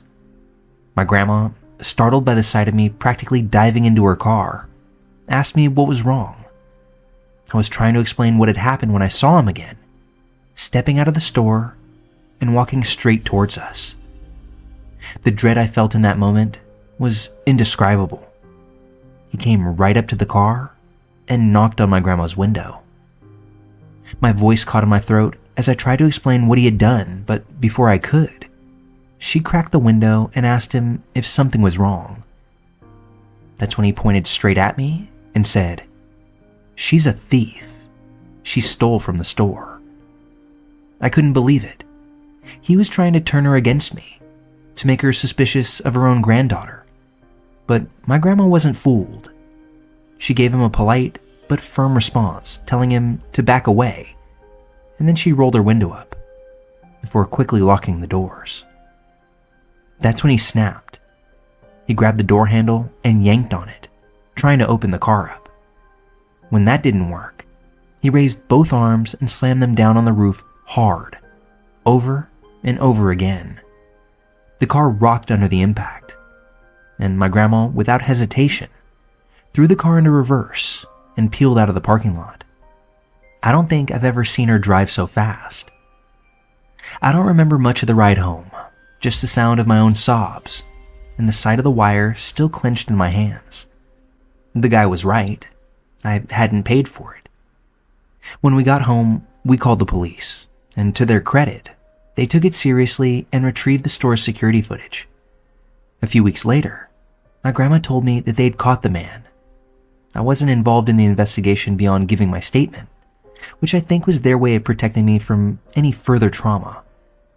Life eventually went back to normal, or at least as normal as it could after something like that. Years later, my mom finally told me what became of him.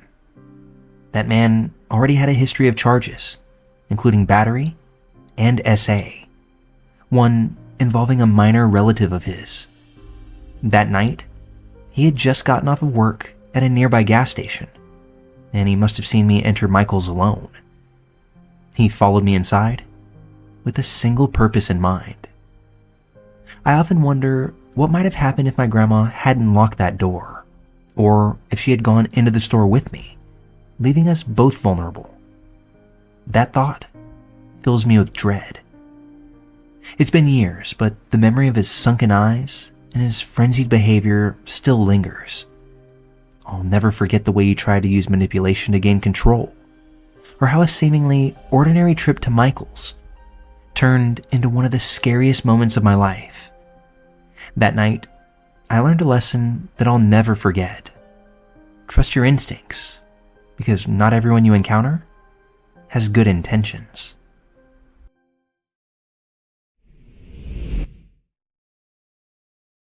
I dated a man for about 2.5 years, and those years nearly cost me my life. He was abusive in just about every way you can imagine. Physically, emotionally, sexually. He had a darkness about him, one that revealed itself slowly, like a predator playing with its prey. By the time I realized the danger I was in, I felt trapped, like there was no escape. But eventually, I did. Barely. The last time he hurt me, it was because I told him I was moving out and that I'd have a roommate in my new place. And he didn't like that. He wanted control, and the thought of me living independently, outside of his reach, enraged him. He strangled me twice that evening, his hands like a vice around my neck, cutting off my air as I clawed at him, desperate to breathe. When he let go, he punched me in the face 2 times. I don't know where I found the strength, but I escaped and called the cops. He was arrested a few days later, but his control didn't stop there. From jail, he coached me on what to say to the authorities. He told me to recant my statement, to tell the police and the judge that I'd hit myself, and that he hadn't strangled me at all. He even instructed me to claim that I'd stopped taking my medication and had experienced a psychotic break that night. And at the first hearing, terrified and still under his psychological grip, I did just that. I told the judge the lies that he had fed me. The judge believed me, and he was set to be released. But as fate would have it, before his release, I gained clarity. The fear of him getting out and coming after me was more terrifying than anything he could do from behind bars. I went back to law enforcement and told them the truth. Another hearing was scheduled. Undoubtedly, my ex was notified that the hearing was because I had changed my story. Now here's where things take a darker turn. My ex wasn't just a violent man. He was a gang member. I won't name the gang, but it was serious. His arrest and the pending charges didn't just put him at risk. They threatened the gang's image. And before he was arrested, in a moment of misplaced trust or sheer stupidity, I had told him where I was moving. Not the exact address, but close enough. I told him the corner where the house was located. After I moved in with my new roommate, her boyfriend, who was also affiliated with a gang, because apparently we were making excellent life choices back then, told us something chilling. Word had gotten back to him that my house had been marked by my ex's gang. Marked as if I were a target. The first real confirmation came one early morning at around 6 a.m. My roommate and her boyfriend were sitting in her car in the driveway with the lights off, talking. I was inside, asleep, blissfully unaware. A car pulled up in front of the house, blocking the driveway. At first, it just sat there idling. We still don't know if the people in the car realized my roommate and her boyfriend were sitting there, watching them. After a few minutes, a man got out of the passenger seat and started walking up the driveway, beelining it for the front porch. What he planned to do when he got there, we'll never know. My roommate's boyfriend, thankfully, was packing heat. As the man approached, he got out of the car and flashed the weapon. The other man froze before bolting back to the car. It sped off into the early morning, tires screeching. That moment stayed with me, though. They knew where I lived. They knew I was here. Weeks later, I drove to a gas station a few streets over to grab a vape. It was after dark, and I wasn't thinking much about the danger. As I walked out of the store, I noticed a car pull up next to me. My stomach dropped because it was the same car that had blocked the driveway. The man inside started yelling something, but I couldn't make out the words. Annoyed and thinking I was just being catcalled, I shouted back, "Shut the f*** up and leave me alone." Then I got into my car. As I pulled out of the lot, I realized this car was now blocking the exit. He wasn't moving. My heart started pounding. I took another exit and turned onto my street, but when I glanced in my rearview mirror, he was there, following me. I drove around aimlessly, taking random streets, doing my best to lose him. No matter where I turned, he stayed behind me.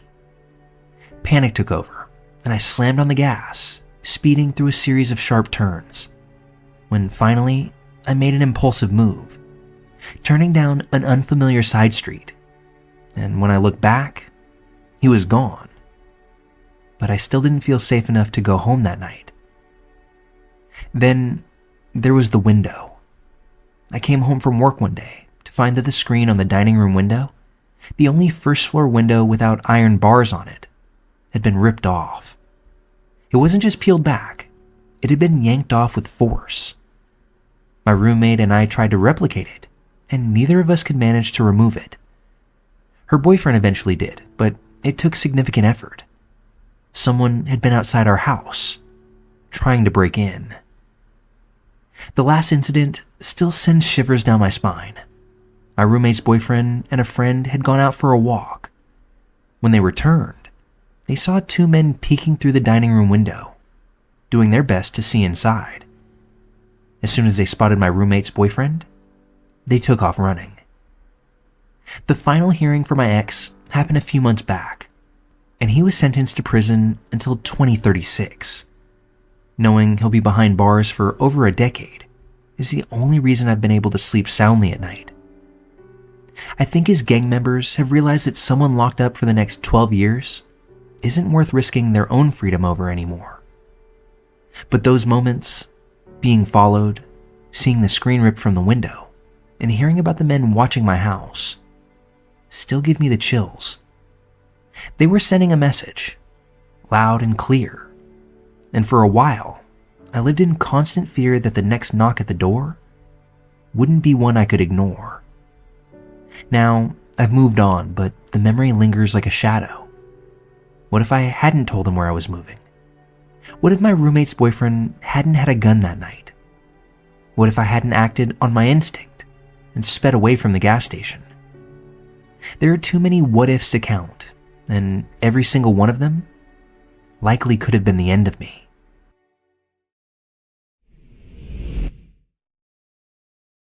This started when I was at my childhood friend's apartment for what was supposed to be a fun little movie night. We hadn't hung out in a while, and we were catching up. Our place was cozy, a little disorganized, and full of girly decor. We were in our comfiest sweatpants about to watch princess movies. Her apartment, like I said, isn't the most tidy. Things are a bit scattered around, but it's clean enough and oh so authentic, which always made me feel at home. We decided on ordering pizza for dinner. She mentioned that Sherwood, someone I hadn't met yet, would bring the pizza over. At first, I wasn't happy to hear that. I thought that meant she had invited other friends, a guy, over to join us, which wasn't what I had had in mind. But I was in for a surprise. Sherwood turned out to just be our delivery guy for the night. He wasn't joining us. When he got to the apartment, there was this awkward air about him. He was obviously nervous, fumbling a bit with the pizza boxes and not quite making eye contact. My friend introduced us quickly, and it was clear from her overly thankful demeanor that Sherwood did a lot more for her than just fetch dinner. After handing us the pizza, there was this brief moment of forced small talk. My friend was super nice to him despite this awkwardness. He wasn't the best conversationalist and seemed really out of place. Then, almost out of nowhere, Sherwood asked for my number. I was in a tough spot because our mutual friend was sitting right there, so I just gave it to him. Yeah, we chatted for maybe 5 minutes before my friend gave him the cue that it was time to leave, saying something like, "Thanks so much for dropping this off." He seemed to get the hint. We both gave him a hug before my friend said something else like, "Drive safe," giving him another gentle kind of cue to leave. When I asked my friend what that was all about, She basically explained that Sherwood was her unpaid personal assistant. He did her grocery shopping, he dropped off pizza, and he did all this other stuff. I think Sherwood was just a really lonely guy desperate for interaction, especially female interaction. My friend and I were both young and immature back then. We were around 23, but I think we both knew something was seriously wrong with Sherwood. It was a little hard to articulate because we couldn't point out exactly what his problem was. Sherwood started a group chat with my friend and me. He just sent a meme or two every week. It felt like he was trying to stay relevant without being too intrusive. Maybe he was used to being sidelined or even blocked by other girls in the past. I can't speak on his behalf, but that's definitely what it felt like. Sherwood also offered to help me with errands. The first time, I said thanks for asking, but no. He asked every weekend after that. One day, I made the mistake of accepting his help, even though I think I knew better. I had recently found a great deal for a new washing machine on Craigslist, but I had no idea how to pick it up or install it. When I mentioned it in the chat, Sherwood excitedly volunteered to take care of the whole thing. He handled everything from the pickup to the installation like a total champ, which saved me a lot of hassle. I tried to pay him for his efforts because I wanted to show appreciation, but he wouldn't accept any money. I tried my best to insist, when eventually he suggested that I could repay him by joining him for a hike. Like, what? I was uneasy about this. It felt a bit too personal and almost like it could be mistaken for a date. But Sherwood framed it as nothing more than a friendly outing, like a transaction to balance out the favor. I agreed to the hike. I rationalized it by telling myself it was a fair trade for someone installing the washing machine and that it was genuinely a form of payment, especially since I didn't think he had too many friends. The hike felt like maybe a way for him to have some companionship. I thought it might be nice to help him. Part of me was still uneasy about spending time with him in such an isolated setting, though. The day of the hike, Sherwood picked this trail that was nearby. I had been there before. It's absolutely gorgeous. As we walked along together, he chatted about ordinary things like work, the weather, and his hobbies. Everything seemed normal, until he suggested we go off the main path to see something special he wanted to share. Like, what could that even mean? We reached this secluded spot, and there, my God, was a dead body. My heart pounded so violently as Sherwood stood there, so eerily calm and nonchalant. The casualness in his demeanor made me feel even more uneasy. It felt like he wasn't just showing me a dead body, but also revealing this darker side of himself. It smelled bad, but not like in the movies. I didn't know how long it had been there, and I'm not a biologist, but my guess is that it had smelled a lot worse before. But now, the smell level had receded. At that moment, I mumbled some excuse about needing to get back quickly and started walking briskly towards the main path. I was urging Sherwood to follow. I thought maybe this was some twisted mind game, like a way to intimidate me or show that he wasn't just some harmless little boy. Maybe he was trying to send a message that said, you should know I'm familiar with things like this. But there's another possibility. Maybe he just wanted me to think about him more. Sometimes when I talk to people, I feel like they only notice me for the time that we're together, and then they won't think of me again until the next time we meet. It's possible Sherwood felt that way with me, and maybe he thought showing me a dead body would make him less forgettable, although I really have no idea. On the surface, he seemed oblivious to how inappropriate this was. As we walked back together, I was in full fight or flight mode, instinctively looking around to see if there were any other hikers or rangers, anyone who could make me feel like I wasn't alone. The moment I spotted someone else on the trail, I called out. Not to expose Sherwood, but just asking for directions back to the parking area. I wanted to make sure Sherwood and I wouldn't be left alone together. I asked this gentleman to walk us back to the parking lot. I wasn't going to take no for an answer. I kept pretending like I was confused about his directions, and eventually, he agreed to just walk us there. Getting help from that guy was my way of re-anchoring myself to safety. And while I was still under the shock of what Sherwood had shown me, we eventually got back to the parking area. There, I called my friend and told her I was with Sherwood. I suggested he could drop me off with her and that we'd be there in 20 minutes. Sherwood agreed. That was my way of making sure that if anything were to have happened, it was on the record that Sherwood was the last person to have been with me.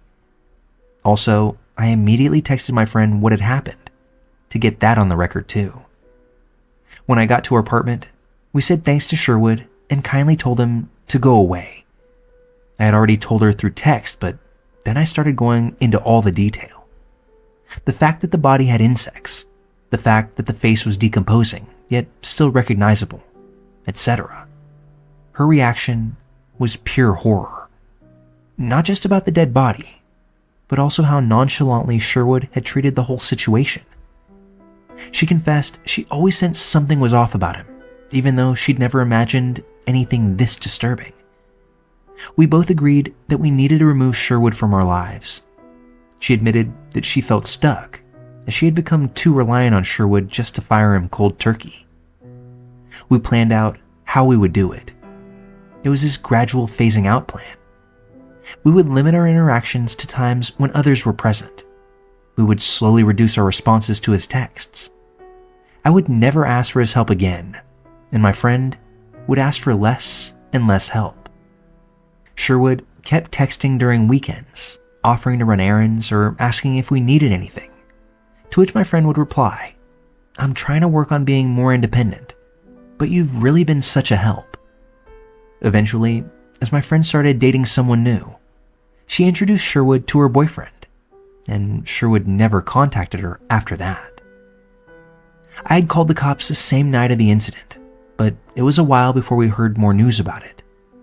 At least a full month later is when a news report confirmed discovering a dead body in the area where Sherwood had taken me hiking. They made an arrest, not of Sherwood, but of this other guy that Sherwood happened to follow on Instagram. I still have no idea if Sherwood was connected to this murder. Reflecting on everything, I think there's one clear moral of the story, and I'm sure you hear it a lot, but it never hurts to hear it one more time. Trust your instincts.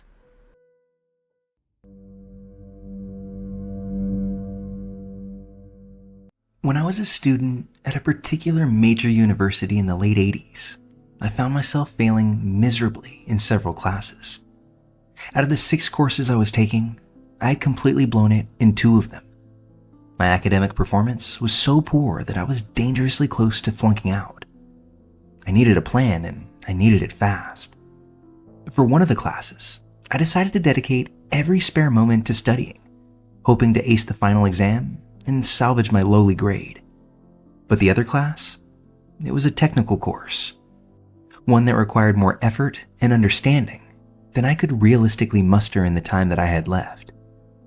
This was a do-or-die situation, and I was now desperate. As they say, desperate times call for desperate measures. I wasn't the type of student you'd expect to get into trouble. I was a quintessential goody two-shoes, the kind of kid who always followed the rules. But as I sat there staring at the reality of my situation, the fear of failure consumed me. Failing out of college wasn't an option. I couldn't face the humiliation or the fallout from my family. So I made a decision. If I couldn't fix my grade through legitimate means, I'd have to resort to other methods. The class in question was a science and engineering course. I hadn't attended most of the semester, so I showed up for the final Thursday lecture to gather information and figure out my approach. During the lecture, the professor mentioned that students with a 93 or higher average could skip the final exam altogether, which was scheduled for the following week. My heart sank. I had a 64. There was no way I could raise my grade enough to qualify for that exemption, and even acing the exam likely wouldn't save me. I needed to take the matters into my own hands. If I couldn't pass the course on merit, I'd have to manipulate the system. That's when I devised my Hail Mary plan. It wasn't just bending the rules. it was outright breaking them. I think laws included. The science building where the class was held locked up over the weekends. Professors' offices and most of the labs were off limits after hours. You could still get into the main hallways, but only if you went through a security guard. Keep in mind, this was well before digital badges and modern security systems.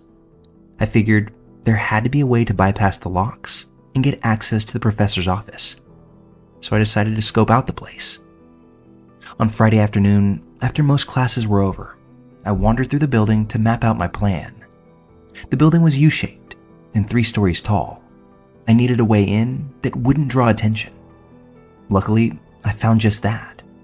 A first-floor lab on the inner side of the U that had a large horizontal window that could be unlocked and crawled through. Even better, this main window was hidden behind a fenced-in area housing electrical and HVAC units, surrounded by bushes. It was the perfect entry point. I tested the window, and it opened. I unlocked it and left it that way, ensuring I'd have a way in later. To make things even more secure, I propped the lab door open, then let it close and lock behind me. This reduced the chances of anyone relocking the window before I returned. Next, I scoped out the professor's office. It was a small, windowless room with just enough space for a desk, chair, and a couple of guest chairs. The door was a solid metal one, painted beige, with a small wired glass window in the middle of it. The glass was held in place by a simple screw-on frame, and the door was covered with manila folders and class schedules. It was clear this wouldn't be easy, but I had my plan. At around 3:30 a.m. that night, I returned with my backpack full of tools: a hammer, pliers, screwdriver, and tape.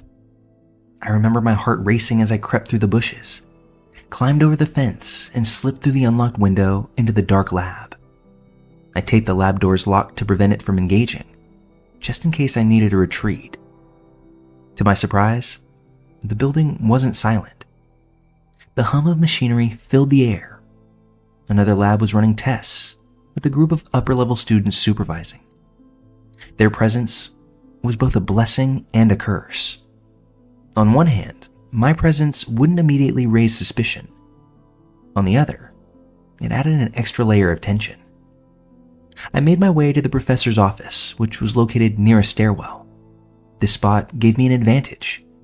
I'd hear anyone coming down the stairs and could make a quick escape if necessary. I pulled out a screwdriver and began unscrewing the frame around the glass window. That's when I hit my first snag. The screws were covered in decades of paint. What I thought would be a quick 2-minute job turned into a grueling 32-minute ordeal. I kept stopping and starting, nervous about every sound, but miraculously, no one ever came by. Once I removed the frame, I tried to pry the glass loose. It was sealed once again with layers of paint, making the process painstakingly slow. After half an hour of scraping and gentle pressure, I finally got the glass out. My hands were shaking as I reached through the opening and unlocked the door. I slipped inside and covered the glass window with a desk calendar to block any light before turning on the lights. Inside, I found this professor's handwritten gradebook, my key to survival. It listed grades for all 6 of his classes, and tucked inside was the pen that he used for recording them. My initial plan was simple: change only my grades. But as I stared at the mangled window frame, I realized this would make me the obvious suspect. I needed to create a herd immunity by altering grades across the board. For hours, I worked methodically changing grades. Anything in the 60s became an 80. Anything in the 70s became a 90. I gave particularly bad students dramatic boosts, turning zeros into 88s. I wanted to create enough chaos to make it impossible to trace the changes back to me. By the time I finished, I think I'd altered hundreds of grades. Just as I closed the gradebook, I noticed an IBM PC on the back table. My stomach dropped. If the professor had backed up his grades digitally, everything I'd just done would be for nothing. I booted up the computer, loaded the floppy disks nearby, and typed DEL to erase the files. It wasn't part of my original plan, but at that point, I was fully in fuck it mode. Finally, I replaced the glass and frame on the door, covering it with a manila folder. I scrawled a note on a post-it. Sorry, mop handle cracked the glass. Replaced it. Signed, Maintenance. And I slipped out through the lab window and disappeared back into the early morning light. I didn't take the final exam. With my new grades, my average was well above the 93 threshold, and I was exempt. 45 agonizing days later, grades were posted. I got a 90 in the class. Not the perfect grade I'd hoped for, but pretty damn near. No complaints. Looking back on it, I know this wasn't just unethical. It was criminal. It was also the most stressful night of my life. I've never done anything like it since. That night changed me, not just because of what I did, but because of what I learned about myself. The lengths I was willing to go to avoid failure. If there's any lesson here, it's that desperation can drive us to make decisions we'll regret for the rest of our lives. I'm just lucky that this one didn't ruin mine.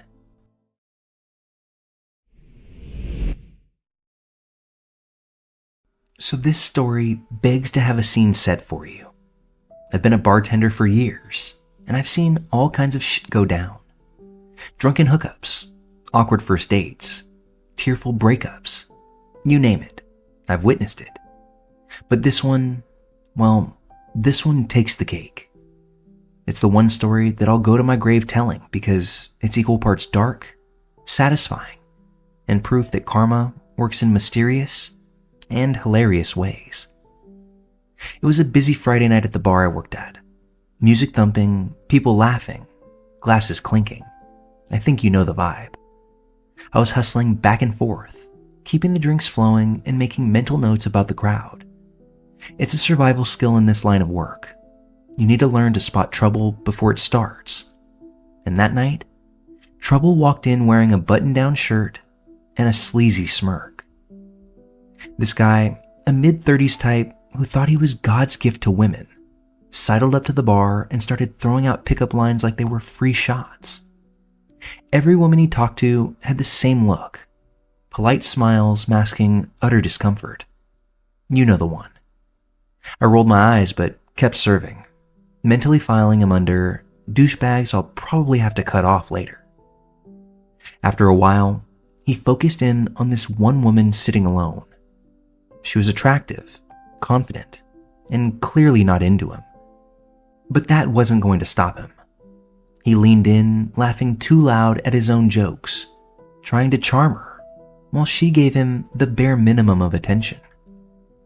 I was keeping an eye on them, partly because I didn't trust him, and partly because I've got this protective streak when it comes to people drinking alone at my bar. Then it happened. I was pouring a round of shots when I saw it out of the corner of my eye. Sleazebag had his hand in his pocket, and then subtly dropped something into the woman's drink. I froze for a split second, my mind racing. Did I just see what I thought I saw? I glanced over at the woman, oblivious as she scrolled through her phone, with her body angled away from his. Then I looked back at the jerk. He was grinning to himself like the cat who ate the canary. Now, I could have called security, could have made a scene right then and there. But here's the thing. This guy thought he was smarter than everyone in the room. He thought he could get away with something vile and disgusting because, in his head, no one was paying attention. That's the part that pissed me off the most. So I decided he was about to learn a very painful lesson about fucking around, just to find out. When he wasn't looking, I slid over towards them while behind the bar. I picked up the woman's drink like I was clearing space at the bar, and switched it with his. They both had been drinking vodka cranberries, and it was seamless. Unlike when he did it, nobody noticed a thing. He was too busy trying to impress her with his charm, and she was too busy trying not to roll her eyes in his face. Now, I can imagine what you're thinking. You should have told her. And yeah, you're probably right. But in that moment, all I wanted was for this guy to reap what he sowed. He had no idea the drink he just tainted was now his. And then I waited. A few minutes later, this woman excused herself to the bathroom, leaving her drink untouched. As a matter of courtesy, and even furthering the act just a little bit more, I placed a coaster on her drink. The sleazebag, he didn't even hesitate. He grabbed his glass, clinked it against hers in some kind of weird victory toast to himself, and then downed the glass in one go. I'll admit, watching him drink his own poison was satisfying, like almost movie-level poetic justice. At first, nothing happened. He kept sitting there, smirking and trying to look cool, but then, maybe 20 minutes later, I noticed him starting to shift in his seat. His confident posture melted into a slight slump. He blinked a few times, like he couldn't quite focus. And then just like that, he slowly started sliding off his bar stool. Now, don't get me wrong. I didn't want him to die or anything. I wasn't sure what he'd used, but I figured it was one of those knock-you-out kinds of drugs. I kept an eye on him as he tried his best to get up, his legs wobbling like a newborn deer. He mumbled something incoherent before flopping back into his seat, and by this point, I was already biting the inside of my cheek to keep from laughing. The best part, the woman he was hitting on eventually came back to find him slumped over the bar, nearly drooling on himself by this point. She looked at him, looked at me, and said, "Did he drink too much already?" I shrugged. "Seems like it." She laughed, shook her head, and left. Good for her. Dodged a bullet without even knowing it. Meanwhile, Sleazebag was fully out of commission. I waved over one of our bouncers and told him the guy had had too much to drink and needed to be escorted out. They carried him out the back, barely conscious, before dumping him into a cab. I don't know what happened to him after that, and honestly, I don't care. What I do know is that he drugged himself that night, and it was the kind of just desserts you don't get to see often in real life. Look, I'm not going to pretend I'm a saint. There are probably better ways I could have handled it. But in the heat of the moment, I wasn't about to let that scumbag hurt anyone. Did he deserve to wake up the next day with no memory of what happened and a splitting headache? Absolutely. Did I feel guilty about watching it all go down? Not even the slightest. So yeah, to the guy who thought he was slick enough to drug someone at my bar, congrats, you played yourself. And to everyone else hearing this, let it be a lesson. Don't be a fucking creep. Someone's always watching.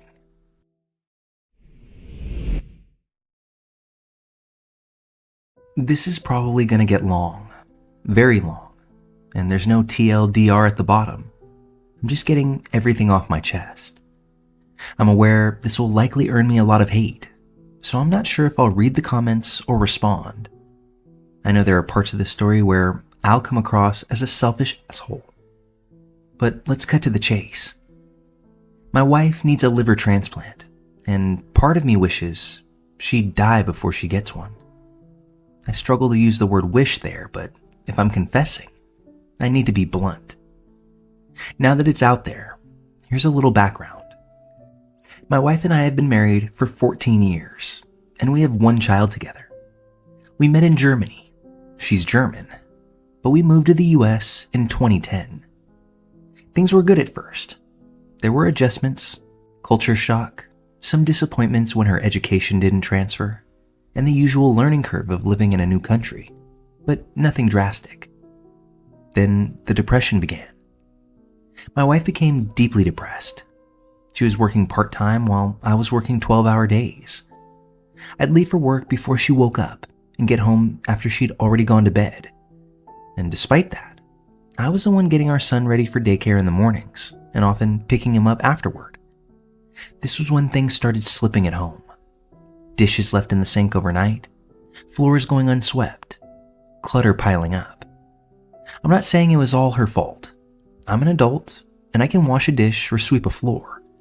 But after 12 hours at work, sometimes I just couldn't deal with it. I chalked it up to the chaos of raising a toddler, having a dog, and being two working adults. It was a house, not a museum. But let's get back to the depression. At first, it was subtle. She'd crash on the couch after a rough day, drink a glass of wine, maybe two, and then pass out. This happened maybe once a month. Over the course of 2 years, though, it gradually escalated. She drank more and more until it became a near nightly routine. With her perpetually on the couch, our intimacy began to fade. It was gradual at first, and I told myself it was just part of raising a family. Then came the rejections. Now, I want to be clear, I'm not equating this to some kind of transactional prostitution. But we had this dynamic where we'd trade things for intimacy. For example, if you cook dinner and do the dishes tonight, I'll give you a blowjob. Or if you want to hang out with the guys, you better have sex with me first. It was just part of our relationship. But she started making those promises and then not following through. I know no one owes anyone sex, and her body is hers, but at the time, I didn't see it that way. We went months without intimacy. I kept asking, she kept saying later, before ultimately passing out drunk. Every broken promise felt like rejection. I'd stare at her sleeping and feel that hurt burning within me. Fast forward a few years. She's drinking heavily, and I've stopped asking. We're roommates now. She quits her job and stays home full time, but the house falls into complete disarray. Clutter and dirt everywhere. We stop inviting friends over out of sheer embarrassment.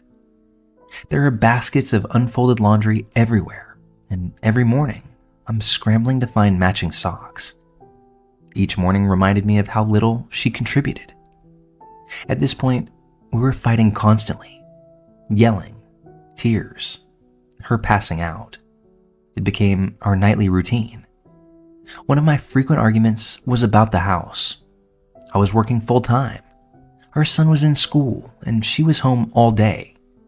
So why was the house a disaster? The truth was, she was drinking from morning to night, passing out, and then waking up just to drink again. I was done. I wanted a divorce. The only thing stopping me was our son, but I couldn't keep living like that, so I gave her an ultimatum. Get a job, go back to school, or get out. She chose school. That's when things improved for a while.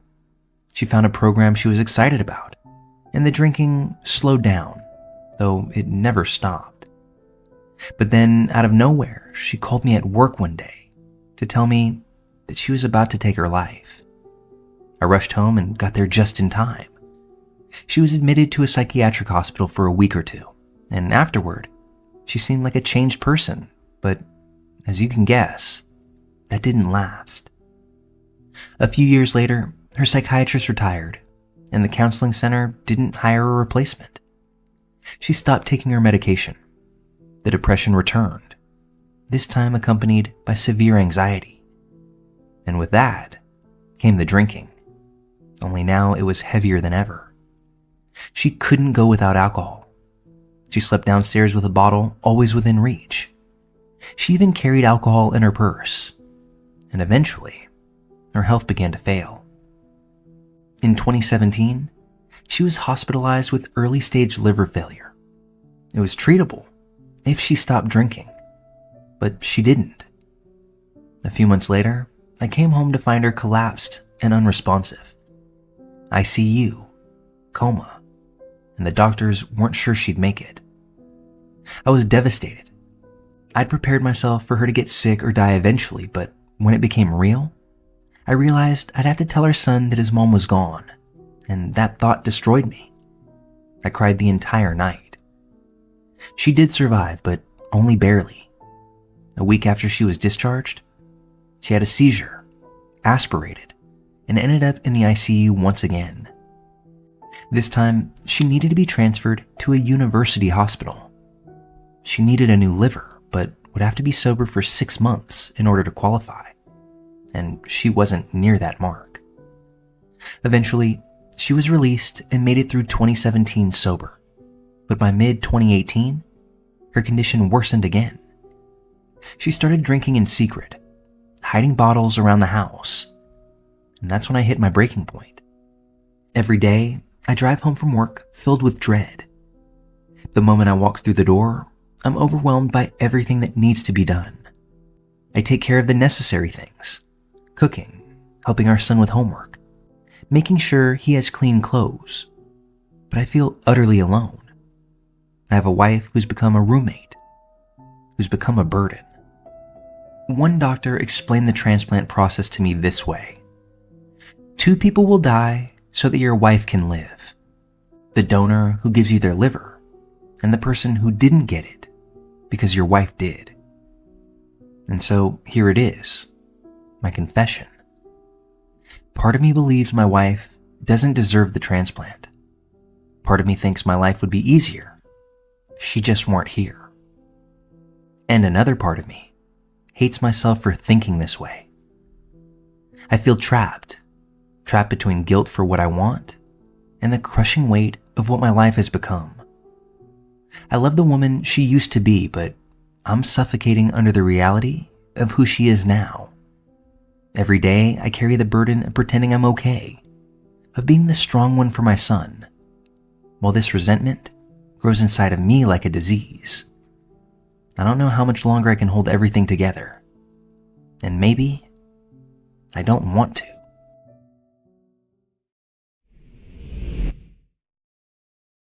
When I was 20 years old, I began dating a girl. She loved me, fiercely and unapologetically, with everything she had. But the truth is, I never really loved her back, not in the way that she loved me.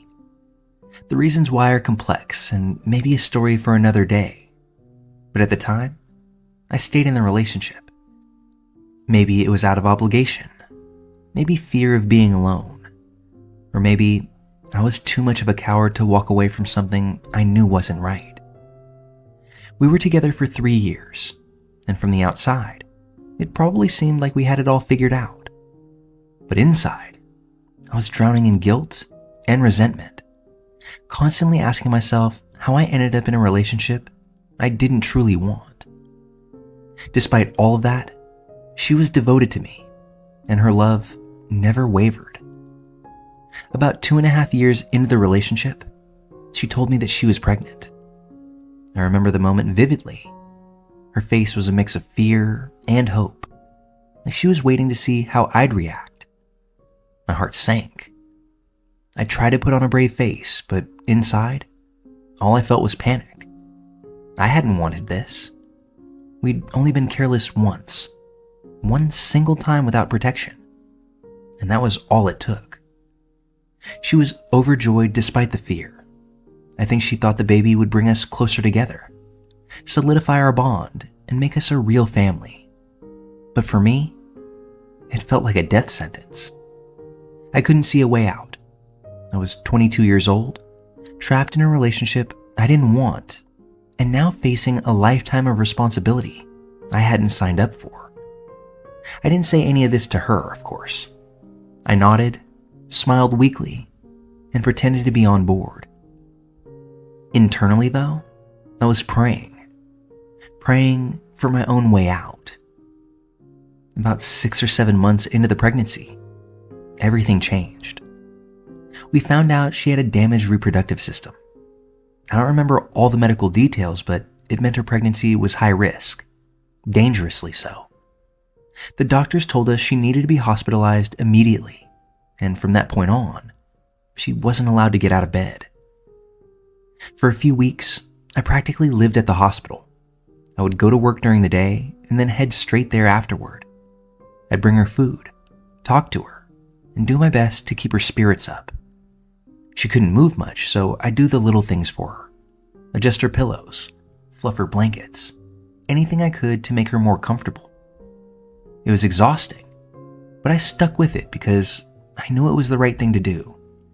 I told myself that even if I didn't love her the way she deserved, I owed her my support in this time.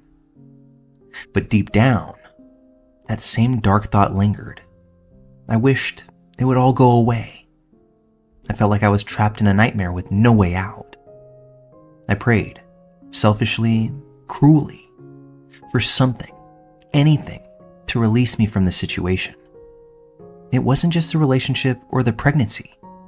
It was the future I saw stretching out in front of me. A future I didn't want. I hated myself for thinking that way, but I couldn't stop it. One night, everything unraveled. Her water broke unexpectedly. It was too soon. Way, way too soon.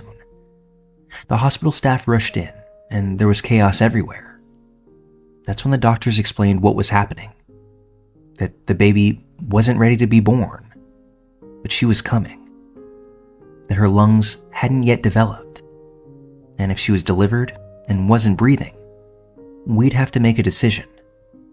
Resuscitate her and risk permanent brain damage, or let her go. I remember sitting in that room, holding her hand, trying to process what the doctors were saying. I was terrified. We both were. And in the end, we made the decision together. If she was born and couldn't breathe on her own, we wouldn't resuscitate her. It felt like the most impossible choice in the world, but the doctors assured us it was the humane one. And then it happened. The baby was born. My daughter. At first, she was so still. Then slowly she began to move. But she wasn't breathing. Her tiny body started to turn blue, then purple, then black. I stood there frozen as I watched her struggle to survive without lungs, gasping for air that would never come. It was horrifying, truly horrifying. I can still see it in my mind as clearly as if it were happening right now. Her tiny fingers, her fragile chest rising and falling in vain, her face contorting in silent agony. And then she stopped moving. I stood there and watched her life extinguish. I can't even describe the feeling. It was as though the weight of the world had settled over everything, leaving only silence and despair in its wake. My girlfriend was crying, sobbing uncontrollably, but I couldn't move. I couldn't speak. All I could do was stare at this tiny life that had slipped away before it had even had a chance to begin. And then the guilt hit me, harder than anything I'd ever felt before. This was what I'd prayed for, wasn't it? This was the way out I had begged for, night after night. And now it had happened, and all I felt was overwhelming regret. I hadn't wanted this. Not like this. I buried those feelings deep inside and tried to move on, but the truth is, I never did. I've carried this secret with me for years now, and it has eaten away at me like a cancer. I've never told a single person. Not my friends, not my family, not even a therapist. It's a part of me that I've tried to bury, but no matter how hard I try, it always finds its way back to the surface. The guilt turned into depression, a crippling depression. I've tried to end my own life more than once. The anxiety I feel is constant, like a weight on my chest that just never goes away. And the nightmares, I relive that moment over and over again in my sleep. Her tiny body, her desperate struggle to breathe, the way she turned blue, purple, and black. I wake up drenched in sweat, gasping for air myself. I've been in and out of mental hospitals, tried therapy, tried medication. Nothing really helps. The pain is always there, lurking in the not-so-distant background. It's affected every aspect of my life. My relationships, my ability to trust, my ability to feel joy. I think about my daughter every single day. I think about what she might have been like, who she might have grown up to be. Would she have had my smile, her mother's eyes? What kind of person would she have become? And I'll never know. That's the thought that haunts me more than anything else. I also think about her mother. She never knew the truth about how I felt during the pregnancy. She never knew about the prayers, the selfish thoughts, the desperate pleas to a God I wasn't even sure existed. She thought I was there for her because I loved her. And maybe I was, in a way. Maybe my actions mattered more than my thoughts. But it doesn't feel that way. It feels like I failed her. I don't know if I'll ever be able to forgive myself for the way I felt, for the things I wished for the things I didn't do. I don't know if I deserve forgiveness. Maybe this is my punishment, to carry this guilt with me for the rest of my life. I want to thank you for listening. Thank you for letting me get this off my chest.